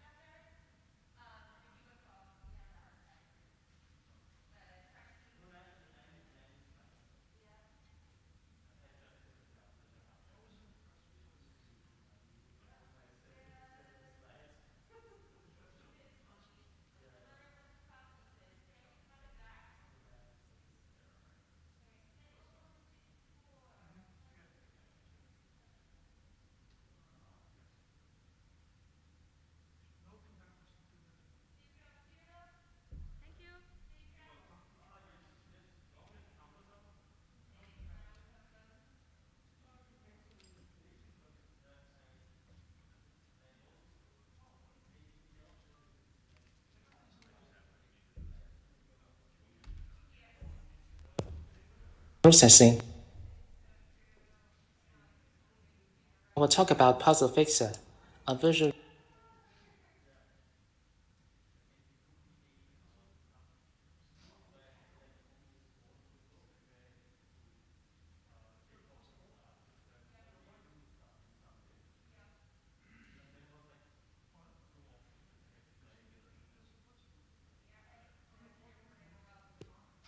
immersive fragments restoration. Reassembly is a common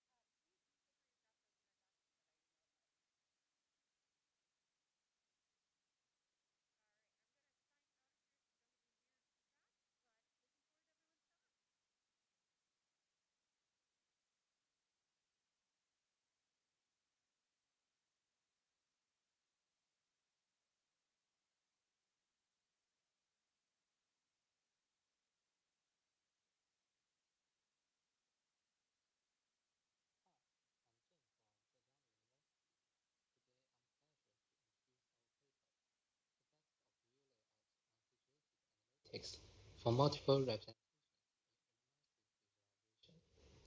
This is joint work between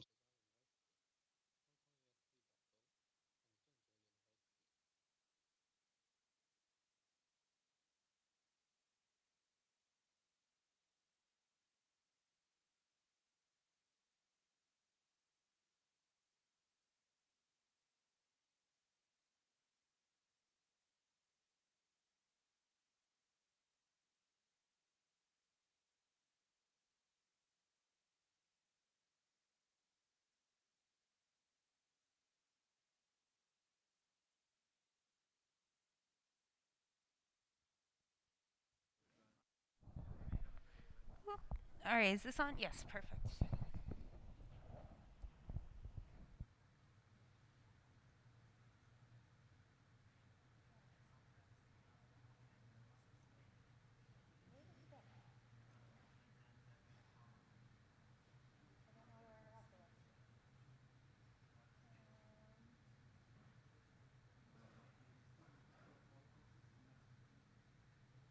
Well, we're missing the first author. What's on? Oh, yep, there you are. Sorry.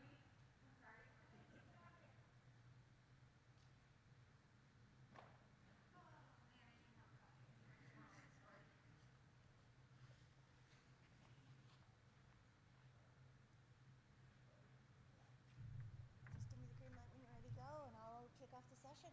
Oh, okay. Because we're supposed to start at 2, right?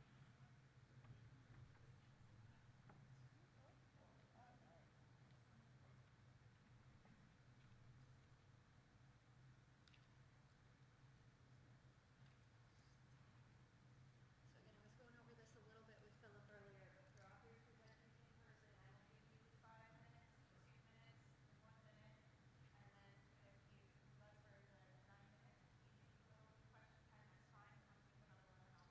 Once you put on the limit, I'll say that. That'll be the cue that if you haven't already, let's wrap it up. Is the mic okay? Good. Testing. Oh. Yep, you're good. All right. Perfect.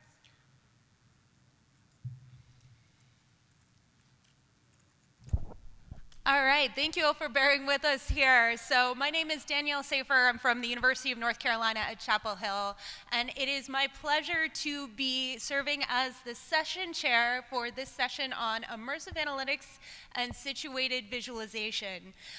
We're going to see all sorts of awesome stuff in virtual and augmented reality, and even bringing in some stuff from the physical world to really understand how we can explore data in different situated contexts. And we're going to start off with a bit of a bang here with an honorable mention for best paper, which is exploring interactions with printed data visualizations in augmented reality. This is by Wai Tong, Chu Chen Chen, Mangjia, Liu Yuho Lo, Lin Ping Yuan, Benjamin Bach, and Hua Ming Chu. So let's give them a round of applause. We have some nice certificates for you all after the talk. And with that, Wai Tong, the floor is yours. So thank you, everyone. Thank you for chairs for the introductions. Thank you for everyone to join this talk. So I'm going to present our latest papers today. So interactions is important in data visualization. It helps users to engage in data exploration. Generally, the interactions can be involved in 2 layers, so physical layers and the logical layer. So physical layer represents the interactions between the user and the instrument. Logical layer represents the interactions between the instruments and the visualization. For example, users can use a mouse to click on a zoom button and to zoom in the data visualization to get a detailed view for analysis. So to improve the efficiency of the interactions, direct manipulation is a very common and ways and become a mainstream in XCI and VIS domain too. So while most of the work achieves direct manipulations in the logical layer, like link and brush, however, a physical layer could also be designed for direct manipulation. So how? To achieve that, so researchers investigate the use of augmented reality. Augmented reality has brought us a new way to interact with virtual data in reality. as well as the ability to combine with physical objects for visualization and interaction. In particular, tangible objects like paper sheets, customized embodied axes, and globes can be used to interact with 3D scatter plots, three-dimensional data, and also spatial data. Following this line of work, we explore paper sheets as the tangible means to interact with visualization printed onto these paper sheets under AR. Because paper sheet is the most common physical medium for distributing data visualization. Moreover, paper provides a rich set of interaction affordance.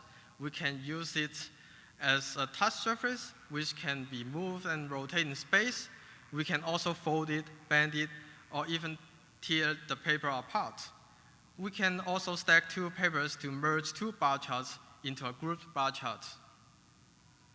With the help of augmented reality, we can better embed the physical parts with the logical parts, leading to a greater sense of directness. However, interacting with printed data visualization is still underexplored. Therefore, in this work, we are interested in explore how far can paper support direct manipulation for data visualization. Specifically, we formulate our research question as what are the actions and commands that can be used, that can be supported by the papers. So to answer these questions, we first conduct an ideation workshop to collect possible interactions that maps the actions to commands. We invited 20 participants, mostly HCI and VIS PhD students, to read 10 printed data visualization and think about what they want to explore more from the printed visualization and how to achieve that. To accelerate the brainstorming process, we provide actions and command prompts from the existing literature. Based on the interaction we collected, we construct since there is a huge amount of interaction we collected, we construct a design space with 3 dimensions: commands, degree of information, and the number of paper sheets involved. The first directions, the commands describe how the visualization reacts to the paper actions. For example, the underlying data could be filtered or sorted, or the data visualization can be zoomed in and panned based on the paper actions. The second dimensions describe the type of information involved in the interactions, such as Boolean information and positional information. With more degree of information, users have more control to the visualization. The last dimension is the number of paper sheets involved. The dimensions describe the number of papers used in an interaction. By specifying the number of papers, we can determine whether the interaction targets on a single view or multiple views. Moreover, it can tell whether the interaction involves one hand or both hands. Based on the design space, we can describe the collected interaction in the 4 categories of interactions. First of all, Boolean interactions act as triggers to trigger some predefined commands, such as shaking the paper, and then we will reset the visualization. The second is the positional and area interactions. They act as on specific marks to activate some commands, such as filtering. So by rubbing on some marks, and it will filter that specific mark out. And the third one is direct plus value interactions. They act with directions to execute commands with directional information, such as I can rotate left or right to sort ascendingly or descendingly. Lastly, we have 3 expression interactions, which allowing users to act freely and perform some advanced commands.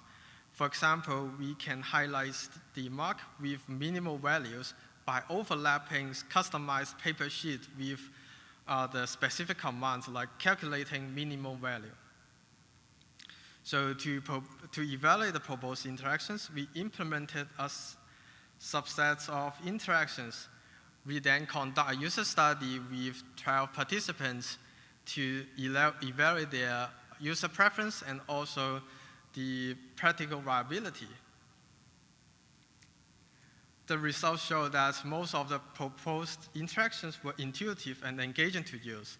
Moreover, all participants are able to use the chosen interaction to perform the data exploration, which shows that they are very usable. So based on the results, we derived 6 design implications. The first one is to provide redundant actions to point actions. Point actions receive the most positive rating in all aspects. However, it is error-prone, so the pointing gestures are not recognized when there is occlusion. Since paper provide risk affordances, we can afford other actions with similar rating, like tilt to pen as shown in the figure. The second implication is to make use of different actions for command shortcuts. For example, when the data is biased or skewed, fold to zoom might be better than pins to zoom in some senses, because we can use in the one fold to zoom in instead of dragging around on the paper. The third point is to support selection and inverse selection to cover. That's because when the paper is getting large, it's harder to cover all the unwanted area for selection.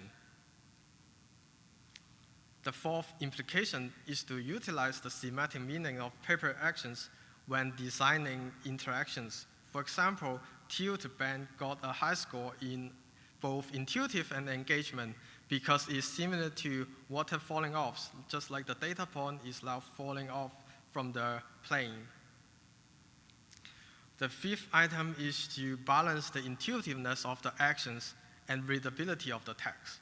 For example, translate to zoom is intuitive as shown because it matches the physics that close objects becomes larger and far objects get smaller.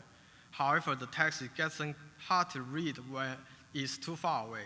One solution is to fix the text at a certain distance for reading and allowing the visual patterns to follow the actions, movement, and for intuitiveness and engagement.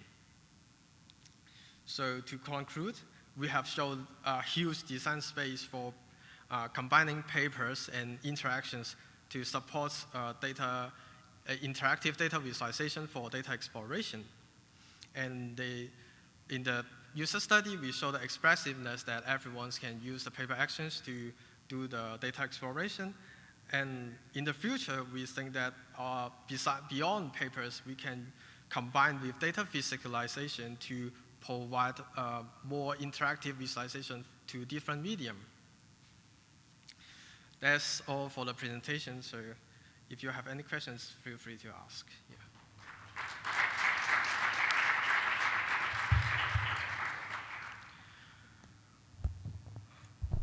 And again, a reminder, please post your questions on Slido. So we actually have our first question here. So one thing that's always tricky with this kind of research, right, is getting those 3D demos into the 2D visuals. And in some of the visuals, it looks like there was a little offset between what we saw in the paper and what we saw in the immersive headset. So do you know how that artifact might have manifested? Is that intentional? Is that just viewpoint? Where might that be coming from?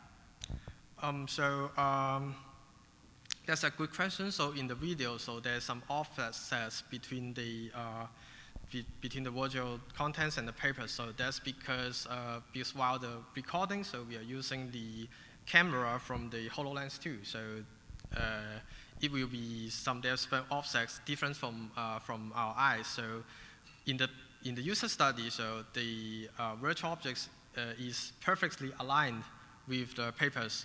So when you are from the perspective of human eyes, so that's because of the recording issue. Yeah. Awesome, thank you. So another question here from Matt Brummer, which is, how much of this design space could be applied to mobile AR if we take this off the headset? Is it really specific to HMDs, or can this be generalized to other applications? Yes, that's also an interesting question. So I think we can generalize the interaction to mobile AR for the mobile data visualization. But one thing is that since if we generalize to mobile data visualization, so we are limited to some interaction. So because we need to use one hand to hold the phones and one hand to interact with the paper. So so the interaction might be limited by because we are holding a phone. So, for example, like folding is a bit hard to do when we are holding a phone. So that might be one limitation if we want to use this design base to the mobile data visualization. Awesome. And layout, yeah. And one last quick question here. So, you know, when we're dealing with paper, we're dealing with 2D. When we're dealing with more immersive augmented reality, we're often dealing with 3D. And I know there's been some work in the community in the past with more hybrid approaches, kind of like Mélanger, where we're doing space folding for interaction. One of the questions that we're getting online is, how do you see this work extending back towards the 3D space? Yeah, that's a very good question. So what you are asking is that because so in paper, so there's 2D and we are interacting with a 2D space. So how can we bring back to the 3D? So I think in the recent research, so there are different researchers are researching like extending from the 2D visualization to 3D visualization. I think we can use some hand gesture to pull the visualization out from the papers to get it back to the 3D. And also, so from the medium side, so there's one way. So another way is that we can consider 3D printed objects, so such that we make the medium space or the physical space also in 3D. So that's how we can also bring the 2D visualization to 3D visualization. Fantastic. Thank you. Let's thank Wai Tong one more time. Yeah, thank you. Thank you very much. So our next speaker will be presenting RagRug, a toolkit for situated analytics. And this is work by Philip Fleck, Amy Souza Calypso, Sebastian Hubenschmidt, Michael Settelmeyer, and Dieter Schmalstig.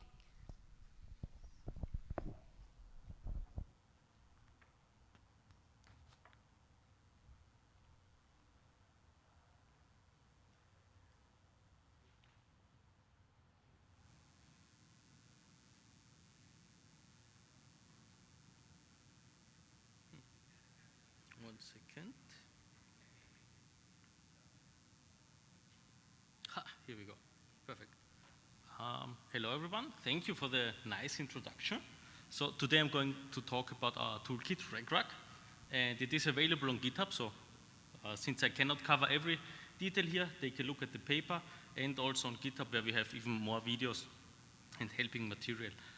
This was a joint collaboration between the guys from Stuttgart University, Amy Souza Calypso and Michael Settelmeyer, Sebastian Hubenschmidt from the University of Constance, and Dieter Schmalstig and myself from the Technical University of Graz. So we're going to talk today about situated analytics, and I will take you with this journey. So we are looking at such scenarios where you have some situatedness. This means that we have some sensors around. They might give some real-time data, and then we have some labels pointing to the direction where they are, and we get some real-time visualizations. And there's also some historical data on the right-hand side. But there's more to it that I will come at the end of the talk. Let's place situated analytics. So I guess many of you are very familiar with immersive analytics.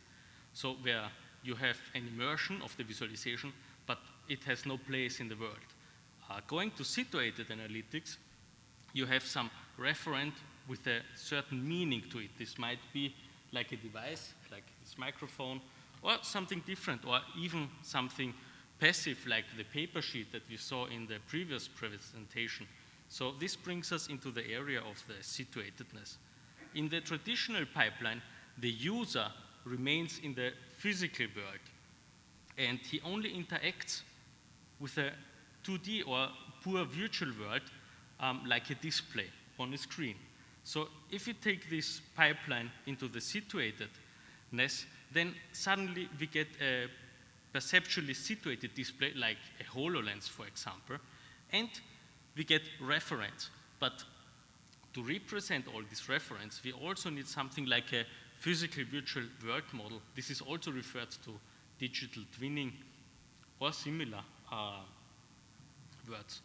So the reference that we will talk about may be active, like sensors, or passive, as I mentioned before.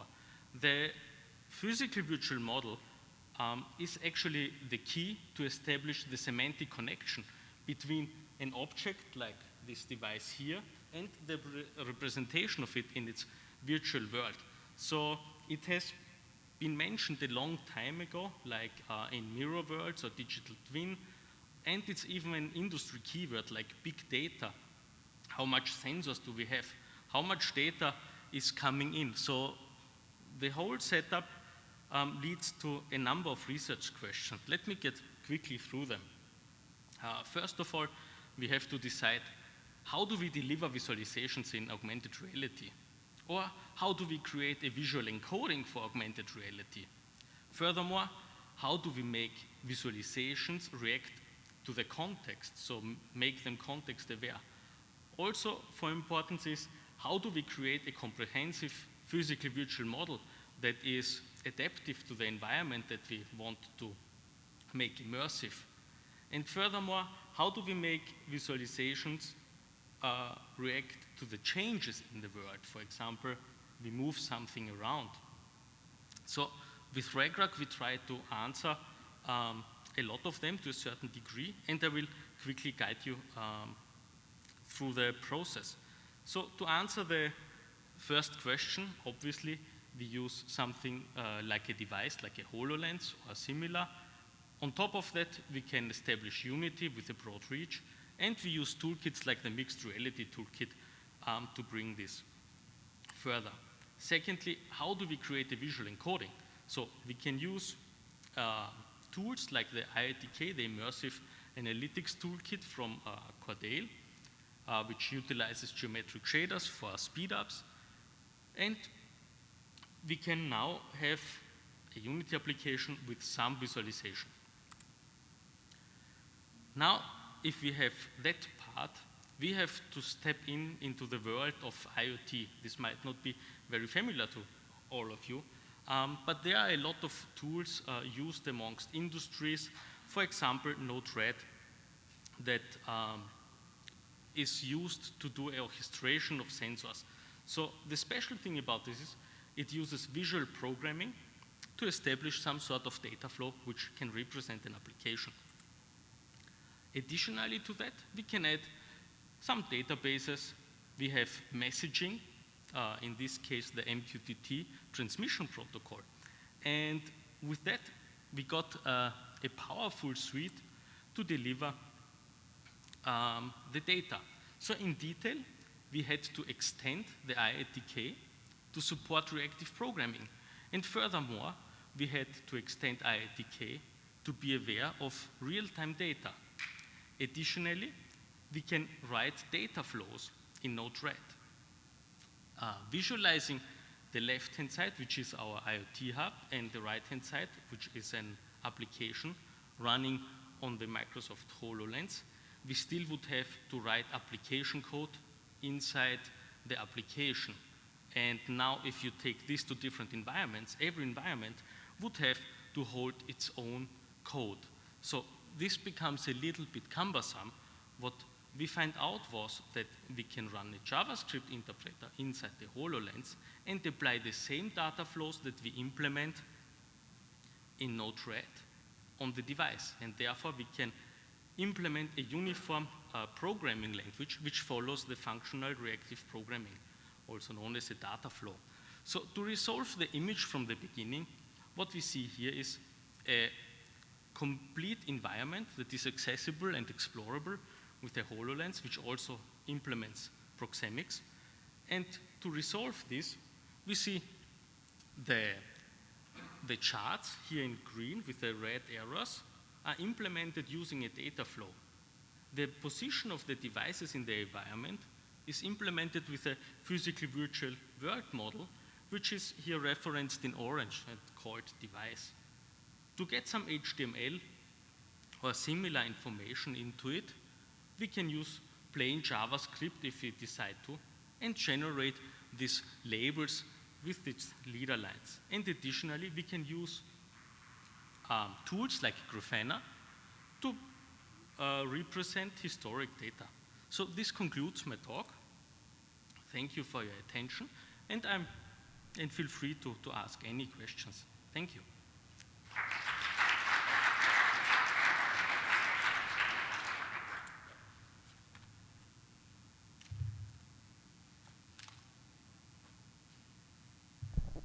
Great, thank you so much. So our first question on Slido comes from Michael Becker.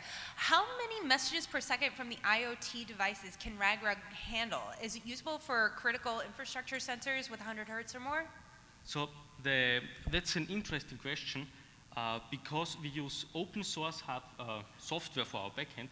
So this means the databases can scale horizontally and vertically, and also the messaging, and we can apply load balancing to it.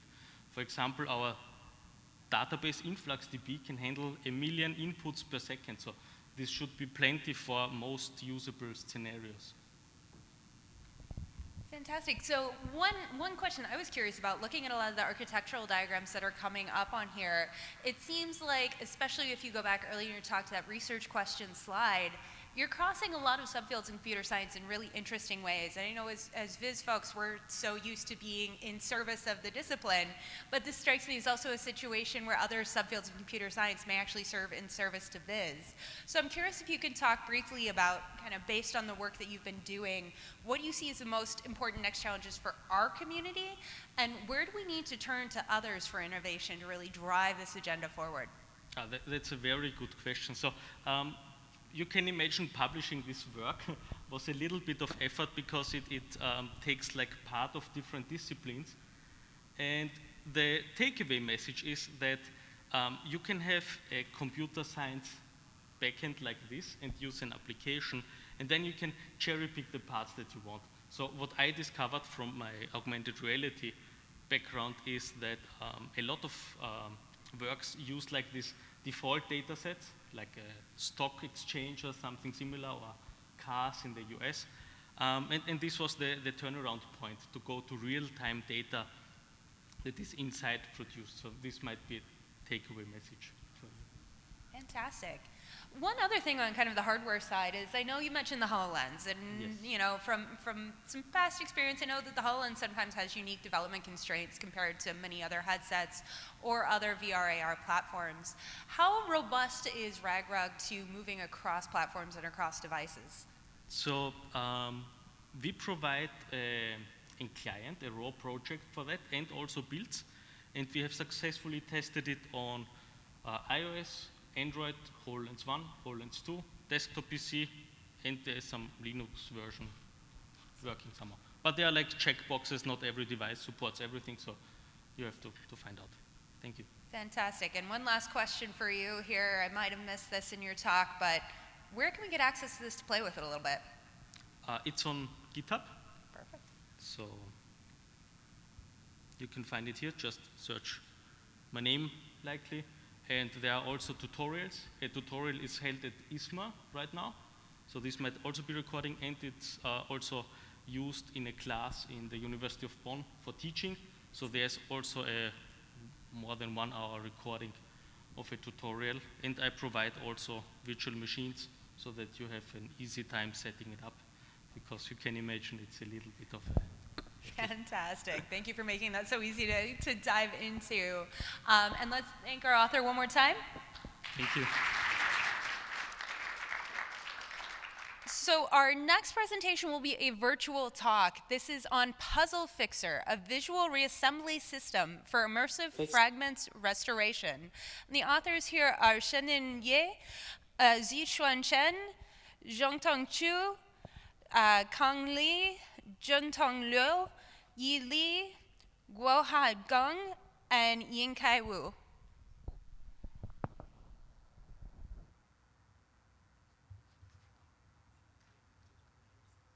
Today, I will talk about Puzzle Fixer, a visual reassembly system for immersive fragments restoration. Reassembly is a common task that reconstructs the fragments of a fractured object to restore its initial state, which is imperative to recover the function and value of the broken objects, such as reassembling picture puzzles and cultural artifacts, and reconstructing physical evidence in forensics. Thanks to the advances in geometry processing, automatic reassembly approaches have been developed to reduce human efforts. These methods identify fractured regions, search for adjacent fragments, and gradually assemble the entirety. However, their success rates are still far from satisfying. Caused by weathering and erosion, fragment surfaces are easily damaged, which causes large noises and ambiguities. These fragments can cause illness reassembly results. Thus, experts need to fix errors manually. Traditionally, reassembly errors are fixed with direct interactions, which requires searching for reassembly alternatives manually. Another strategy is to explore a pre-computed candidates. However, numerous candidates limits match searching. Due to the 3D nature of object reassembly tasks, various work adopt VR techniques that enable realistic perception and intuitive fragment control. However, correcting reassembly in VR faces two challenges. First, finding the best correction solution is laborious. The massive candidates are overwhelming for experts, as they need to determine their correctness based on observation and comparison of shapes and match relations. Second, it is challenging to correct alignments between multiple fragments. Direct mid-air interactions suffers imprecise problems when aligning various faces. Moreover, transforming fragments while checking their correctness from overview to details increases difficulties. Hence, we aim to develop an immersive reassembly system for restorers to detect errors, find correct matches, and refine detailed alignments. We propose Puzzle Fixer. It augments objects with 3D node link network for error match reinspection, generates candidates and clusters for reassembly exploration, and provides instant visual and force feedback for fragment alignment. To detect errors, we first describe the reassembly results with 3D shape and match relations. Shape data contains fragment models, which depict what the reassembly looks like. The relation data is a matching graph that includes fragment relations and matching scores, explaining the fragment relationship and their match quality. Based on the nature of reassembly correction, we further describe these types into 3 levels.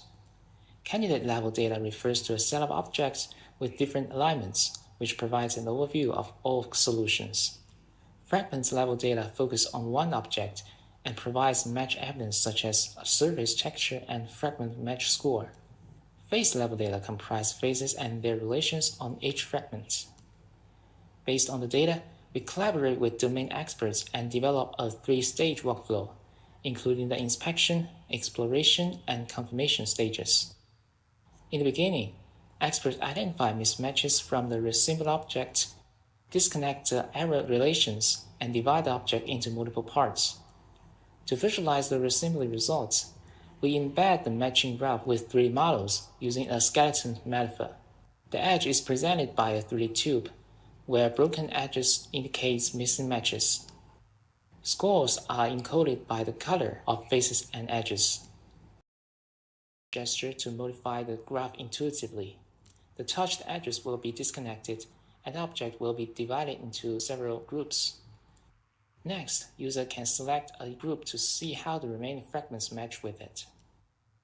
In the exploration stage, experts explore candidates to find the coarse matching strategy, and then determine the correct matching fragments.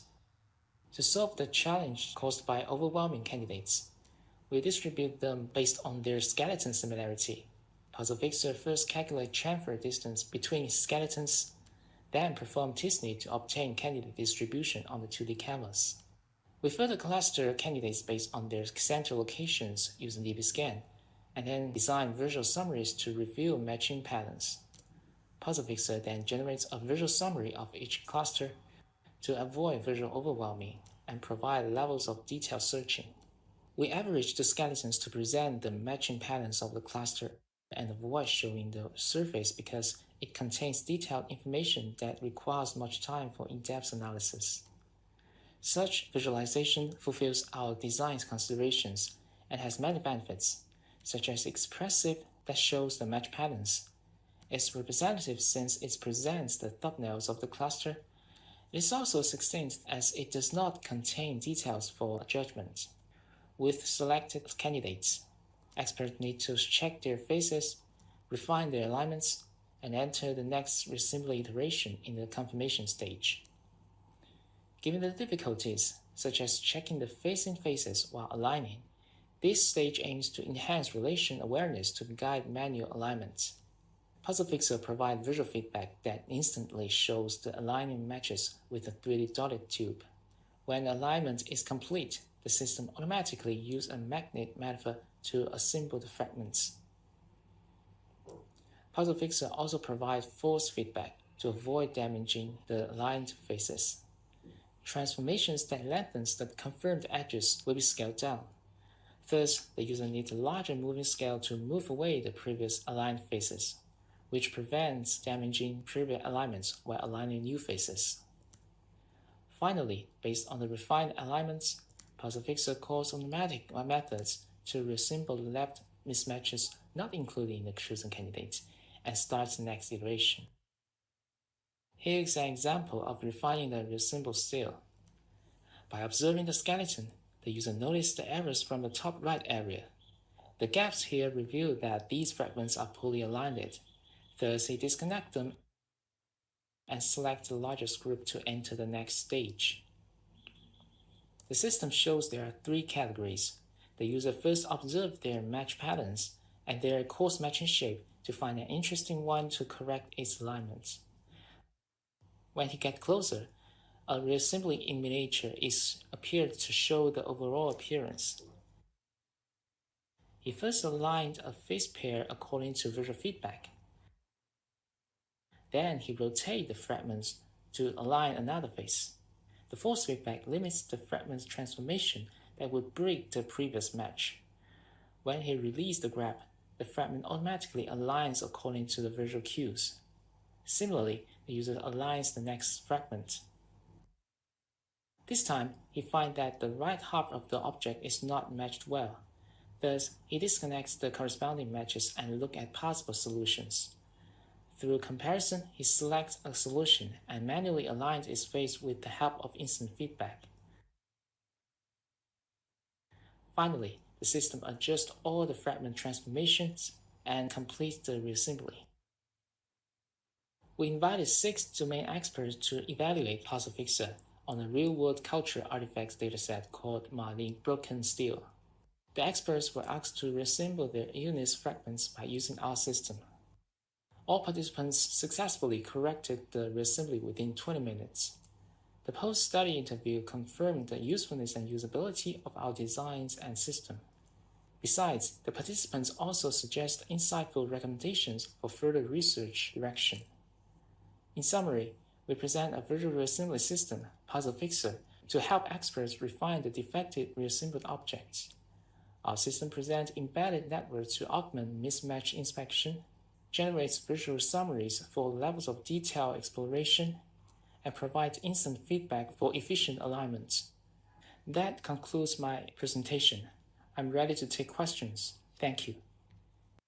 Hi, I'm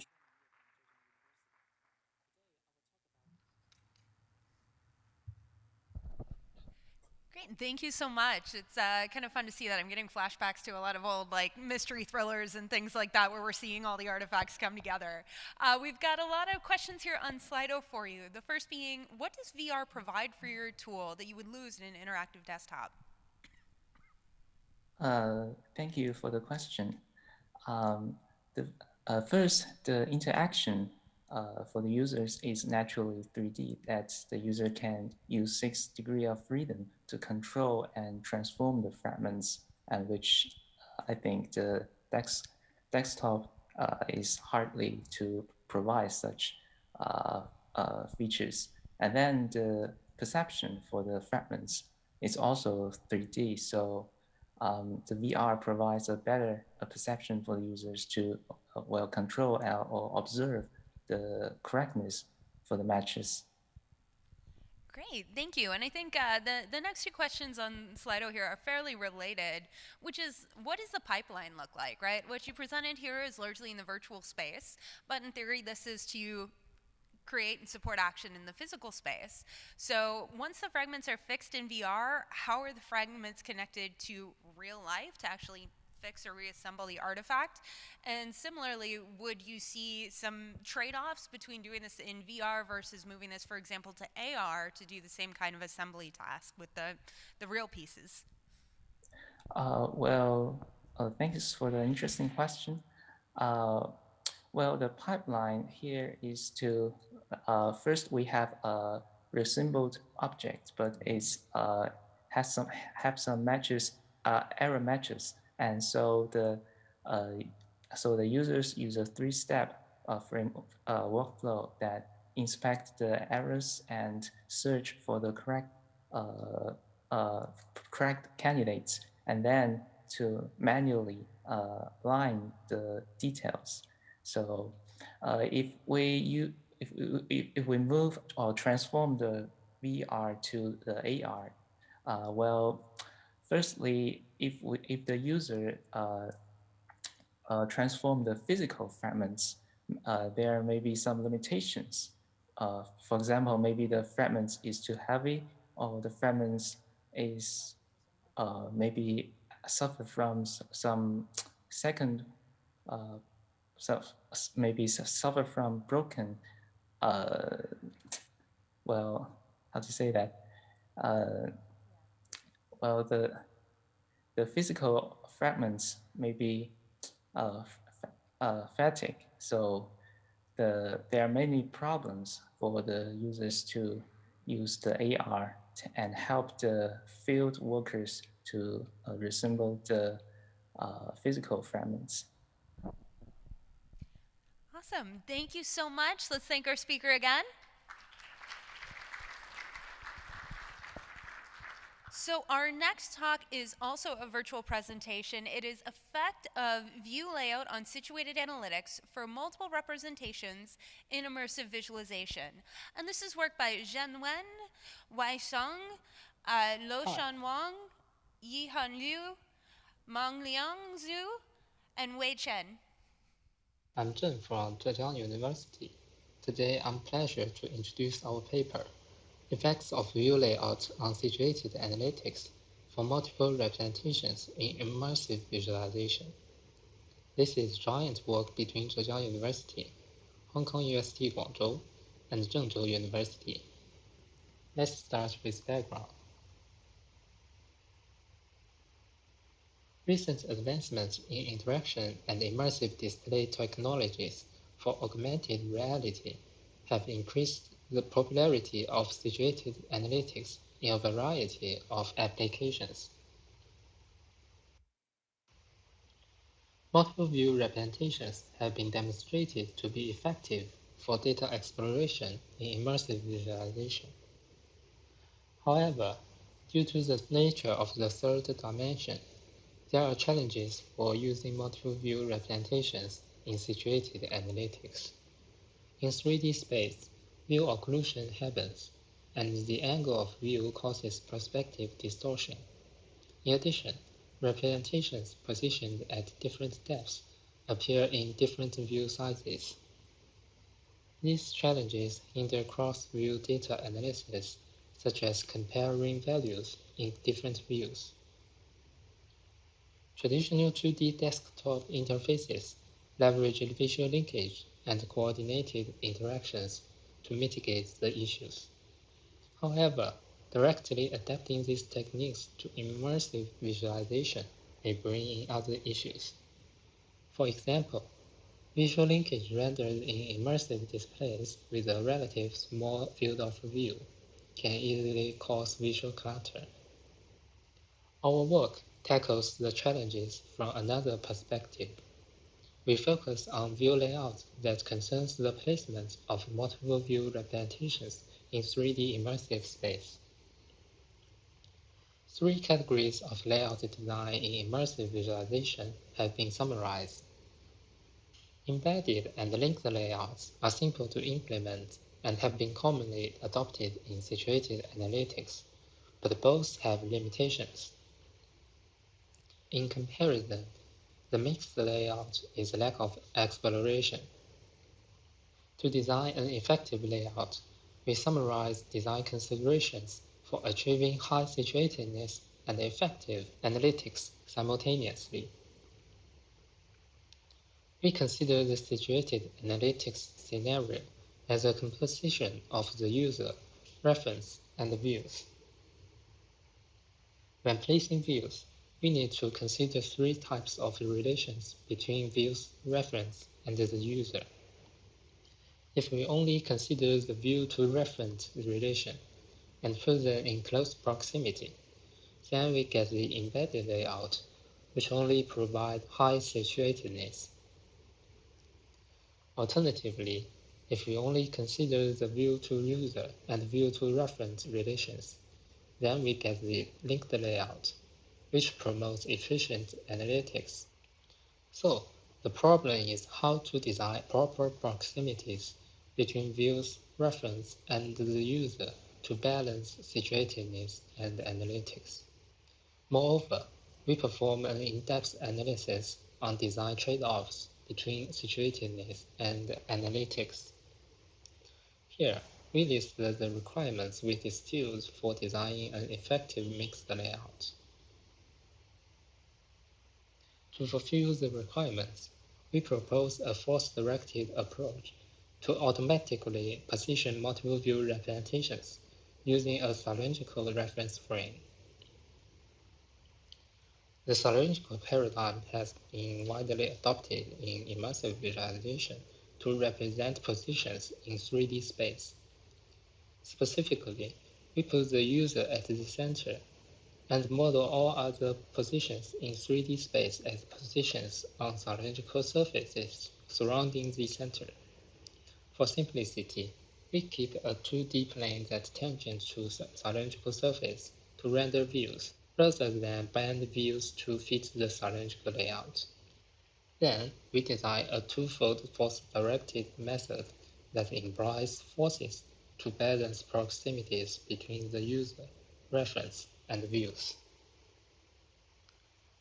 First, we choose to place all views on a common cylindrical surface. All views receive attractive forces from the user and reference. In this way, the radius of view position is determined by the view-to-user and view-to-reference relations. Second, we perform force-directed layout on cylindrical surface to translate view positions. By attractive and repulsive forces between views and reference, our method removes occlusion and balances view-to-view and view-to-reference proximities.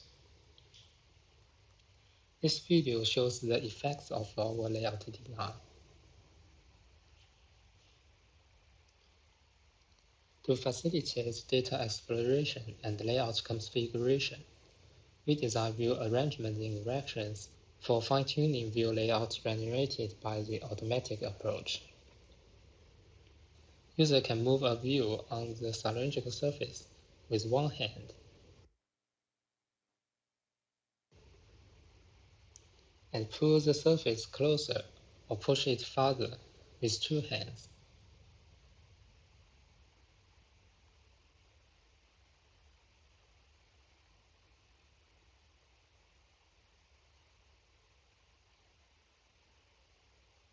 We also provide an automatic view alignment function for view arrangement. All selected views will be restricted on a common cylindrical surface and placed side by side. To validate the effectiveness of our approach, we conducted a formal user study that compared the layout created by our method with embedded and linked layouts. Experiment results show that participants accomplished filtering and connecting centered tasks significantly faster with our layout, as the advantage is more significant in complex things. User feedback also validates our prototype system in terms of usability, utility, workload, confidence, and satisfaction. The study reveals some interesting findings. Situated analytics is often regarded as a holistic feature and benefits for immersive visualization. However, our study shows that the design recommendations for improving situatedness and those for facilitating analytics with multiple view representations can be hard to accomplish simultaneously. The finding opens up research opportunities for better understanding the relationship between situatedness and analytics in immersive visualization. Our work has presented an effective method for balancing situatedness and analytics. There are several promising directions for future work. First, we plan to improve the interactions of our prototype system from the perspectives of modality and accuracy. Second, we would to improve the generalizability of our layout adaptation method. In conclusion, we have presented an in-depth study on the effects of view layouts on situated analytics for multiple view representations. This work illustrates a promising area for future research on situated analytics. More conceptual and empirical research is needed to achieve a better understanding of design space dimensions for situated analytics. That's all. Thank you. Hi, I'm Zhen from Great, thank you so much. So a reminder to post any questions you have for our speakers on Slido. I want to kick things off here with a question about essentially attentional focus and peripheral vision, right? When we're looking at these kinds of graphs essentially arrayed egocentrically around the viewer can only actually really focus on one or two graphs at a time for the most part. So I'm curious how this particular method might change the kinds of comparisons or the ability to precisely compare data that people are able to accomplish with multiple graphs based on this forcing data and forcing information more into the periphery.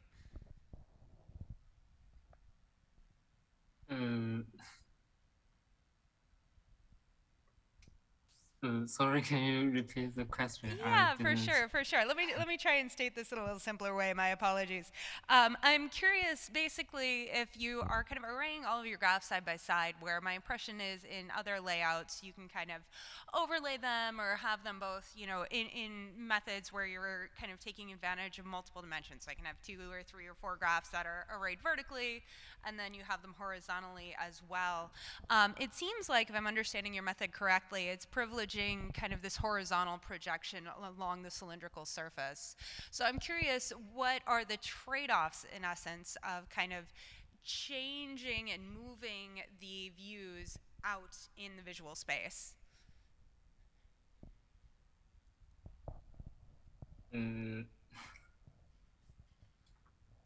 So We can always take it offline, too.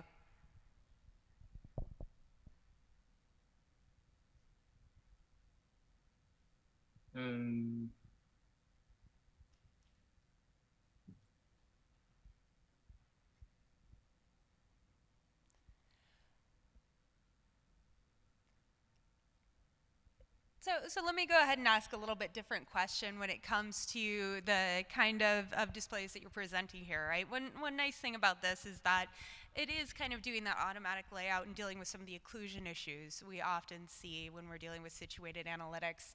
But I'm curious, how scalable is the approach? How many graphs are you all able to usually comfortably fit into your display using this approach? we use 3 views and 6 views in our studies because we found the field of view of our devices, that is HoloLens 2, has limitations. So put too many views in the field of view is not realistic. So we only test 3 views and 6 views. But in the theory, our method should support more more numbers of views.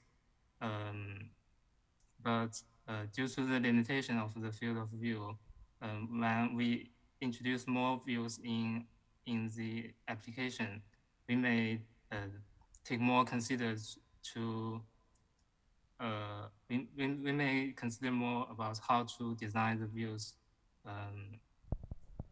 to fit them in the limited field of view. Great, thank you so much. We have a quick question here from Melanie Torrey. Do you think the chart type would influence how different charts would perform in these 3 different conditions? Yes. That's a good question.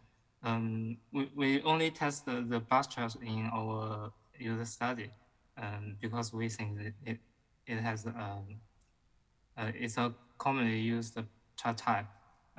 And for more different chart type, users may take different actions when comparing them or get some insights from them.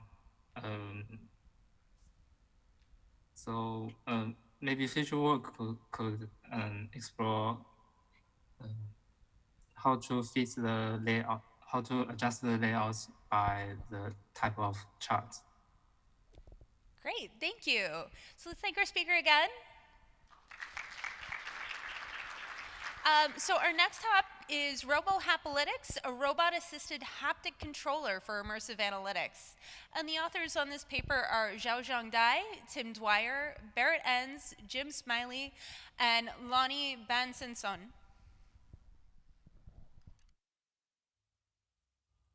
Hello everyone. University in Melbourne, Australia. Hello everyone, my name is Xiaozhang Dai. I'm a PhD candidate at Monash University in Melbourne, Australia, and I will be presenting our work on RoboHapAlytics, a robot-assisted haptic controller for immersive analytics. Immersive environment like virtual reality has shown its great potential to present and explore data, especially three-dimensional data, and how to interact with the data is always an interesting topic. Currently, the most common way is using the VR controller with recasting or hand tracking with mid-air interaction. However, both of them can only provide very limited guidance. One way to increase the guidance is tangible feedback. Many work has explored that using tangible feedback can leverage natural human interaction with everyday 3D objects to facilitate interacting with digital content, like using a parallel sliders on each orthogonal axis for a volumetric range selector, and the tangible feedback in this case allow a more precise interaction. Where some other researchers are interested in generating simulated haptic feedback for interactions. By changing the actuator setting, the same device can be used for different situations. Like a motorized slider can switch its behavior between a normal slider and a step slider. A more accurate, a more natural and realistic way for interaction would be in content-type haptics, where a supporting device like a robotic arm changes the position of the physical controls in order to meet different interaction requirements. With an accurate and fast tracking system, an encounter-type haptic device can theoretically allow any interaction within a given space. However, not many approaches of the encountered haptics were used for data analytics, and most of the approaches are designed for static interactions. Hence, we built a physical slider and mounted on the end of a robotic arm as the encountered haptic device for dynamic interactions. Here is one of the potential use cases of our device.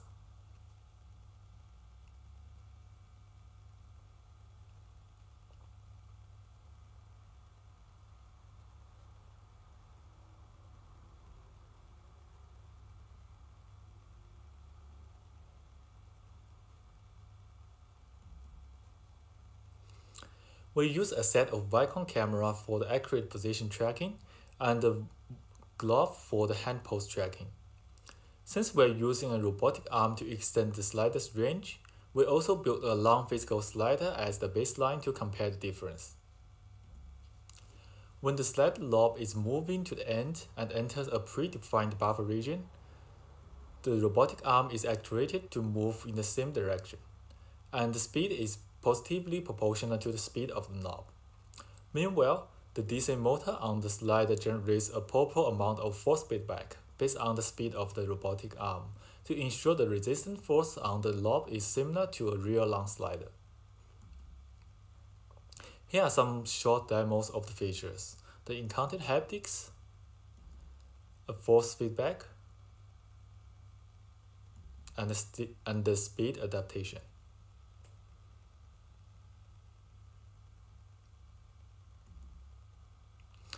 We have conducted a control experiment to evaluate the performance difference between three conditions in order to control the slider in VR. The conditions are interacting with a long physical slider, interacting with a virtual slider only, and interacting with our encountered haptic slider, also referred as dynamic slider. Ideally, the dynamic slider can perform similarly to the long physical slider, and better than the virtual slider, where interaction with mid-air gesture is one of the most common methods. All three conditions have the same VR view during the experiment, and the experiment is designed to ask participants to move the slider knob to a random generated point and measure the time cost and accuracy. The position of the random point is restricted to three ranges based on the position of the slider knob.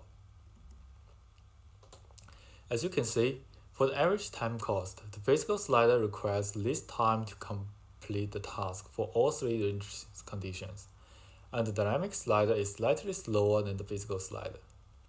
Virtual slider in general takes the longest time to finish all the tasks. From the average error result, there is no obvious difference between the dynamic slider and physical slider, but both of them are significantly better than the virtual slider in terms of accuracy. From the naked chart in our post-study survey, we can see that most of the participants prefer the physical slider as it is the easiest to use and can generate the most accurate result. Our dynamic slider is the second preferred choice, and the virtual slider is the least preferred one. We have also developed three potential use cases of our dynamic slider. The first use case is a straightforward application of the dynamic slider with extended range but fixed orientation for a time series line chart.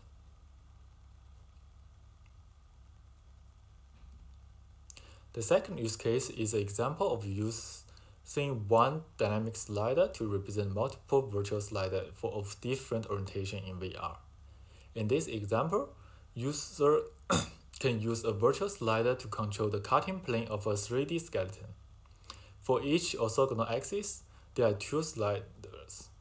Therefore, one physical slider is used to represent all 6 virtual sliders in VR. Our last use case is a virtual reality adaptation of the dim-vis scenario. Dim-vis is a manipulation technique for interacting directly on the virtual items in visualizations to enable exploration of the time dimension.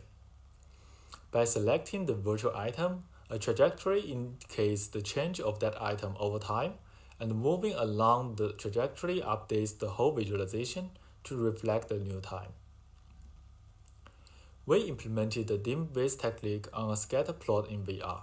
By selecting one data point, the temporal changes of that point is highlighted, and the user can move the data point to a previous or the next time slot to update the whole scatter plot. There are some aspects can be improved to optimize the performance of our device, and also some future work to do to increase the versatility. First of all, our device relies on a marker-based infrared motion capture system, which is currently the most accurate and fastest system for real-time hand tracking. Although we have tried several types of camera-based hand tracking devices, the accuracy does not meet our expectation. If a better tracking system that allows bare hand interaction can be implemented, users would have a better immersive experience. Also, our robot speed is strictly limited to a very safe level to avoid any potential accident. As a result, it directly restricts the maximum speed allowed during the interaction and increases the delay before the user can actually touch the physical controls. Additionally, in our current stage, only one slider and a rotor encoder in one of the use cases are involved. There are many other physical controls and actuators can be attached as well. With more controls available, we can provide a general solution to fit all the required interactions for data analytics in VR. In conclusion, we have built an encountered haptic device with a slider control for dynamic interactions. We have designed and conducted a controlled user study to evaluate the performance of the dynamic slider system and compared it with two other interaction conditions. We have also implemented 3 use cases to demonstrate the usability and the applicability of our dynamic system. We hope this work can inspire others to create a more versatile solution for immersive analytics. Thank you for watching.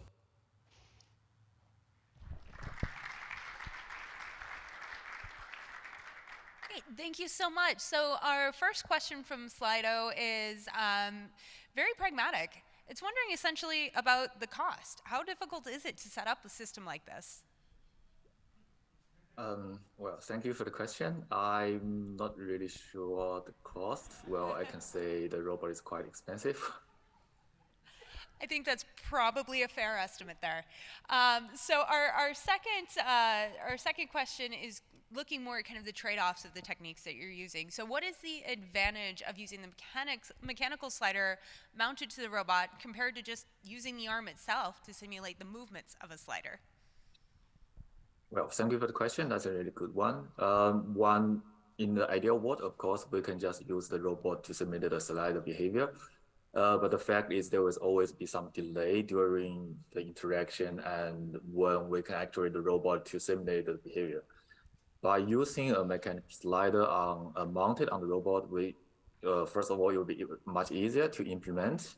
And the biggest advantage is if we have a slider on the robot, if, for example, the user need to have a really precise selection, in that case, the robot does not need to move at all. So in that case, the slider can be our dynamic slider will behave exactly the same as the long physical slider.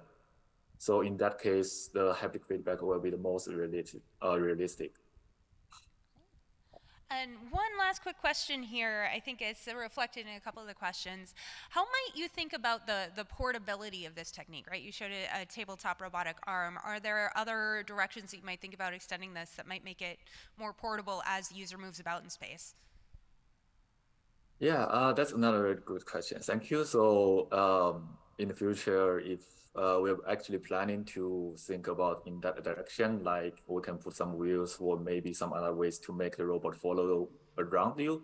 So the robot will not just stand on the table itself. So in general, we can increase the available interaction space, way bigger. Great, thank you so much. Let's thank the speaker again. Thank you. And the last paper of this session is Labeling Out-of-View Objects in Immersive Analytics to Support Situated Visual Searching. And this is work by Tika Lin, Yalong Yang, Johanna Bayer, and Hans-Peter Pfister. Hi, can you all hear me? Yeah. Hi everyone, my name is Tika Lin. I'm a PhD student at Harvard University. I'm super excited to be here because this is my very first VIS presentation. So in this paper, we present an empirical study on AR label design for out-of-view objects to support situated visual searching. So the motivation for this study is based on the frequent user needs to perform situated analytics in the real world. We often compare data and search for targets of interest, such as looking for a product in a supermarket, comparing menus of the surrounding restaurants, or identify players in a live sports game. While this information is available digitally, how to search and compare them effectively is a visualization design challenge. Broadly speaking, labeling techniques are used to annotate targets of interest on a given view. In a 2D visualization, the main challenge is to address dense target in a small view. So external labeling, zooming, or filtering techniques were studied. On the other hand, in the AR scenario, the real-world objects are usually sparse in the physical environment, and the physical targets cannot be manipulated or scaled like the digital targets on the 2D screen. Therefore, directly annotating the objects in the field of view seem to be the most popular methods, such as embedding or external labeling. However, since real-world objects are sparse in a large space, users have to physically scan the entire environment, which can be inefficient and physically demanding. Therefore, we found there is a current gap in labeling targets that are outside the field of view to support situated visual searching. In our study, we want to understand how to place labels in AR to effectively support visual searching tasks. We first systematically explored design space of AR labels with a focus on out-of-view objects. We then designed and evaluate 5 distinct labels in a control user study. So to identify the design requirements for AR labels, we first conducted a goal and task analysis. 2 goals were identified. First, the labels need to support spatial searching by visualizing the spatial relationship between the targets and the user.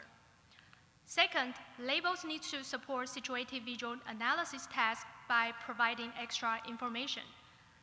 We then identified 3 fundamental situated visual searching tasks based on the typology of abstract visualization tasks by Bremer and Monsner, including identify a single target, compare multiple targets, and summarize data across targets.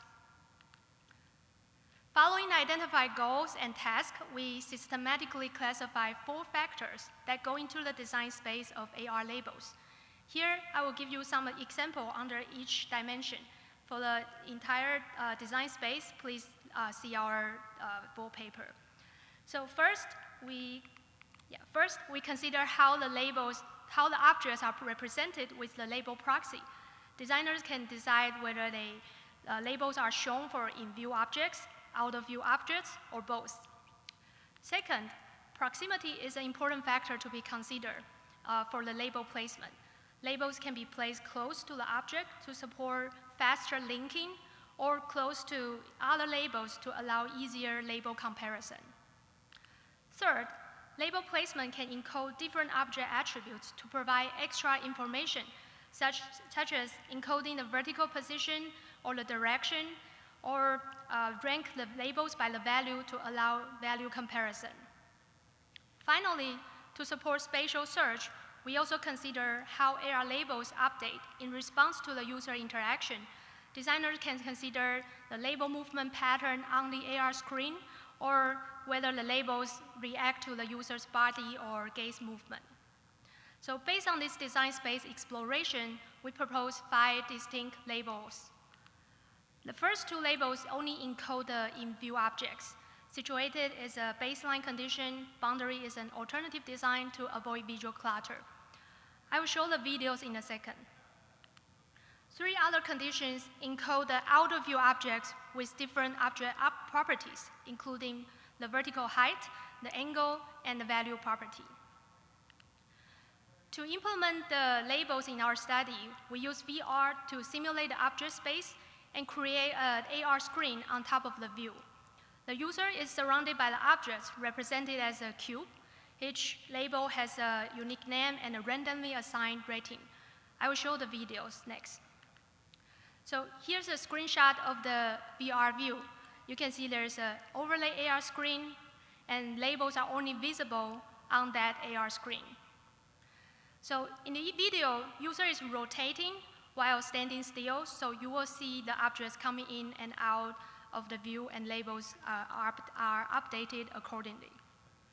So the first label, situated, they are placed close to and above the virtual objects. Boundary labels, they are placed at the bottom boundary of the AR screen, and they are linked to the object with a leader line. Height label encode the relative vertical position of the objects that are outside the field of view, and once the objects are in view, labels become situated. And labels are placed on the left or right boundary depending on which way the object is closer.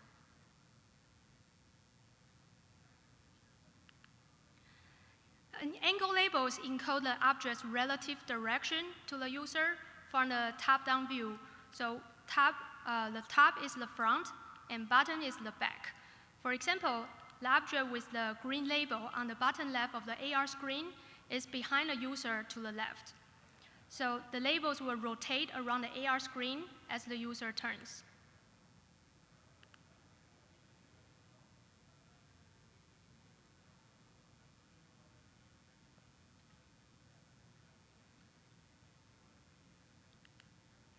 So finally, value labels rank the labels by the values, and they are placed at a fixed position on the left boundary of the AR screen. A left-right arrow indicates the closer direction of the object that's outside the field of view.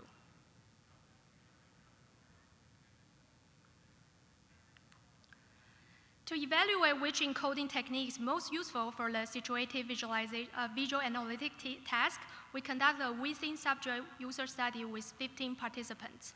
The user was asked to identify an object, compare 3 objects' values, and summarize the value average of 2 clusters. We record the time, accuracy, and subjective feedback. I will share 3 main results. First, we found that users perform compared tasks significantly faster with the out-of-view object labels. It is mainly because users can compare multiple objects at once and do not need to scan the entire surrounding area. Second, situated and boundary labels have similar performance across all tasks. Third, angle labels had the best performance overall in supporting situated visual searching tasks and was preferred by the participants. To conclude, our study results provide design implication for future AR applications. On the high level, in-view objects labels can be suitable for targets that are within the same direction, such as a few products on the shelf. Or for tasks that involve sparse objects in the physical environment, out-of-view labels can be beneficial, such as an entire fruit section in a supermarket. Alternatively, boundary labels can be applied when less visual clutter in the central field of view is desired. For out-of-view objects, angle labels are good for searching a target location, like coffee shop in the area. High labels can be used for targets with various height, like books on different shelves. And finally, value labels with static layout can be used to track the ranking of targets effectively, such as the athlete's ranking in a race. So with that, I'd like to thank you and also thank my wonderful collaborators, Yalong, Johanna, and Hans-Peter. I'm happy to take any questions.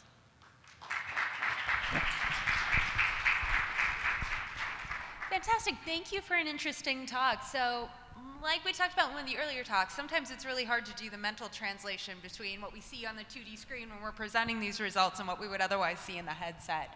So I'm curious if you can talk about a little bit more about how you might translate these labels and this kind of work to more of a perceptive, immersive environment like we have in the HoloLens, rather than a flat screen like an iPad or what we're seeing on the display here.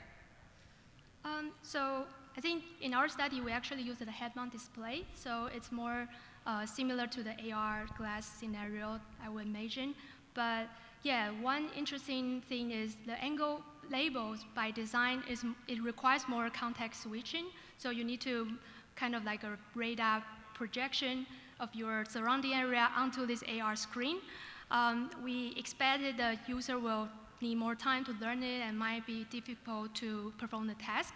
But actually in the study, after some training, the user can naturally project this information and find the location of the surrounding objects pretty naturally. Yeah.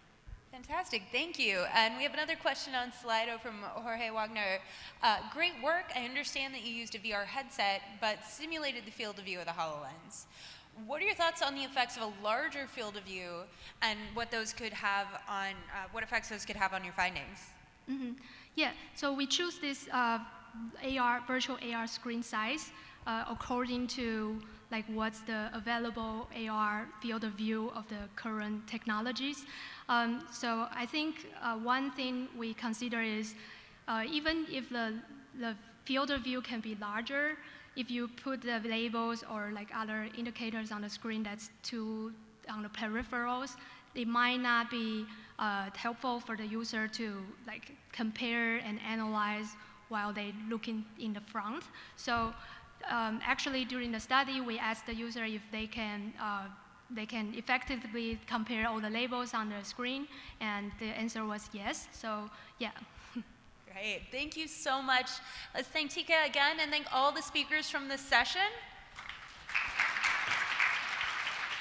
That wraps our session for today. There are coffee and snacks out in the hallway, and the in-person speakers will be up here afterwards for any additional discussion. Thank you all so much.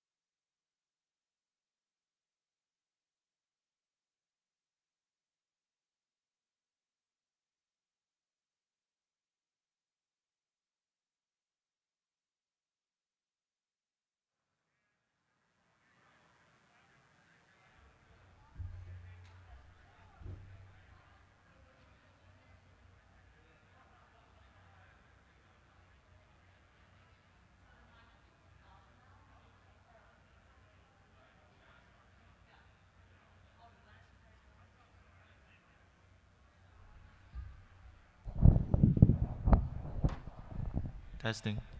Testing. Okay. So if you're a speaker, please, you can come up front row and test the display. I'm trying to test, but it's not showing up. Is there a... Thank you, thank you.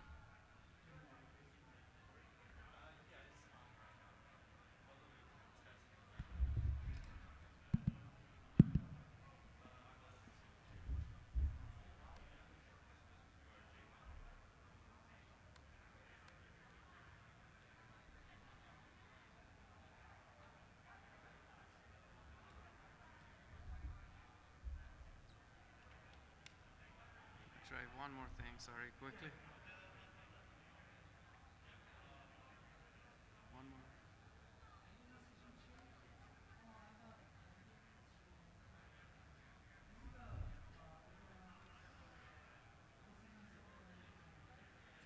This is not working as I expected to do. Well, I want the presenter view on my end. Okay, perfect. Okay, so I need to present. Okay, perfect. Yeah, this is good now. Awesome. All right, all you.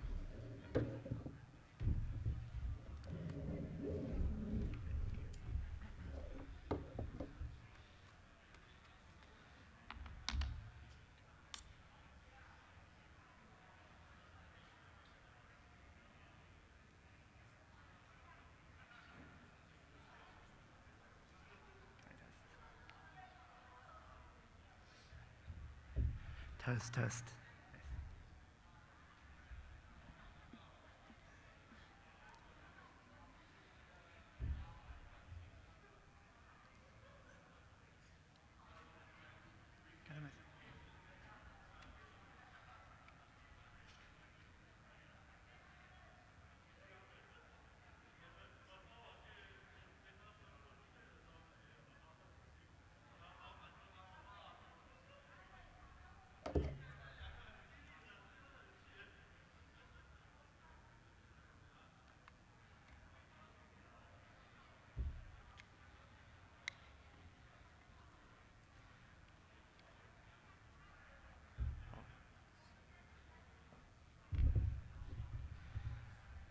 Let's just go straight out of the HDMI.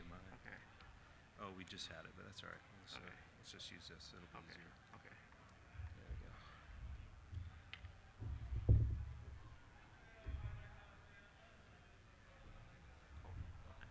Let me play a video.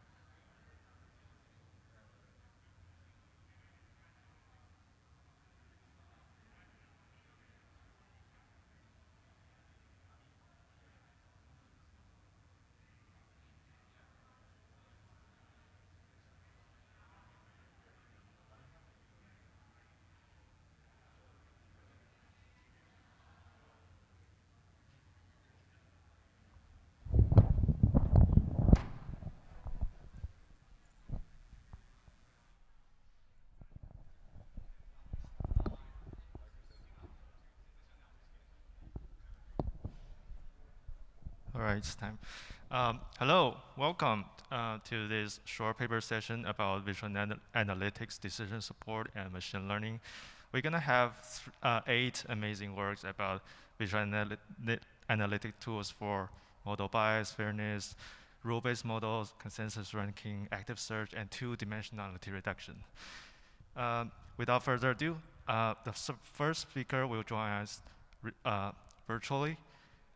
David Manachika will talk about Visual Auditor. It's a pre-recorded video.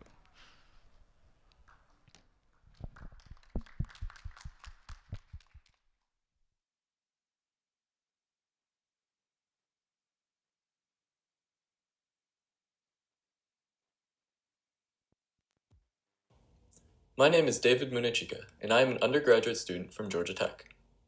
I am very excited to present Visual Auditor, an interactive visualization tool for detecting and summarizing biases in machine learning models. As I'm sure you all know, machine learning models are everywhere. As consumers, we interact with countless ML models each day, as they power everything from the recommendation algorithms of our favorite streaming services to creditworthiness and loan eligibility assessments in banks. With ML models impacting our daily lives, it is essential that these deployed systems exhibit fair treatment across all subgroups of people.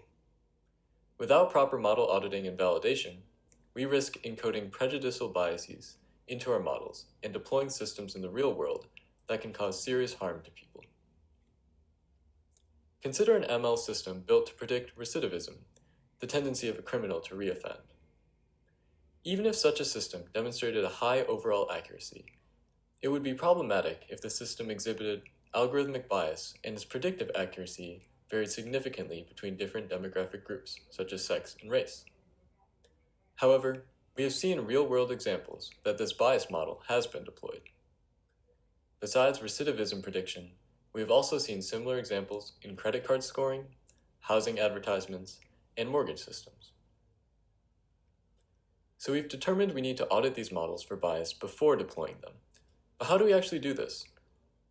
In fact, this problem becomes non-trivial when we consider that bias can be intersectional in nature as well. Looking at combinations of features, rather than simply individual features, leads to the number of possible ways of slicing any particular dataset to grow combinatorially in nature. There is existing research for detecting the most problematic slices, or subsets, of data, but these current algorithms are limited.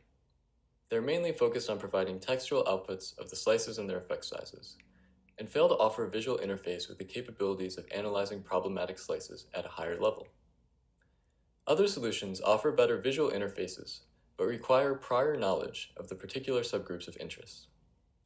For complex datasets, it becomes infeasible for users to manually consider all potential subgroups of data in order to identify biases. This is why we developed Visual Auditor. Visual Auditor provides a comprehensive visual interface for model bias detection and summarization. It enables ML models to be audited so that underperforming subgroups can not only be surfaced, but also analyzed by human users.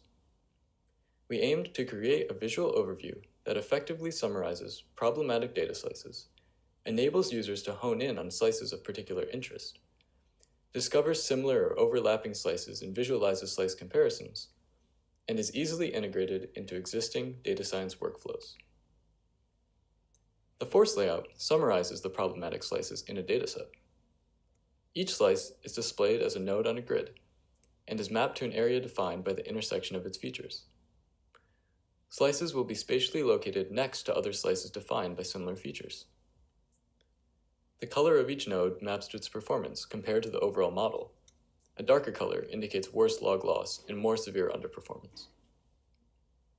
Similarly, the size of each node represents the sample size of the slice. The force layout is an effective visualization design because it immediately draws attention to the largest and most problematic slices through color and size encodings, while simultaneously conveying information about relationships through clusters of similarly defined slices. The sidebar allows filtering of slices and visualization customization to hone in on slices of interest. Users can change what slice characteristics are defined by color and size, and they can choose the top K slices to show either based on performance or size. A minimum slice size can be set to filter out outliers, and the feature checkboxes can be used to look at specific slices containing particularly sensitive features of interest. These various filtering options allow users to quickly identify the most problematic slices within their data and slices that are of particular importance to them. This speeds up the process of identifying the most significant slices hurting model performance and understanding how to mitigate the existing bias. The graph layout is an additional view which shows relationships between slices. The number of overlapping samples between two slices determines the thickness of that particular edge, and the strength of the force pulling the nodes together. This results in nodes that share many common data samples being clustered closer together. Lastly, viewing which intersections of features yield the highest accuracies presents users with an additional insight into the performance of their model. To support this analysis, Visual Auditor automatically computes overperforming slices as part of the slice finding algorithm. In any view, users can switch to viewing overperforming slices by toggling on the switch in the sidebar. To increase the accessibility of our tool, users can access Visual Auditor using a web browser or directly within a computational notebook, available on the Python package index. We use a method of converting web-based VA tools to notebook widgets that we call Nova, which will be discussed more during the poster session later on. Computing slices and generating the visual interface can be done in only a few lines of code. To evaluate the effectiveness and usability of Visual Auditor, a user study was conducted with current data scientists and ML practitioners. Overall, study participants found the tool to be easy to understand and enjoyable to use. The domain experts also agreed that Visual Auditor provides new functionality for understanding model bias, auditing models for performance, and finding approaches to mitigate ML bias that did not previously exist. In particular, users found the force layout to be an effective visualization design because it immediately draws attention to the largest and most problematic slices through color and size encodings, while simultaneously conveying information about clusters of similarly defined slices. Participants also found the graph layout insightful by bringing focus to groups of densely connected nodes representing similar slices in order to identify which slices to focus on improving to yield the greatest performance improvement in the overall model. Lastly, all participants appreciated the notebook support and ease of integration into existing workflows. In summary, we developed Visual Auditor, an interactive visualization tool to summarize and detect ML model biases. Visual Auditor offers a comprehensive overview of problematic data slices as well as slice relationships, and it is easily integrated into notebooks and existing data science workflows. Thank you all for listening today. I'm happy to take any questions at this time.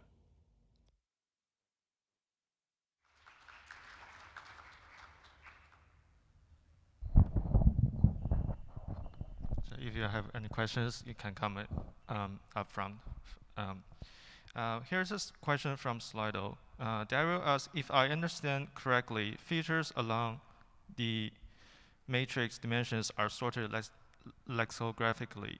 Could you make usage of possible feature orderings, for example, by correlation between features or other clusterings? Hi. So yes, this is a very good point that was brought up. Yeah, the choice to kind of sort the features lexicographically or alphabetically on those dimensions is basically just to ensure consistency across design. But I understand that if we chose maybe a more a sorting method, such as like clustering the features based on correlation between features or something similar to that, then it might lead to better separation in terms of the actual clusters of the slices that are output on the graphs and the force layout and the graph layout. So that's a very good point and something that we would definitely consider in our future design of Visual Auditor. Thank you. Right, especially when your graph have edges, and maybe you can try to reorder it to minimize edge length, for example. Absolutely, yes, that's a great point. Cool, thank you. Okay. And next up, we have Bangchun Kwong to talk about RM Explorer.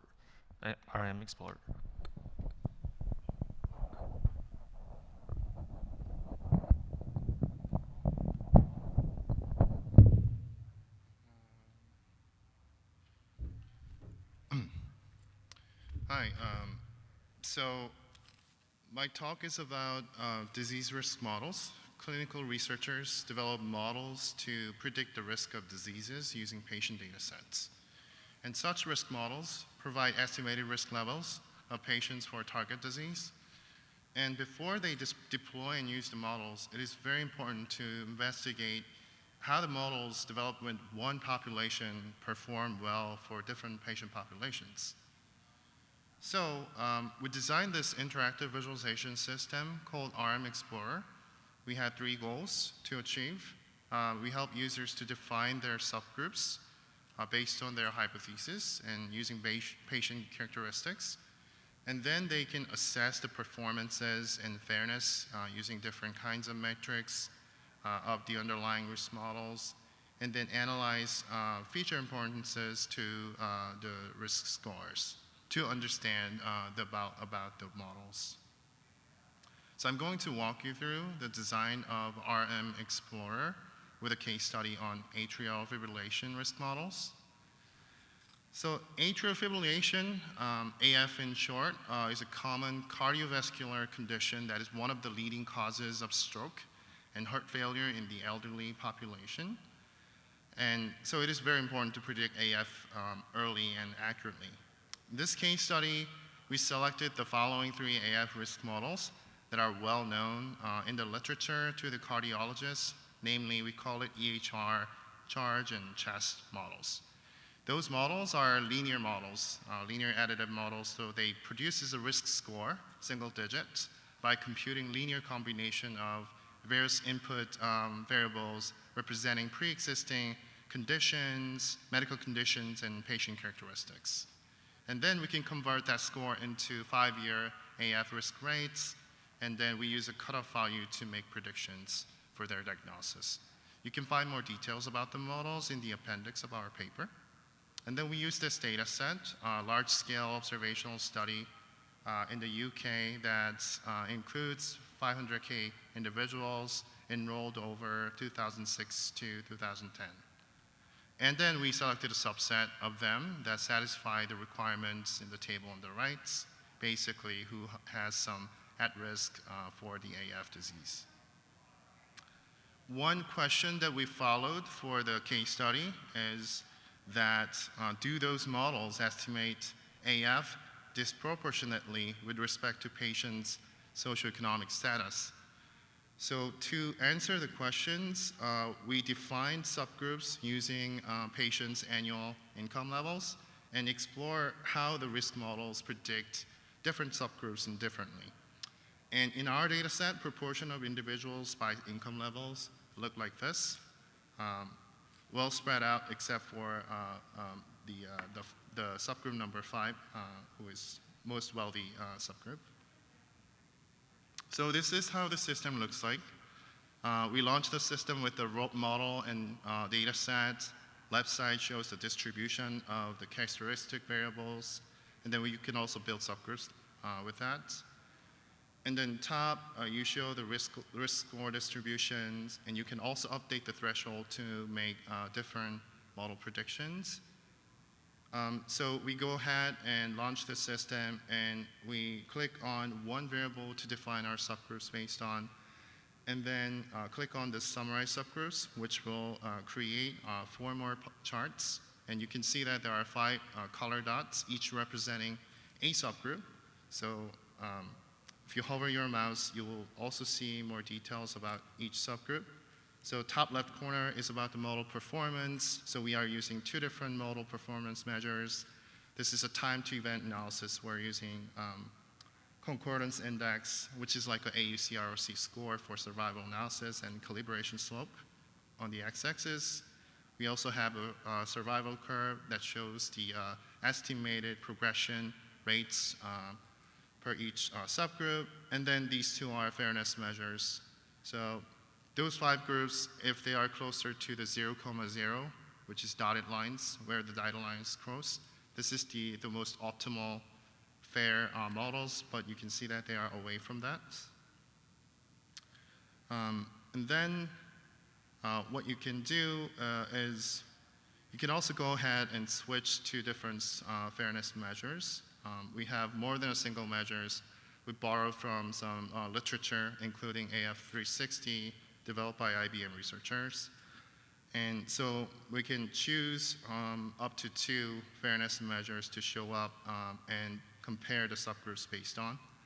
And also, we can expand each subgroup to include 2 additional models. As I said, there were 3 AF risk estimation models. You can see that vertices of this triangle represents, each vertex represents a risk model. And so you can see that how different models predict differently for different subgroups.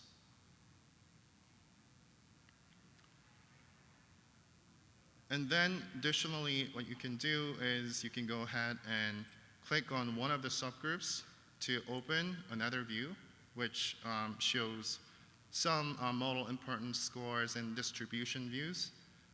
One is the SHAP summary plots, which shows the feature contributions to the model prediction. And then there's parallel trends, which show feature distribution for different subgroups. And one can also adjust the subgroups' risk scores and then see the different fairness measures. Things we learned, RM Explorer, it shows a way to explore performance and fairness of disease risk models. What we found is the subgroups are really keys to examining the risk models. Clinical researchers think about how their models react differently to different kinds of patient groups, and they define their patient groups based on age and variety of different pre-existing medical conditions. So keys to define the subgroups. Future work ideas, how do we include some automated methods to discover subgroups? And also, if we have many subgroups, sometimes mutually exclusive, sometimes they're overlapping, how do we visualize them? Another point is about the visual comparison of performance and fairness measures. So people do a lot of comparisons based on different fairness measures and different performance measures. How do we include that in visual analytics pipeline? Also, as you've seen from the previous talk and also possibly other talks in the session, I think we need a lot more work in this domain of bias inspection and fairness exploration. So please check out. So I also presented another work at IEEE VIS, and I think we need more work in this direction. These are the references, and I thank you so much for your attention. I'll take any questions you have.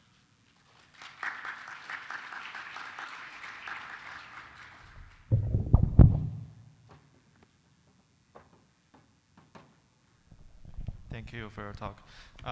Dario asked, SHAP values for binary features seems cluttered tightly. Is there a way to improve on that? Can you repeat one more time? Sorry. Oh, so the SHAP values on the right side of the visualization for binary features seems cluttered tightly. So Dario asked, is there any way to improve on this? Great question.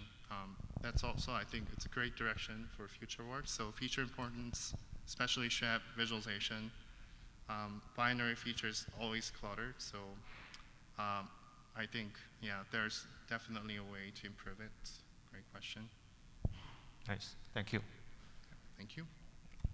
So next up, we're going to have Dario Antweiler talking about visualizing rule-based classifiers for clinical risk prognosis. It's going to be a pre-recorded video.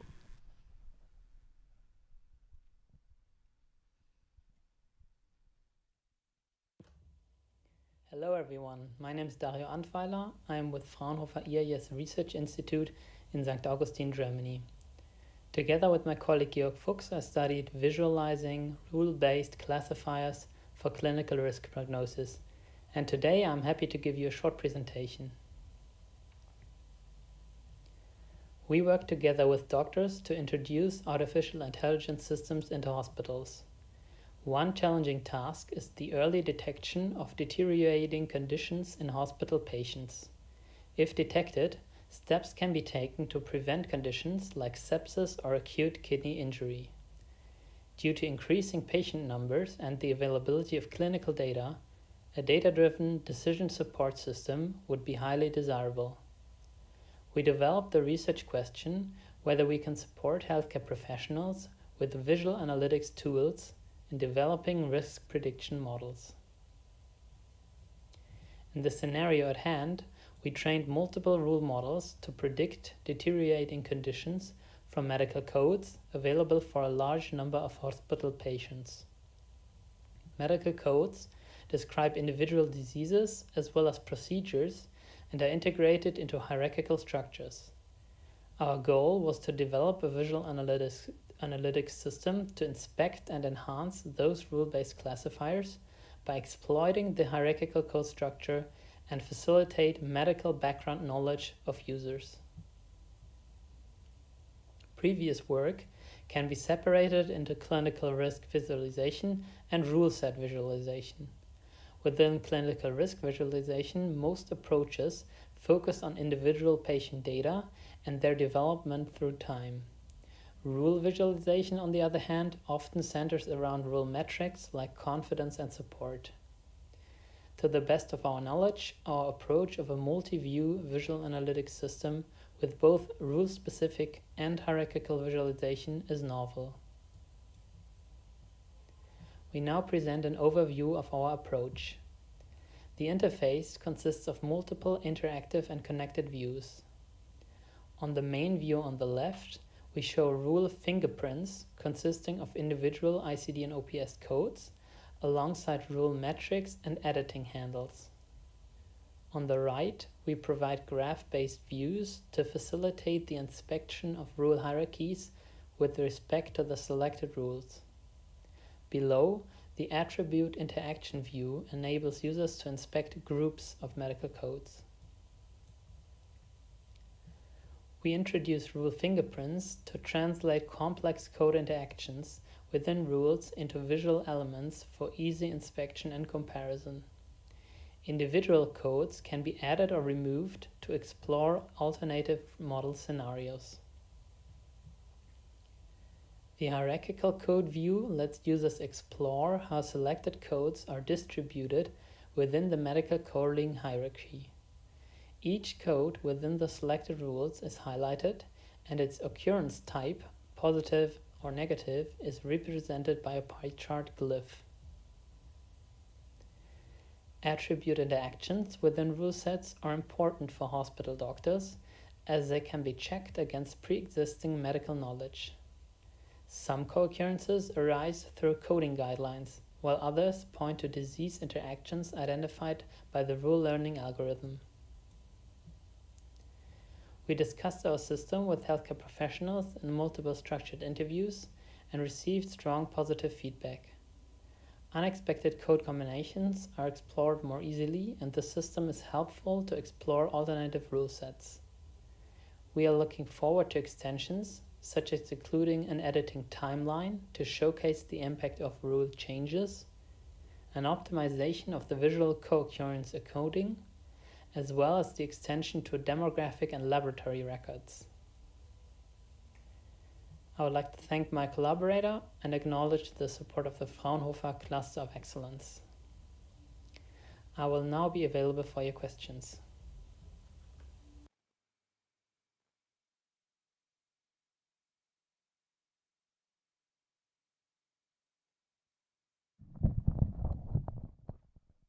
Any questions from the audience? Derek, can you hear us? Yes. Oh, cool. I'll start.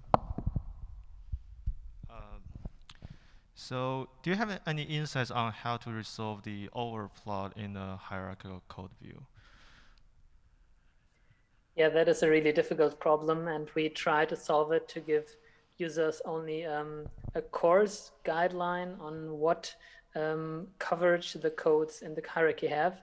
We understood from doctors that they kind of have good background knowledge on the main chapters of the hierarchy. There are about 8 main chapters, and they do know their way around them quite good. But we could extend it to like a zoom version on the hierarchical view. So that would be an interesting extension. Right, so something like a zooming fisheye view. Yeah, cool. Thank you.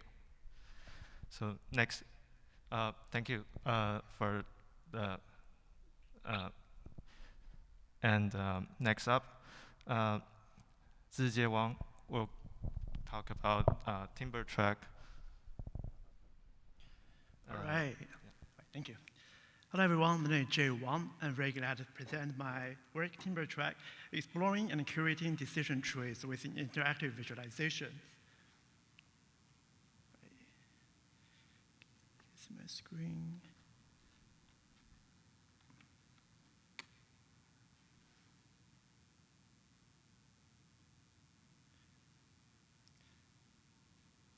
Should I unplug and replug it?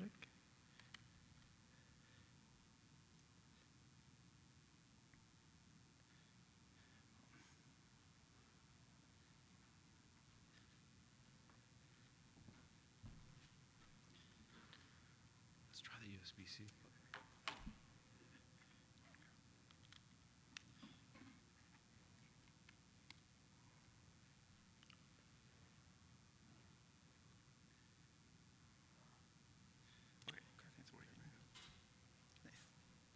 Thank you so much. All right, hello everyone, and try again. Okay, so here, in recent years, I've seen a booming of machine learning models. However, most machine models are black box models, meaning that we don't really know what's happening inside those models. However, in high-stake domains, people prefer interpretable models. So using those inherently transparent models, people know what's going on after deploying those models, so they can minimize the harm if we deploy those models. And among those transparent models, one popular one is called sparse decision tree. Those sparse decision tree have very classical decision tree structure. So here I'm using color to encode the different features, and I'm using plus and minus sign to encode the output of the binary classification. And we call a decision tree sparse if it's short, maybe 4 to 6 levels. And people like the sparse decision tree because they're very accurate. So within some recent technique, people can find out those models can be as accurate as other black box models, and also very easy to understand. And also sparse decision trees are very simple, so people can even memorize decision rules. However, when we're training decision tree, we find an interesting phenomenon. There are many different trees that have different structure, they're using different features, but they have very, very similar accuracy. Researchers call them Rashomon effects, so it had to become a more recent, a new field of study. A Rashomon effect is formally defined as different descriptions of the same incident. So maybe you have heard of a story before. So one man asked 3 different people to wear a blindfold and touch an elephant, and let them guess what object they're touching.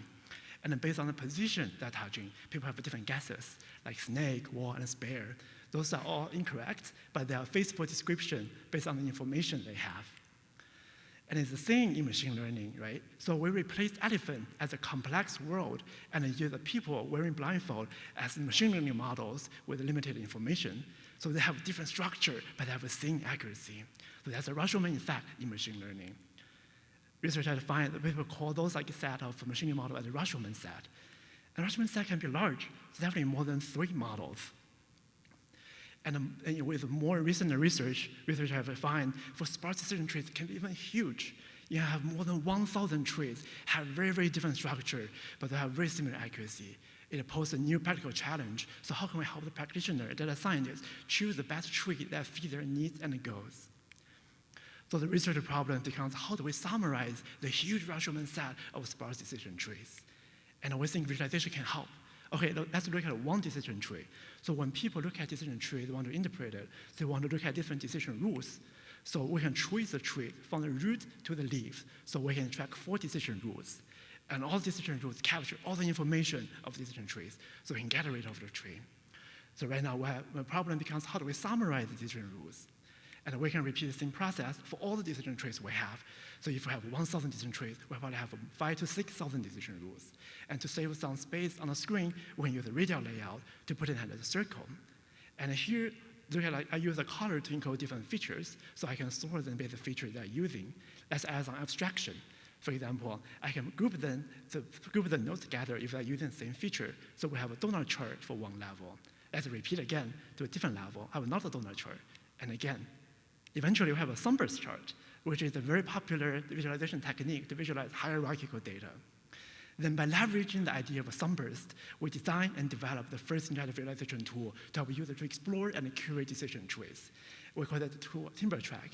And TimberTrack is open source, and we have a public demo. So we encourage you to try out the tool by visiting the link on the top right. And right now, we'll give you a short demo of this tool. In the demo, I will use a recidivism prediction model. So it's binary classification. We'll use some feature like age, sex, and prior crime to predict the likelihood of someone will re-offend in 2 years. So when users open the tool, they can see a sunburst chart in the middle. So here again, I use a different color to encode different features, and I use a different brightness of the color to encode different ranges of continuous features. So user can hover over different arc sectors to see the name of the feature and also the value of the feature. User can click one arc vector to zoom in, where it allows to show all the decision rules that using that particular feature at a particular level. User can also do more, they can click more to zoom in more. User can hover over the gray sectors to see the decision tree correlated with that decision rules. For example, here, we're looking at the blue to green. So sure enough, the blue to green decision rule is highlighted in the decision tree. Once user find out an interesting decision tree, they can click the gray sector to pin that tree. So it opens up a tree window. So in the tree window, we'll show more information about individual decision trees. And the user can also click like top menu to control how many levels you want to see in the sunburst chart. And the user can click the center of the sunburst chart to go to the original layout. Okay, let's find a different tree. Okay, so this tree looks interesting, and we can pin that tree window. And all the tree windows are repositionable, so user can simply drag and run to have side-by-side comparison. And here, user can also toggle the scale by sample size button. So here, we use like the rectangle width to encode the number of training data going to that node. So people would prefer more balanced trees in practice, so we prefer the left tree. So we can click the heart button to favorite that tree into our bookmark, like to bookmark that tree. We can also add some comment to document why do we like that tree. Another feature for TimberTrack is the search panel. So on the top right, user can see using the slider to drag around to select trees with particular accuracies. Also, user can use the slider, same again, to select trees how balanced they are. User can use a checkbox to select trees with particular height, or using particular features. User can also use the checkbox to select trees using particular feature at a particular levels. Okay, let's imagine we're data scientists or practitioner to make a model for different prediction for the judges. We want to make sure our model are fair, right? So we don't want to have some sensitive feature like age and sex. So we can easily do that by uncheck the checkbox by age and sex. And we want to make a more balanced tree, so we can drag a slider. This tree looks pretty good. So we can see it's very simple, accurate, and also fair. So we can write down our comments and also save that tree. Sure enough, the tree goes to the favorite panel along with the tree we selected earlier. Once after we finish the curation process, we can click the download button to download the JSON file, including all the information about the trees. And the user can load the JSON file in their Python package and deploy the tree. Besides using TimberTrack in browsers, also practitioner data scientists can use our tool in computational notebooks, ranging from Jupyter Notebook, Jupyter Lab, Google Colab to VS Code notebooks. To do that, we use a technique called Nova, so which is a simple method to convert any web-based VA tools into notebook-compatible VA tools. So if you want to learn more, you can go to the poster session later and talk to me. And some limitations about TimberTrack includes number of colors. So here we're using color to encode different features. So if there are too many features, it may run out of colors. Also, TimberTrack only supports binary classification right now. And for future work, we want to use TimberTrack as a research instrument to see what data scientists or practitioner would use, or what kind of tree do they want. And that's all my talk. And again, TimberTrack is open source and public. We encourage you all to try out the tool, and feel free to give me any feedback and questions. Thank you so much.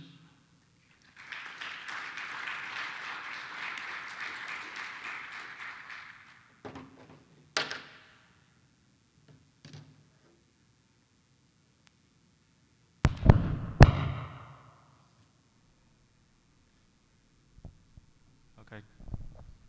Interesting. Questions from Dario. Color coding could be difficult for a large number of features. How could you redress this? Yes, exactly. That's a very good question. That's also the #1 limitation for TimberTrack. So right now we're working with researchers, so we have a different binning strategy to control the number of features we use, or different number of ranges containing the features. But then for future work, we have to think about more idea about how do we design or color code different features. Maybe we can think we have a different model to fewer features. Maybe we can use high dimensional reduction techniques to control the number of features we are using. And actually, there's some research showing that people prefer model using fewer features. If you have too many features, the model is not interpretable. And the reason people like sparse decision trees is because they are interpretable. So we want to make sure there is a balance, the trade-off between number of features, also complexity of model, and how interpretable they are. But that's a very good question. Okay, thank you. And Natalia asks, after transforming tree to rules, the feature ordering is not meaningful anymore. Do you rearrange the features when you aggregate the rules? Yes, that's another good question. Let's see, I can try this too. So after transforming the decision tree into decision rules, we will order them based on the feature they're using. So if you look at this graph here, for the first level, we'll first do some different order of features. So for example, we'll order them based on the inner ring, by the blue to light blue to orange. And again, among within the dark blue, we sort them again based on the feature they do. So it's a typical the way to draw the sunburst chart. All right, thank you. There are more questions, but I'll leave that to the Discord channel. Right, and thank you.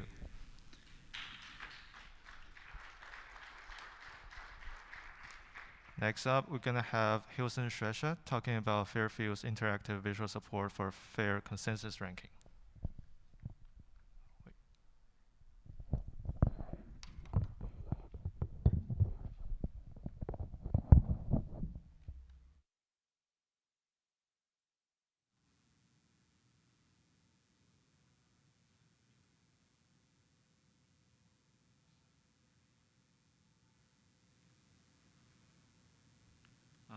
Hi everyone, I'm Hilson Shresha from Worcester Polytechnic Institute, and in this short paper we present Fairfuse, an interactive visual support for generating and analyzing fair consensus rankings. So decision making by forming a committee is really common in our society, where a group of stakeholders put forward their opinions to form a consensus. And a type of such consensus building involves the use of rankings. Let's take an example of such scenario which involves the use of rankings. Let's say we have a group of students who are qualified to get some form of scholarships, and say we have 3 teachers teaching math, reading, and writing who rank this group of students based on their performances in their subjects like GPA and other attributes like assignment completion or activities in class. And now let's say that you are the decision maker of the committee and you need to build a consensus ranking that best represents all the rankings provided, which is a really complex and time-consuming task. And now to complicate things even further, we have attributes like race, religion, or gender as in this example here, which are also known as sensitive or protected attributes. These attributes cannot be discriminated against. And so when we introduce these attributes, we may find that some of these base rankings could be biased in certain ways, favoring one group over the other groups. And such bias is also reflected in the consensus ranking. Here, the woman group is underadvantaged. So now you have a bigger problem of not just ensuring that you get a ranking that best represents all the rankings provided, but also to ensure that it's fair to all the groups in the protected attribute. So here are some of the tools which can be used to generate consensus ranking or generate and analyze ranking in general. Now we want to extend this consensus generation process to include bias mitigation algorithms and visualization to support fair decision making. In the fairness community, the predominant method to mitigate bias is the notion of group fairness. So group fairness is conceptualized as treating all the groups similarly. And in the example that we showed earlier, the idea is to generate a ranking that looks something like this, where the woman group is not underadvantaged. One of the recent works in this field is the work by my colleague Kaushal et al., which introduced metrics and algorithms to generate fair consensus rankings. And 2 of the metrics introduced in her work are favored peer representation, or FPR, which is the measure of treatment of each group in a ranking, like the advantage of the man group or the woman group. And the next is the attribute rank parity, or ARP, which gives the level of fairness of each ranking considering all the groups in the ranking. So, extending on this previous work, in this work we present visual encodings for group-based fairness metrics, design and development of the Fairfuse tool itself, and case studies to demonstrate how the Fairfuse tool can be used in decision making. So now let's take a look at the Fairfuse tool itself. Fairfuse is composed of several views. First, we have the ranking exploration view. This view displays all the rankings provided by the stakeholders on the left, and on the right we have the generated consensus ranking. Each candidate being ranked has a set of attributes and a protected attribute like race. The protected attribute is displayed on the left with a large square, and all other attributes, non-protected attributes, are displayed on the right with smaller shapes. So each candidate appears across all the rankings with lines connecting them, and lines are colored based on the degree of change between the adjacent rankings, and the red denotes the decrease in position and blue denotes the increase in position between the adjacent rankings. So this view essentially helps decision maker find if there's any disagreement between the rankings for any particular candidate. Next, we have group fairness view. Let's say we have a large list of candidates and we have 5 race groups, and we want to identify the disadvantaged groups, or say we want to identify whether this given ranking is fair or biased. So it would be really difficult just by looking at this ranking, right? So to help this, we separate out each of these groups into their own column and plot it in the FPR scale from 0 to 1. So the dots above the 0.5 FPR line indicate that the group is over-advantaged, and dots below the 0.5 FPR line indicate that the group is under-advantaged. And the difference between the most and the least advantaged group is colored in this gray box. So this gray box gives the ARP score, which is the measure of fairness of this entire ranking. So fairer consensus ranking will have smaller gray box and lower ARP score. And we have the heat map, which shows the distribution of the candidates in the group. So essentially, this group fairness view displays fairness at the group level and also at the ranking level. Next, we have the consensus generation process. So we have a button to generate consensus ranking. It generates fairness unaware consensus ranking to start with. And next, the UI is updated with a slider which can be used to generate fairer consensus ranking. As you increase the fairness threshold, you generate fairer consensus ranking which has lower ARP score as represented by this thinner gray box. However, as you tend to increase fairness, you tend to lose the representation of the base rankings. So to help this, we have group similarity view. Rank similarity view. This facilitates the comparison between any 2 given rankings. So finally, we have compressed view. This view displays a large number of rankings in a single view at once. So to summarize,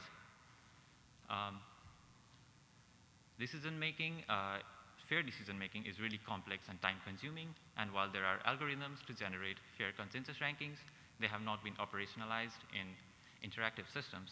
So Fairfuse combines fairness metrics and algorithms with visualization techniques for ranking and consensus generation.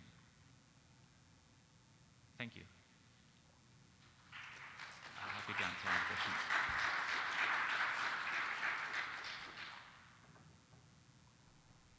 All right.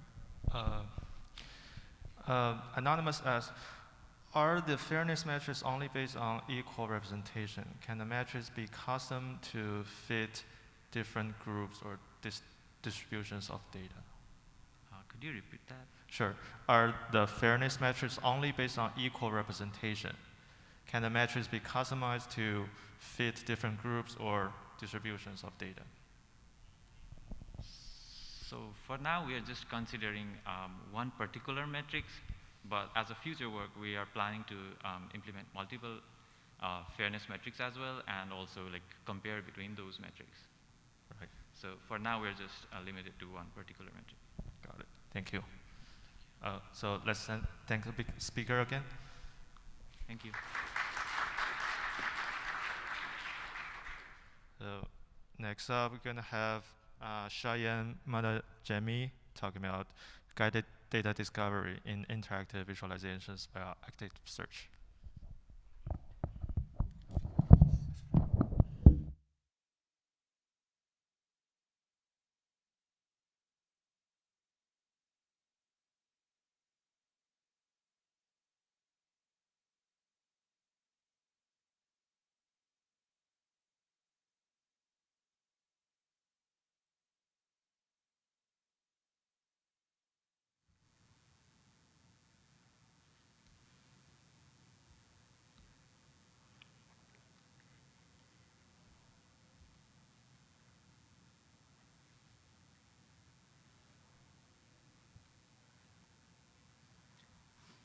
All right, hopefully it will stay on. Hi everybody, my name is Shayan Monad Jami, and I am a PhD candidate from Washington University in St. Louis.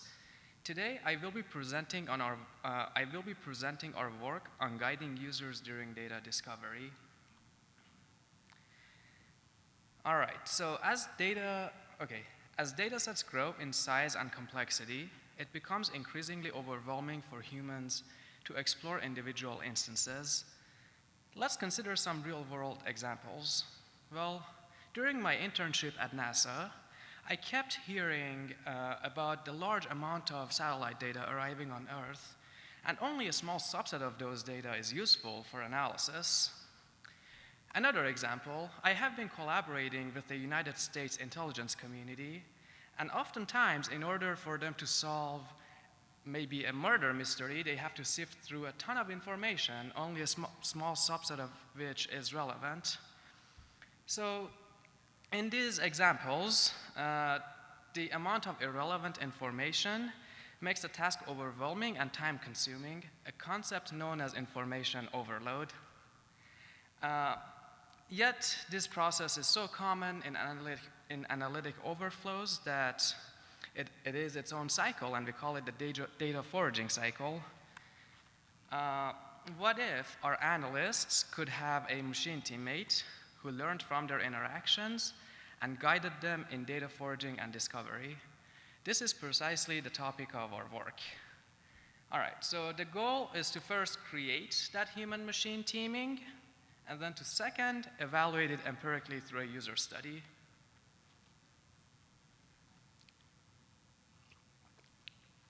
All right, so we approach this problem from an active machine learning perspective.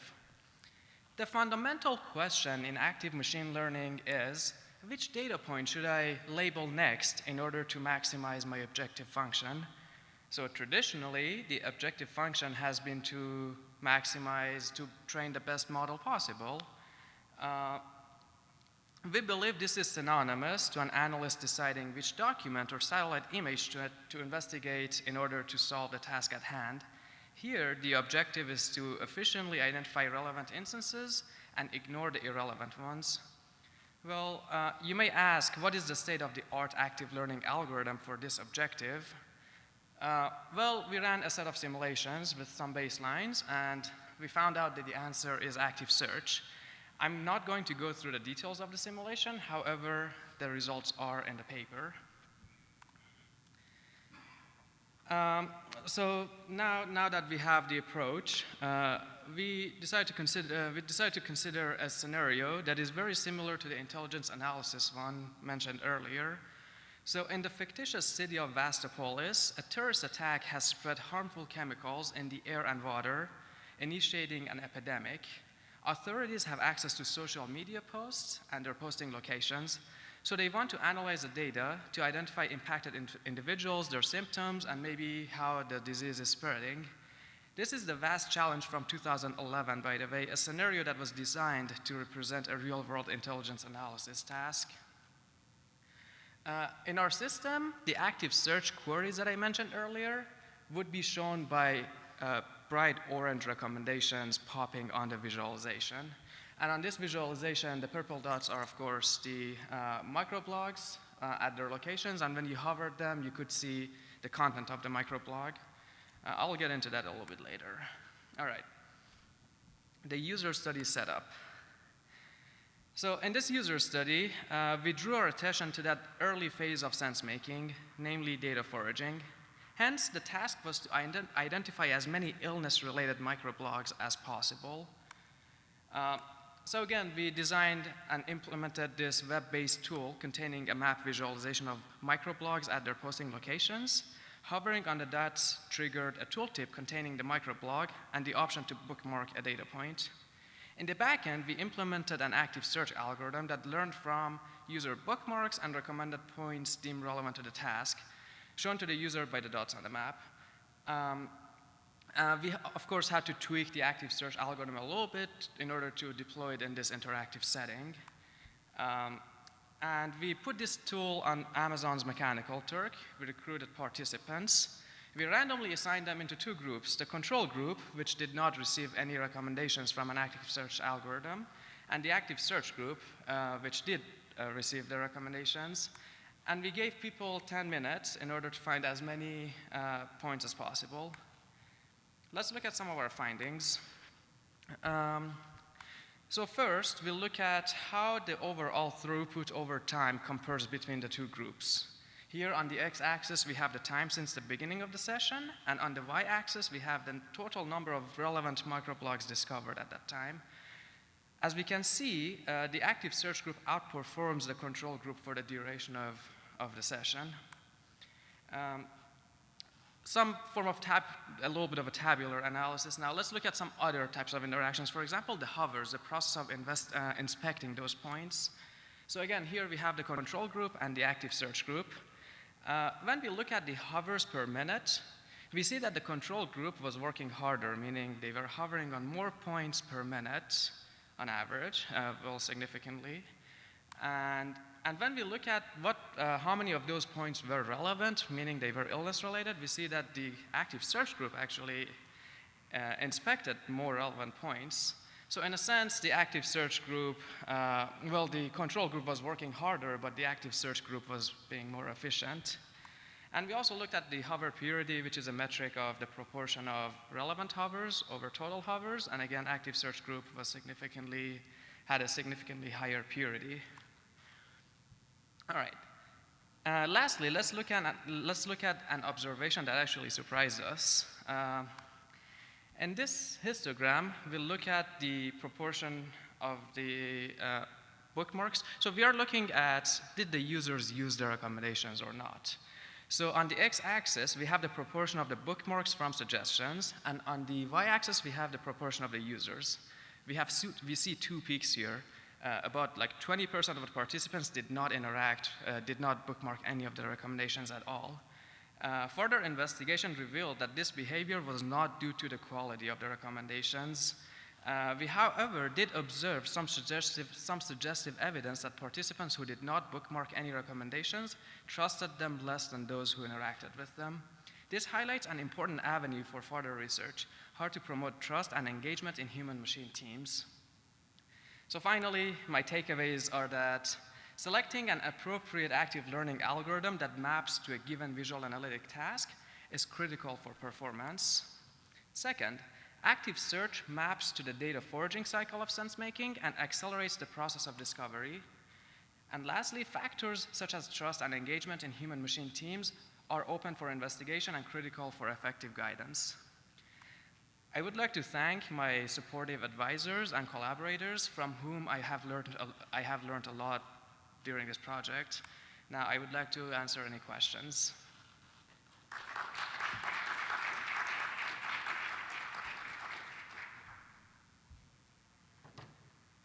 All right, thank you for the talk. Anonymous asks, in this system, what makes a good recommendation during sense making? Are you optimizing for similarity or novelty in relation to past bookmarks? That's a great question, yes. So we are, in a sense, showing people more of what they have bookmarked before. And this also highlights, is that a good metric or not? In this particular task, it was. However, so one of the beauties of this work is that we can think about what do we care about in an analysis session and build those into our objective function. Of course, that would be a longer-term trajectory? Thank you for that question. Yes. And Mi Feng asked, how do you define relevant hover? So if I understood correctly, how do you define relevance for hovers, correct? Yes. Okay.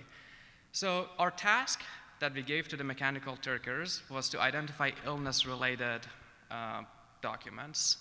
So therefore, we marked each bookmark as relevant or irrelevant based on a set of keywords. And we compiled this keyword by going on a CDC website and finding what are the flu symptoms, for example, because the ground truth in the task was that this epidemic is having like flu-like symptoms. So that's how we labeled them as relevant versus irrelevant. Nice. I'll leave other questions to the Discord channel. And thank you. Thanks, speaker, again. Thank you.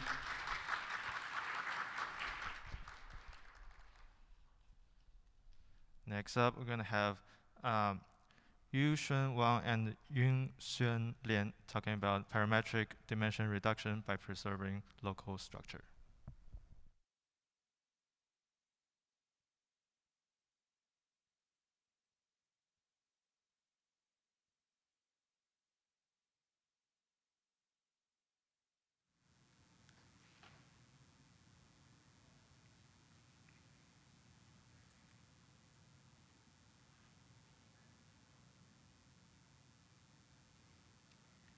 Hi, my name is Yunshen Lian from National Yangming Jiaotong University, and I'll present our work, Parametric Dimension Reduction by Preserving Local Structure.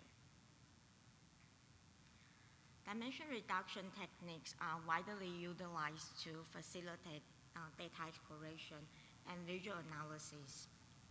The goal is to project data from high-dimensional space to low-dimensional embedding, while either retaining the global or local structures. And one of the famous methods is t-SNE. It attempts to maximize the probability that a nearby or distinct data point in a high-dimensional space to be nearby or distinct data point in a low-dimensional space. And here we don't need to look into the math, but just want to give the high-level idea of t-SNE.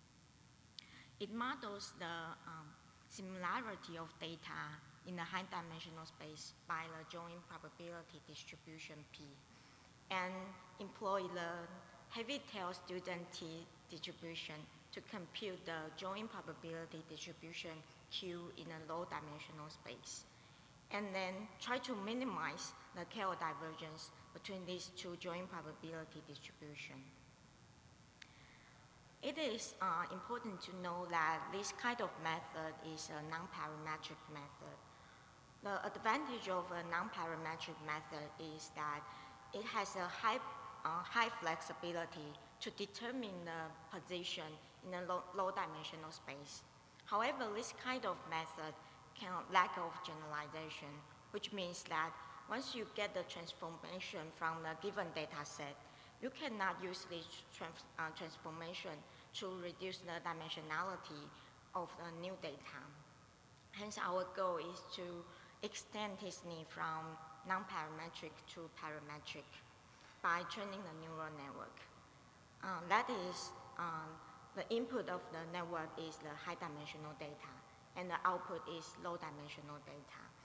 And the loss function is KL divergence. So the advantage of this parametric t-SNE is that it can reduce the dimensionality of an unseen data, which is beneficial for the streaming data visualization. However, previous methods claim that if you train the neural network directly by using the t-SNE objective function, then the model will get stuck in a poor local minimum.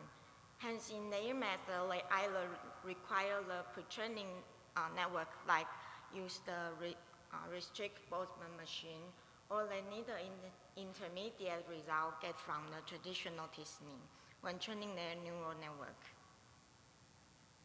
But in our work, we found that actually the reason technique can prevent this kind of training problem, especially the Adam optimizer and leaky ReLU function.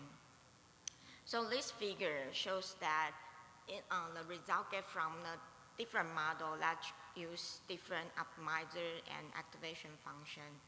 As you can see that a proper optimizer and activation function are essential for training the neural network to reduce the dimensionality.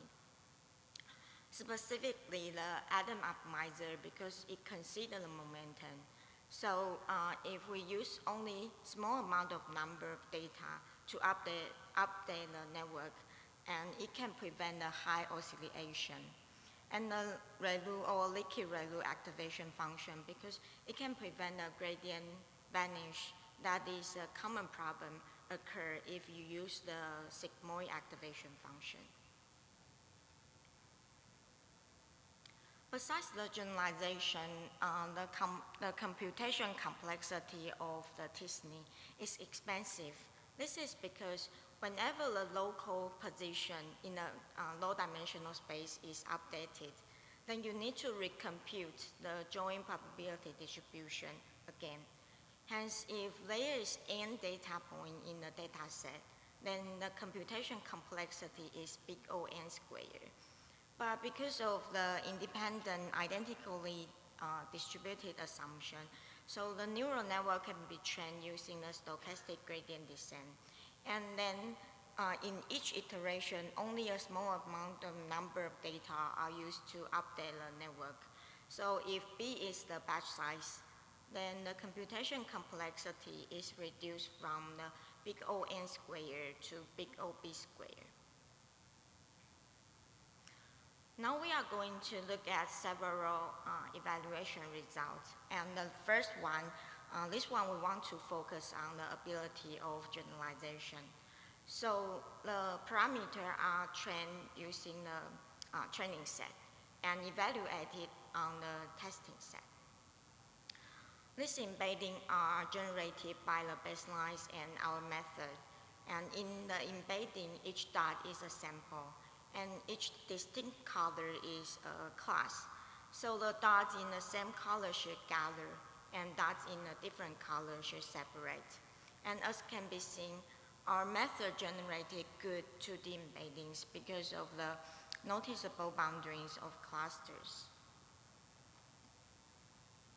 And besides the visual comparison, we quantitatively evaluate the dimension reduction results. But here need to know that dimension reduction is an ear-post problem. So we need to consider several evaluation metrics jointly. Here we consider three well-known and easily interpretable metrics. They are trustworthiness, continuity, and neighborhood hit. The upper part of this table shows that the result get from the baselines and our method. And each model parameter was chosen for each data set. However, in order to understand how robust the method is with respect to its parameter, we choose the parameter that were best on all the data set. And the result is shown at the bottom of this table. And as can be seen, our method outperforms baselines in most of the data set. Finally, we compare the computation time of our method and baselines. And our method only slower than a linear model PCA. That's because the network is trained using the stochastic gradient descent. And we refer audience to our paper for details. And thank you for your attention. Our source code is available.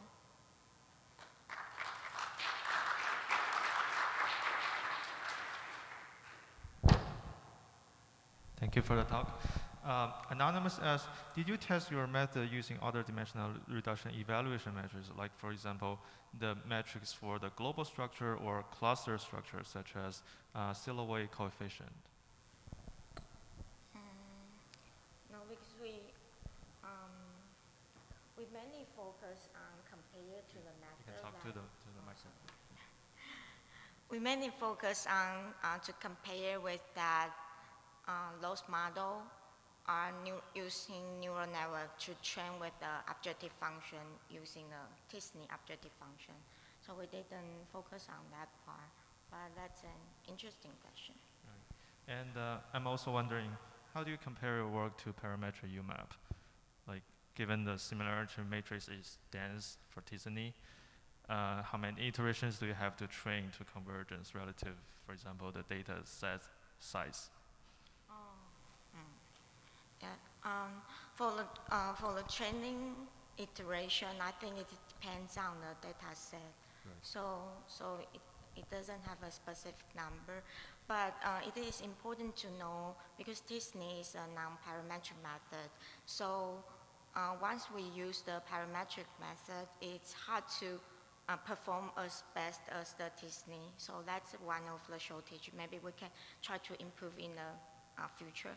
However, because we can reduce the computation complexity, so the time is much faster.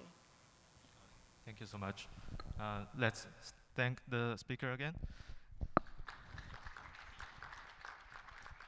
And the last speaker, Hyung Jung, gonna talk about uniform manifold approximation with two-phase optimization.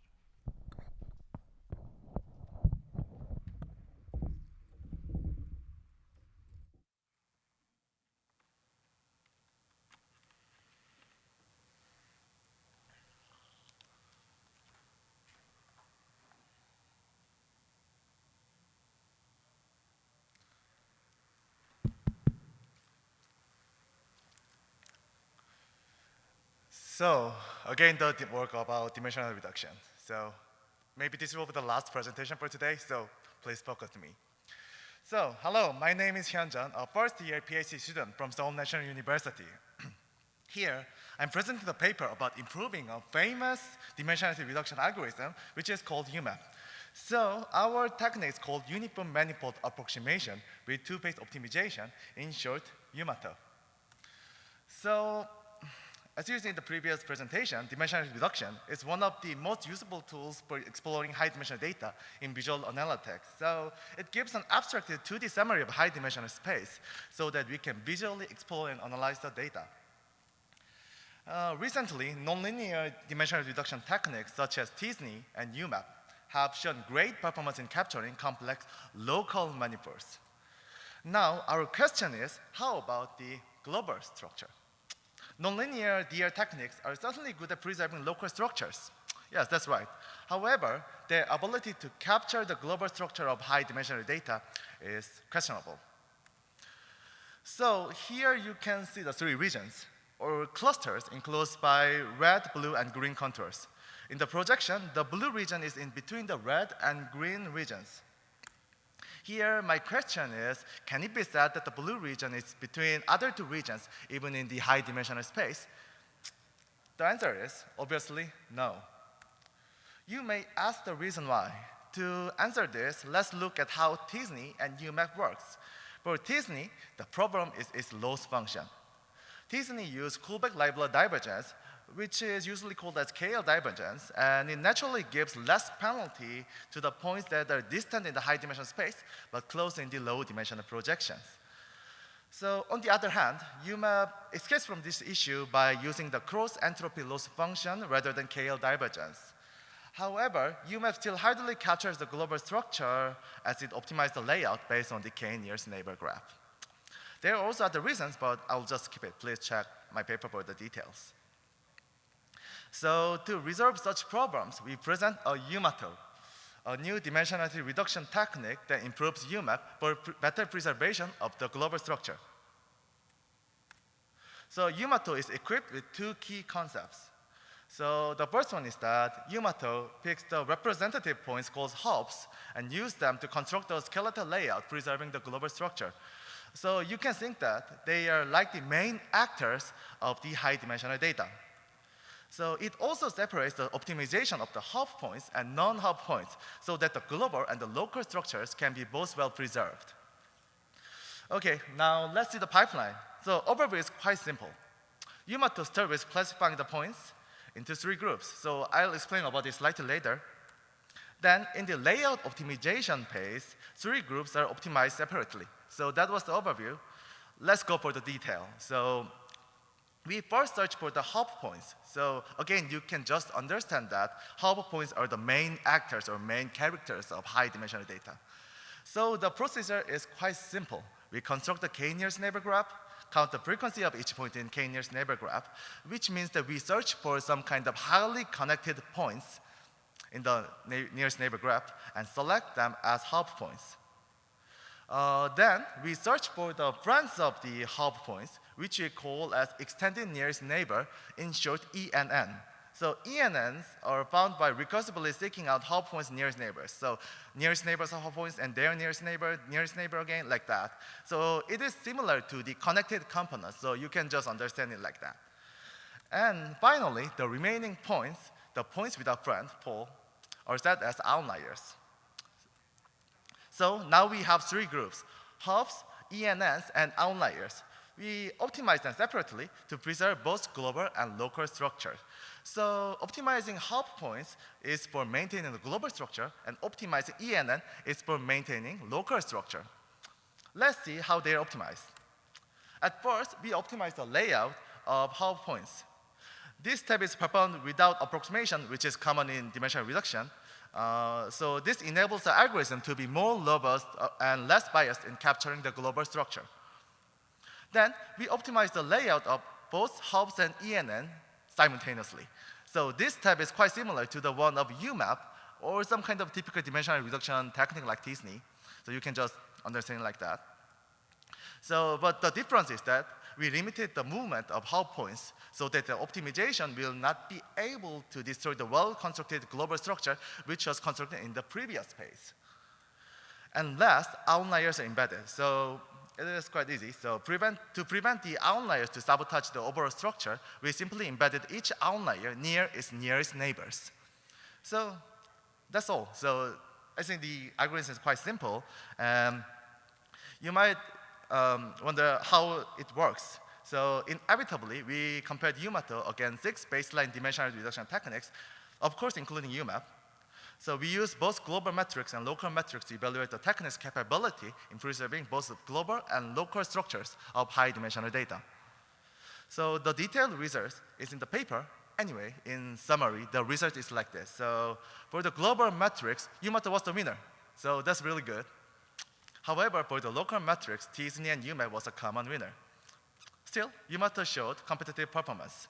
So in summary, we can conclude that UMATO achieved high performance in capturing global structure with a slight loss of local structure preservation. That's good. Again, check the detailed results in the paper. So anyway, I think the qualitative result will be more interesting. So we will now project a dataset consisting of 10 small inner hyperspheres enclosed by a single outer hypersphere using the techniques we compared. I did not provide the illustration, so please imagine the structure. Just imagine it. So these are the results. So which one best matches with your imaginations? So I think the UMATO is the best. So I think here you can see that the relationship between the inner and outer spheres are all distorted in all the projections except UMATO. So that's what all we did. For more details, please come and talk with me or just read my paper. The great news is that you can just download and use UMATO. It's available via PIP. You can just download it. Yeah. And also one more thing. So I'm also seeking for the internship position next summer. So please contact me if you are searching for a passionate student to work with or knows who does. I have several works in visualization and machine learning, and they can be checked in my website. Please visit hyunjeon.com. So thank you for the listening and enjoy the banquet.